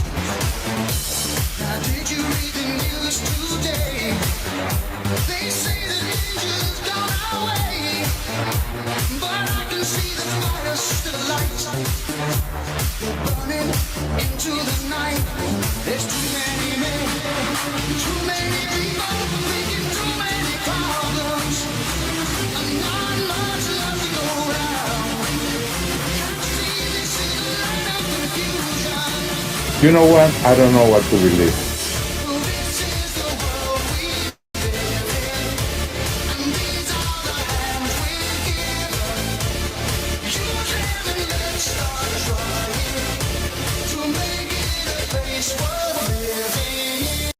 What are those? Our new fall arsenal of vaccines. So needles. Yes, we have a new COVID booster, likely available in late September, pending approval by the FDA. Is this new? It's an updated formula to target XBB COVID subvariants. But isn't EG5 the variant on the rise right now? EG5 and XBB have similarities, so the formula should still be effective. And this is different from the boosters out now? Right, those target the BA5 subvariant, which have less similarities to the newer variants. Okay, next, the new RSV vaccine. A common respiratory virus with heightened risk for seniors and infants. This vaccine protects those demographics. Do I need it? The CDC recommends it for people over 60, but you should talk to your doctor. And what's the last one? The flu vaccine. What? No details? Nothing? It's a flu vaccine. We recommend it. I want you to get up now. I want all of you to get up out of your chairs. I want you to get up right now and go to the window, open it, and stick your head out and yell, "I'm as mad as hell, and I'm not gonna take this anymore!" Oof, that's a lot of people. Don't worry, they don't bite. Watch out. Hey. Hello. This is Ian. Ian, this is my crew from the LGBTQIA Center. Hey. Hey, How are Ian. you? Are you gonna introduce yourselves, or do I have to do it for you? I'm Bethany. I'm a triracial cisgendered girl fag. I identify as pansexual, and my pronoun is she. Okay. Hi, Emerson. Gender fluid, hetero-romantic, demisexual mutt, and a redhead. My pronoun is Z. Hey, I'm Rabbit, genderqueer, tax attorney. I identify as Jennifer Aniston. Just kidding. Vegan birth. DX. Chinese Mexican agender intersex AFAB. My pronoun is they. Okay. All right, is it okay if I ask a few questions? Better than to assume you know the answers. What is intersex? When a person is born with what is typically perceived as both male and female sex organs. Assigned female at birth. When your parents decide your gender without considering how you may identify in the future. Okay, and what's the whole pronoun thing? When we talk about DX, we say, ask them if they would like a coffee. But there's only one of him. Her, them. Stick your head out of the window, open it, and stick your head out and keep yelling and yell, "I'm as mad as hell, I'm not gonna take this anymore." Just get up from your chairs right now. Go to Where the you window. going? I want to see if anybody's Everybody just go yelling. to the window, open it, and stick your head out and yell and keep yelling. I'm mad as hell! I'm not gonna take this anymore! You know, if it turns out that we've got a lovely son instead of a lovely daughter, then we'll be happy. No, I'm not transsexual. Oh, Is that not the word now? but you said trans. What did we call you then? I'm not transsexual. I'm transhuman. Oh, okay. I'm sorry, they keep changing the words. I don't know the difference. I don't want to change sex. No, sure. We say gender now, don't we? I'm sorry. I said I'm not comfortable with my body, so I want to get rid of it. This thing, all the arms and legs and every single bit of it. I don't want to be flesh. I'm really sorry, but I'm going to escape this thing and become digital. What do you mean? They say one day, soon, they'll have clinics in Switzerland where you can go and you'll sign a form and they'll take your brain and download it into the cloud. And your body? Recycled. Into the earth.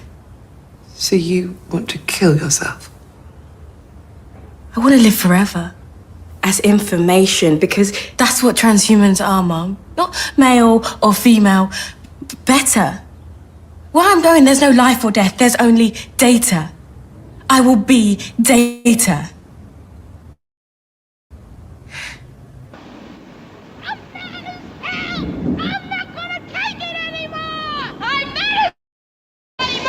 I'm mad as hell! I'm not gonna take it anymore!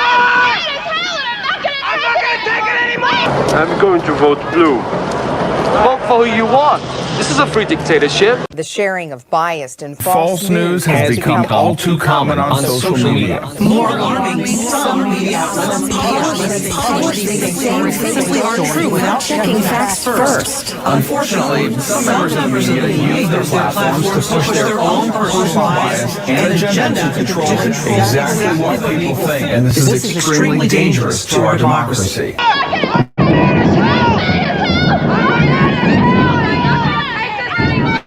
To wear them as a perfectly fit and healthy person in the street is not going to provide you with any greater level of protection. Unless thoroughly disinfected and cleaned, experts say homemade masks can even be dangerous. They will soak up moisture very easily and can easily infect someone wearing them. It is confusing and it is evolving, especially here in the city of Miami. Depending on where you are, masks can be a suggestion or guidance or a rule or a mandate. It is evolving. My turn to speak. So I am reading from the scientists right now. Disease control. COVID-19 is spread from person to person by respiratory droplets, which are largely projected when you cough, sneeze, talk, and sing. Cloth face masks act as barriers. Shut up! Cloth face masks act as barriers, preventing those around you from inhaling these droplets. According to Dr. Burgess, who works for the CDC, if you wear a cloth face mask, you can protect others from exposure to your droplets 60 to 95%. These are scientists speaking. You listen to the scientists. You listen to the experts. These are scientists speaking. You listen to the scientists. You listen to the experts. You listen to the doctors. You listen to people who have dedicated their entire life to this work. This is science. We are humanity. If all they're asking from us is to wear a mask over my mouth, I don't want to do it.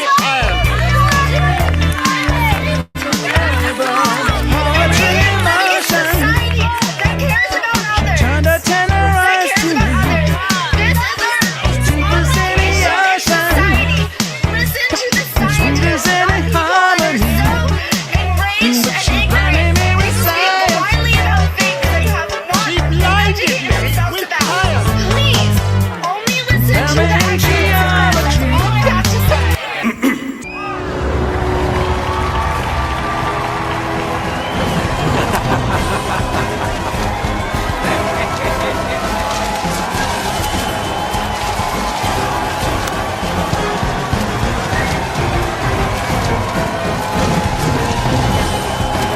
Thank you, Etienne. Thank you, everyone. We are the Four Horsemen. Good night.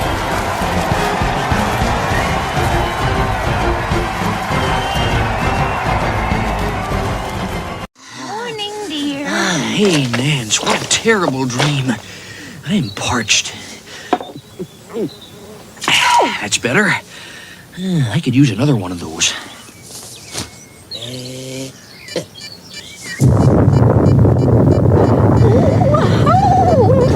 That's one heck of a nurse. Experts and citizens alike are sounding alarms about various aspects of the country's huge push into artificial intelligence. These classrooms are laboratories for future generations. And while these new tools may potentially help some 200 million students raise their grades, just how this all works out won't be apparent until they become adult citizens.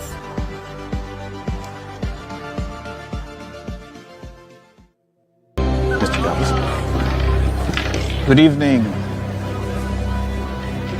I assume my time is as good as anyone's. Indeed it is. However, there is a voluntary donation for non-members. Most give a year.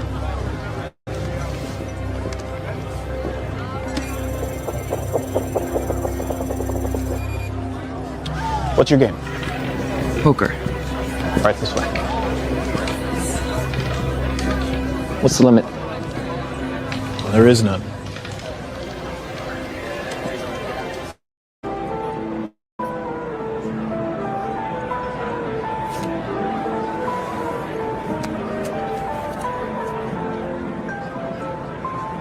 I don't believe we've had the pleasure of your company before, Mr.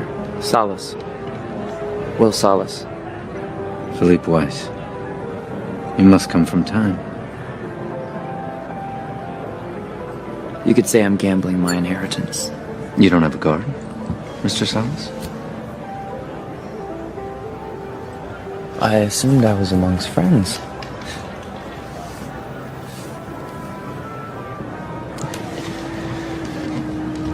Bet you 50 years.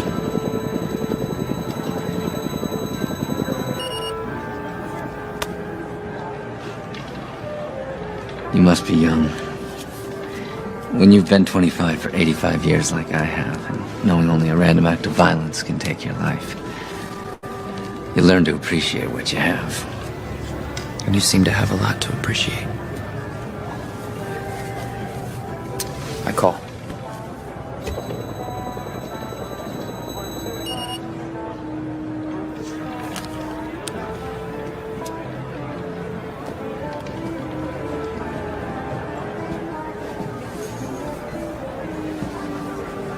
Of course, some think what we have is unfair. The time difference between zones. I've heard that. But isn't this just the next logical step in our evolution? And hasn't evolution been fair? It's always been survival of the fittest. Raise you another 2 centuries. This is merely Darwinian capitalism. Natural selection. Absolutely. The strong survive. And I think your hand is weak. I call.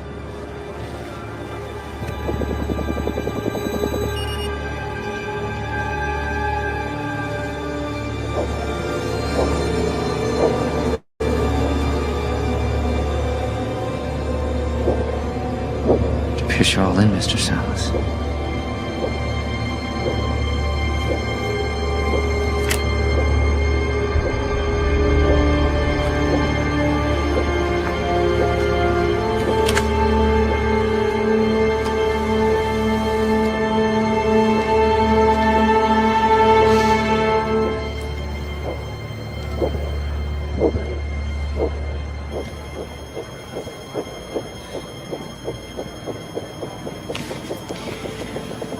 "13 figures. Well played. That was some risk. If we turn against each other based on divisions of race or religion,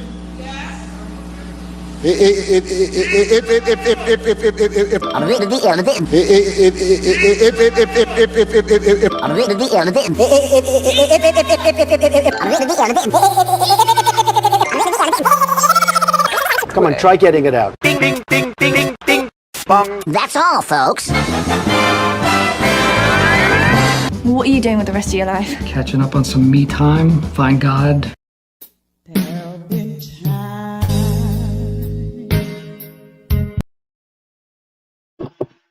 So shout out to Shaking My Head Productions, as usual, with the sauce.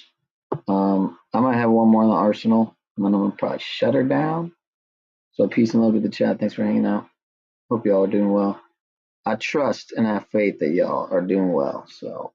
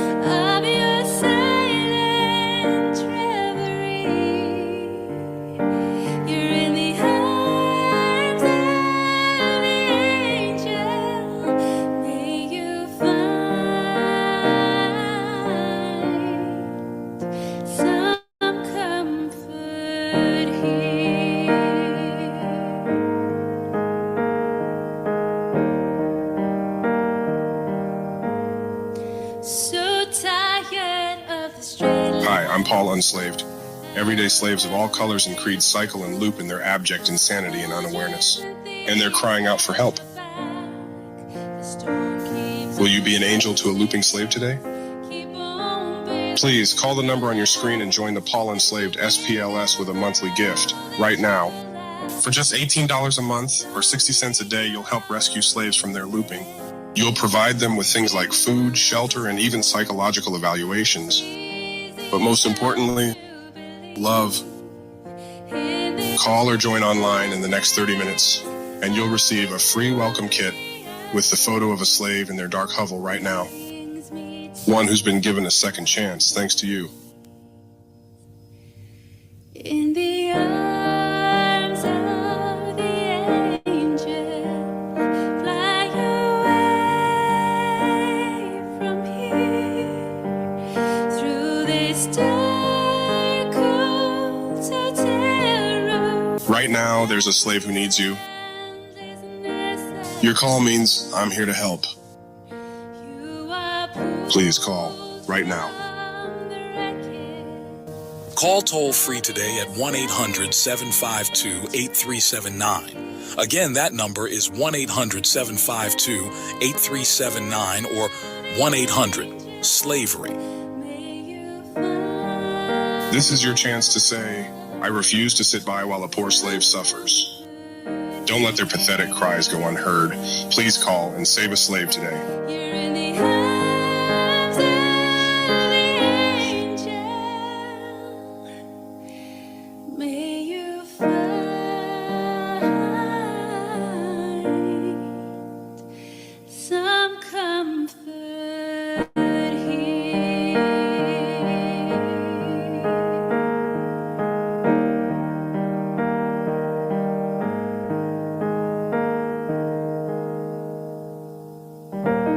SPLS is a non-profit organization. Participation does not necessarily guarantee the cessation of looping in any given slave.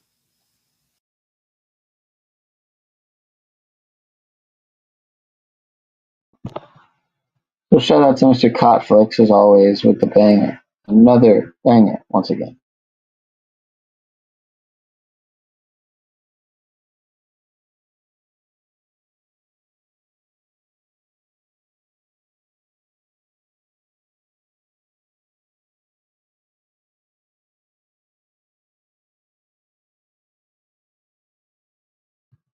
WorldCoin optics.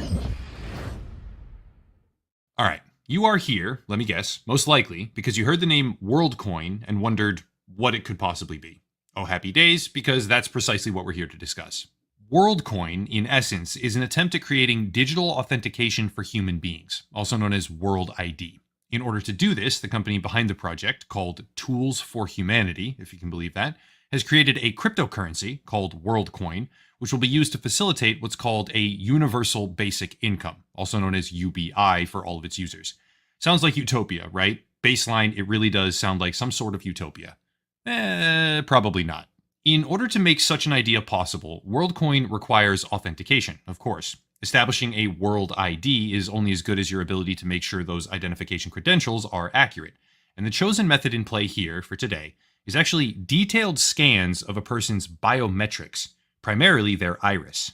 Just to make sure people are following along, parent organization Tools for Humanity is what it's called, co-founded by Sam Altman, who is also a central figure behind OpenAI and ChatGPT, has now co-founded a crypto token called WorldCoin to become a global identification system providing universal basic income to those that verify themselves through biometric iris scans.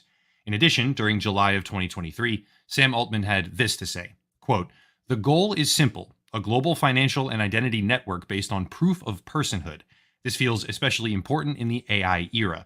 I'm hopeful WorldCoin can contribute to conversations about how we share access, benefits, and governance of future AI systems." End quote. He goes on to cite a growing user base of over 2 million users and shout out all of his haters as well, but the foundation here is quite simple. The same man who currently controls a private company called OpenAI, largely viewed to be the frontrunners in an artificial intelligence technology arms race, is also testifying in front of United States Congress that AI poses an extinction-level risk to humanity. In addition, he claims that AI has already begun destroying multiple career fields, But in tandem, he pushes forward with a cryptocurrency-based world ID built on biometric data to combat the problem of knowing what is or is not real in the digital landscape of generative AI. In effect, to really boil it down, Sam Altman is playing both sides of the coin toss right now. I think it's pretty important that we all consider the fact that the same man aggressively pursuing the development of AI models like ChatGPT is the same man claiming that artificial general intelligence poses an extinction-level risk to all of us, and is also the same man now selling a claimed solution to the problem that scans your biometric data, but that's not even the main point of today's video. Just keep it in mind because it is worth mentioning right from the get-go. WorldCoin hit the main stage in late July 2023, I believe, with its official launch program in 11 major US cities with 35 cities globally. Those cities are located in 20 different countries, but critical to understand here is that nearly all current users of the ecosystem were signed up during a beta phase. Now, in order to have a strong understanding of the project itself, we need strong definitions. When I say the word ecosystem, I'm referring to a three-pillar concept. First is the World ID, which you get from scanning your eyes. All right, that's pillar number one. Second is what's called the World App, which is basically a crypto wallet tied to this World ID. That's pillar number two. And third is the WLD, World Crypto Token, which is the thing that everybody really wants, the money. WorldCoin isn't just a token, it's an ecosystem, like I said, and that ecosystem is basically a global human identification method with a new type of currency, cryptocurrency attached to it, on top of a payment processor platform that only works if you scan your iris, right? Cool stuff. Well, no, not cool. All of this may be fantastic as a sort of utopian science fiction novel, but the truth is, reality is rarely accommodating of that. Setting aside the hilarious chain of events where the number one trending topic on Twitter, WorldCoin, with millions of tweets in the business finance section for an entire week when it launched, was just phishing scams and malware, we can focus on things like this. During 2021, as WorldCoin was winding up and raising money, institutional and angel investors at the time included Three Arrows Capital and Sam Bankman-Fried. The former is now bankrupt, and the latter indicted for massive fraud. So that's not a good start. Additionally, since the token had roughly 2 million users from a pre-existing beta phase, like we emphasized earlier, it came to light that those users had been majority acquired from developing nations like Indonesia and Cambodia. According to MIT Technology Review, which interviewed 35 people in 6 countries, WorldCoin had used deceptive marketing practices, collected more personal data than it acknowledged, and failed to obtain meaningful informed consent. Basically, WorldCoin was getting traction by targeting developing nations or countries and paying people a small portion of cryptocurrency in return for their biometric data. To keep things in perspective, generally speaking, let's recap. The same man who serves right now as the CEO of OpenAI claims that AI itself is an existential threat to humanity. Meanwhile, he co-founds a private company to supplant existing identification and finance systems globally and immediately targets developing or poverty-stricken nations around the world. Regardless of how you slice it, that looks pretty bad. What's worse, World ID appears to already have black market troubles. Reported by Blockbeats Asia, a market rapidly sprang up where citizens in Africa were having their biometric data scanned and sold to mainland China, so that financial speculators in that region could have access to the crypto token in larger quantities. I know it sounds dystopian, and people sort of tune out when that happens, right? They don't really follow along. But poor people in developing nations are being tricked into handing over detailed scans of their eyes so that people in other parts of the world can speculate on a volatile crypto asset.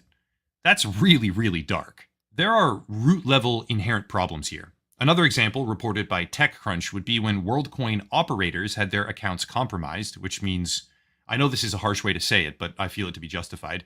It means that the bridge between poor people and a global identification system is not just vulnerable, it's downright insecure. The entire premise of World ID is that it will serve as valid authentication for all human people. But when biometric data from developing nations like Cambodia, one of the poorest countries in the entire world, where a third of its citizens live on less than $1 a day, is acquired on a black market and sold to criminals in other countries, that's a problem. Still further, the distribution model of WorldCoin is lockstep similar to that of a multi-level marketing scheme. Becoming an orb operator pays out based on how many people you convince to sign up, and every new sign-up is enticed by the airdrop that they themselves will subsequently get. Logically, the end result has become a network of affiliates working with each other to push the product on financially desperate peers trying to maximize their own revenue through getting subsequent users. This becomes self-evident just by scrolling a social media feed for a couple of minutes.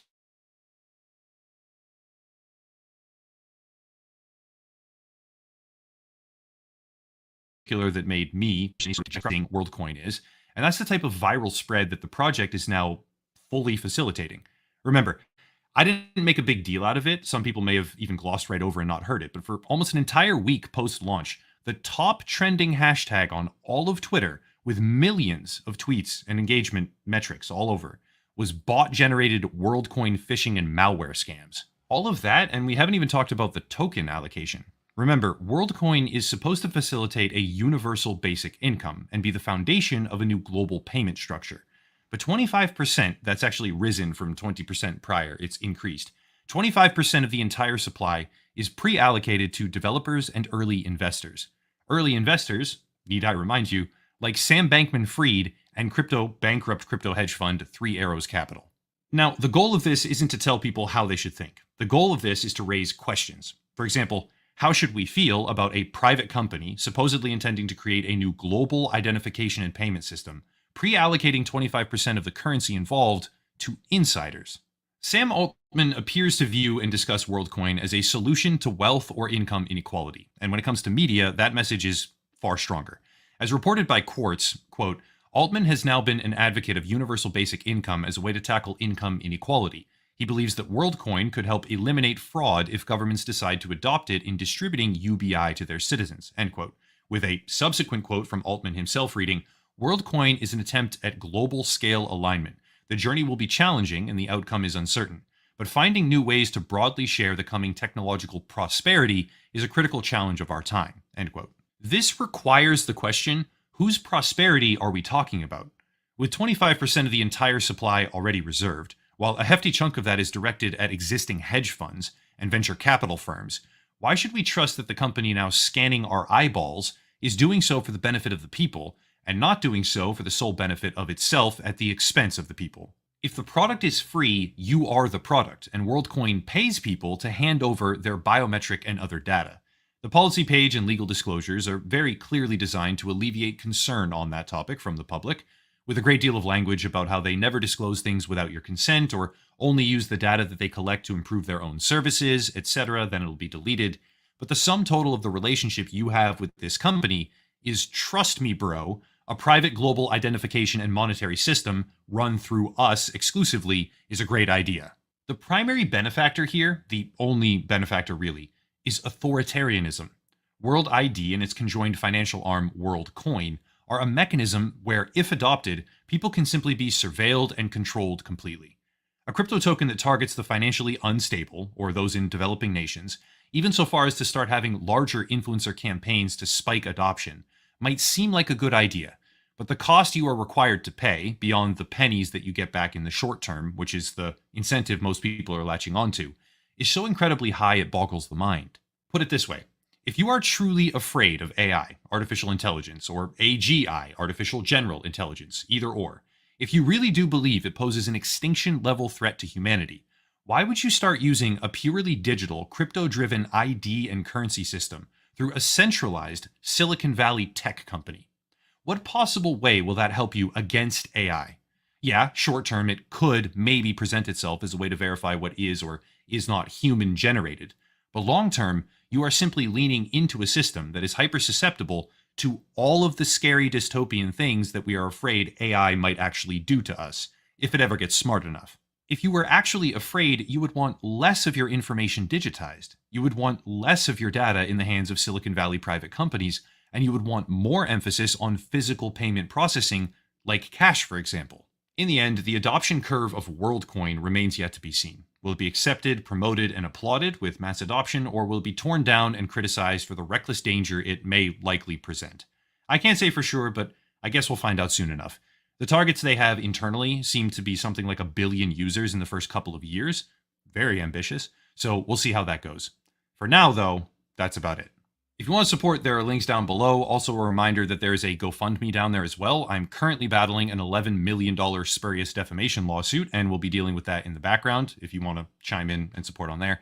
There are some YouTube alternatives, other platforms, social media, subscriptions, etc., etc. Also, feel free to let me know in the comments down below what you think of WorldCoin. Is it a utopian, awesome, fantastic thing that you're looking forward to scanning your eye and getting your 25 little funny money, Monopoly money tokens? Or is it something scary because you don't really want a private company to have that information for whatever they choose, and you don't necessarily think that it's a good idea to have one central entity control the entire world's payment and identification systems?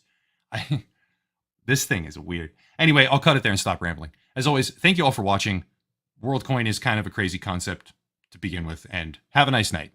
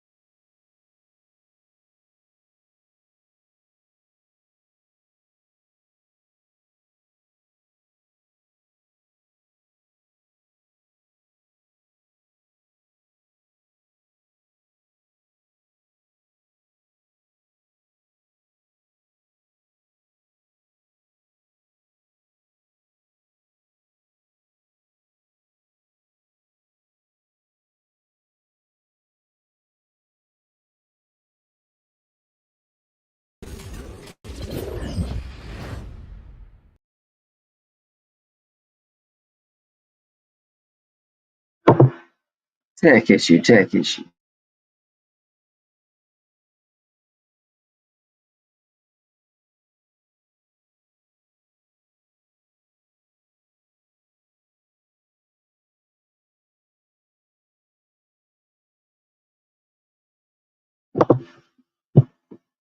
Anthony Patch is a real one, from what I've found.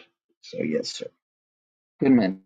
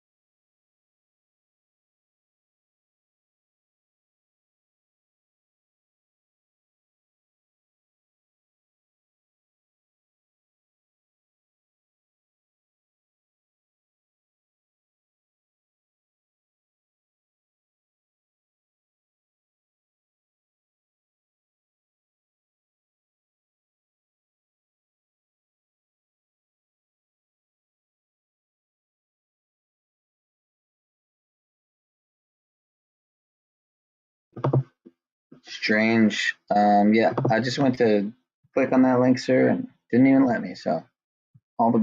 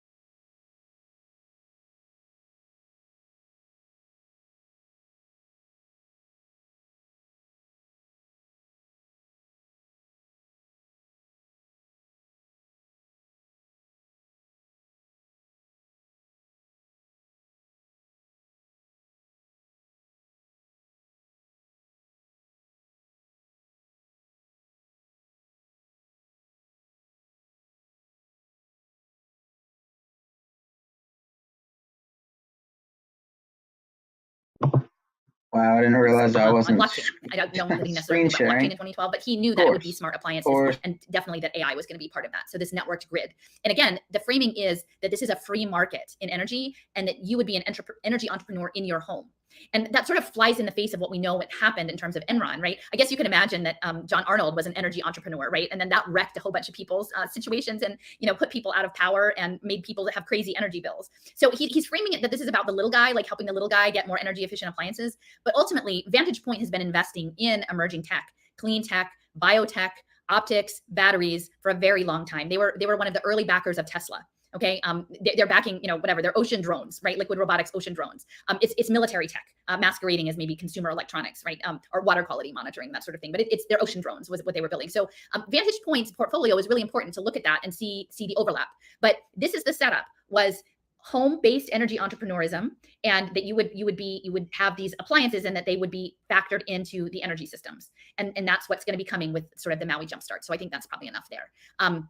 So I'm just going to point out these are, again, it's still up there. This is the Vantage Point. See again, copyright 2023, Vantage Point Capital Partners, venture partner Robert F. Kennedy Jr. And, you know, he came with NRDC. So he's the greenwashing that goes with all of the tech investments. And I don't think here it says that he specialized in clean tech, but that was his wastewater treatment was another focus. And I've written about that before. This is the homepage for their portfolio. So shout out to Allison McDowell. I might re-upload this as a Jumpstart Maui Part 1 type. I mean, like, she had it here. She put it as a 2-part series. I meant to do this already, so I said I would do it, and I haven't yet. But anyway, you can check her out at her own damn channel if you want to watch it first. But anyway, I'm tired of shit. I'm about to hit 4 hours, 44 minutes, 44 seconds. So I'm going to shut her down. Happy 9/11 almost. Wonder what the controllers got in store. Sure, it'll be interesting. Anyway, I'm out of here. Much love, y'all. Peace. Be well. Thanks for hanging out.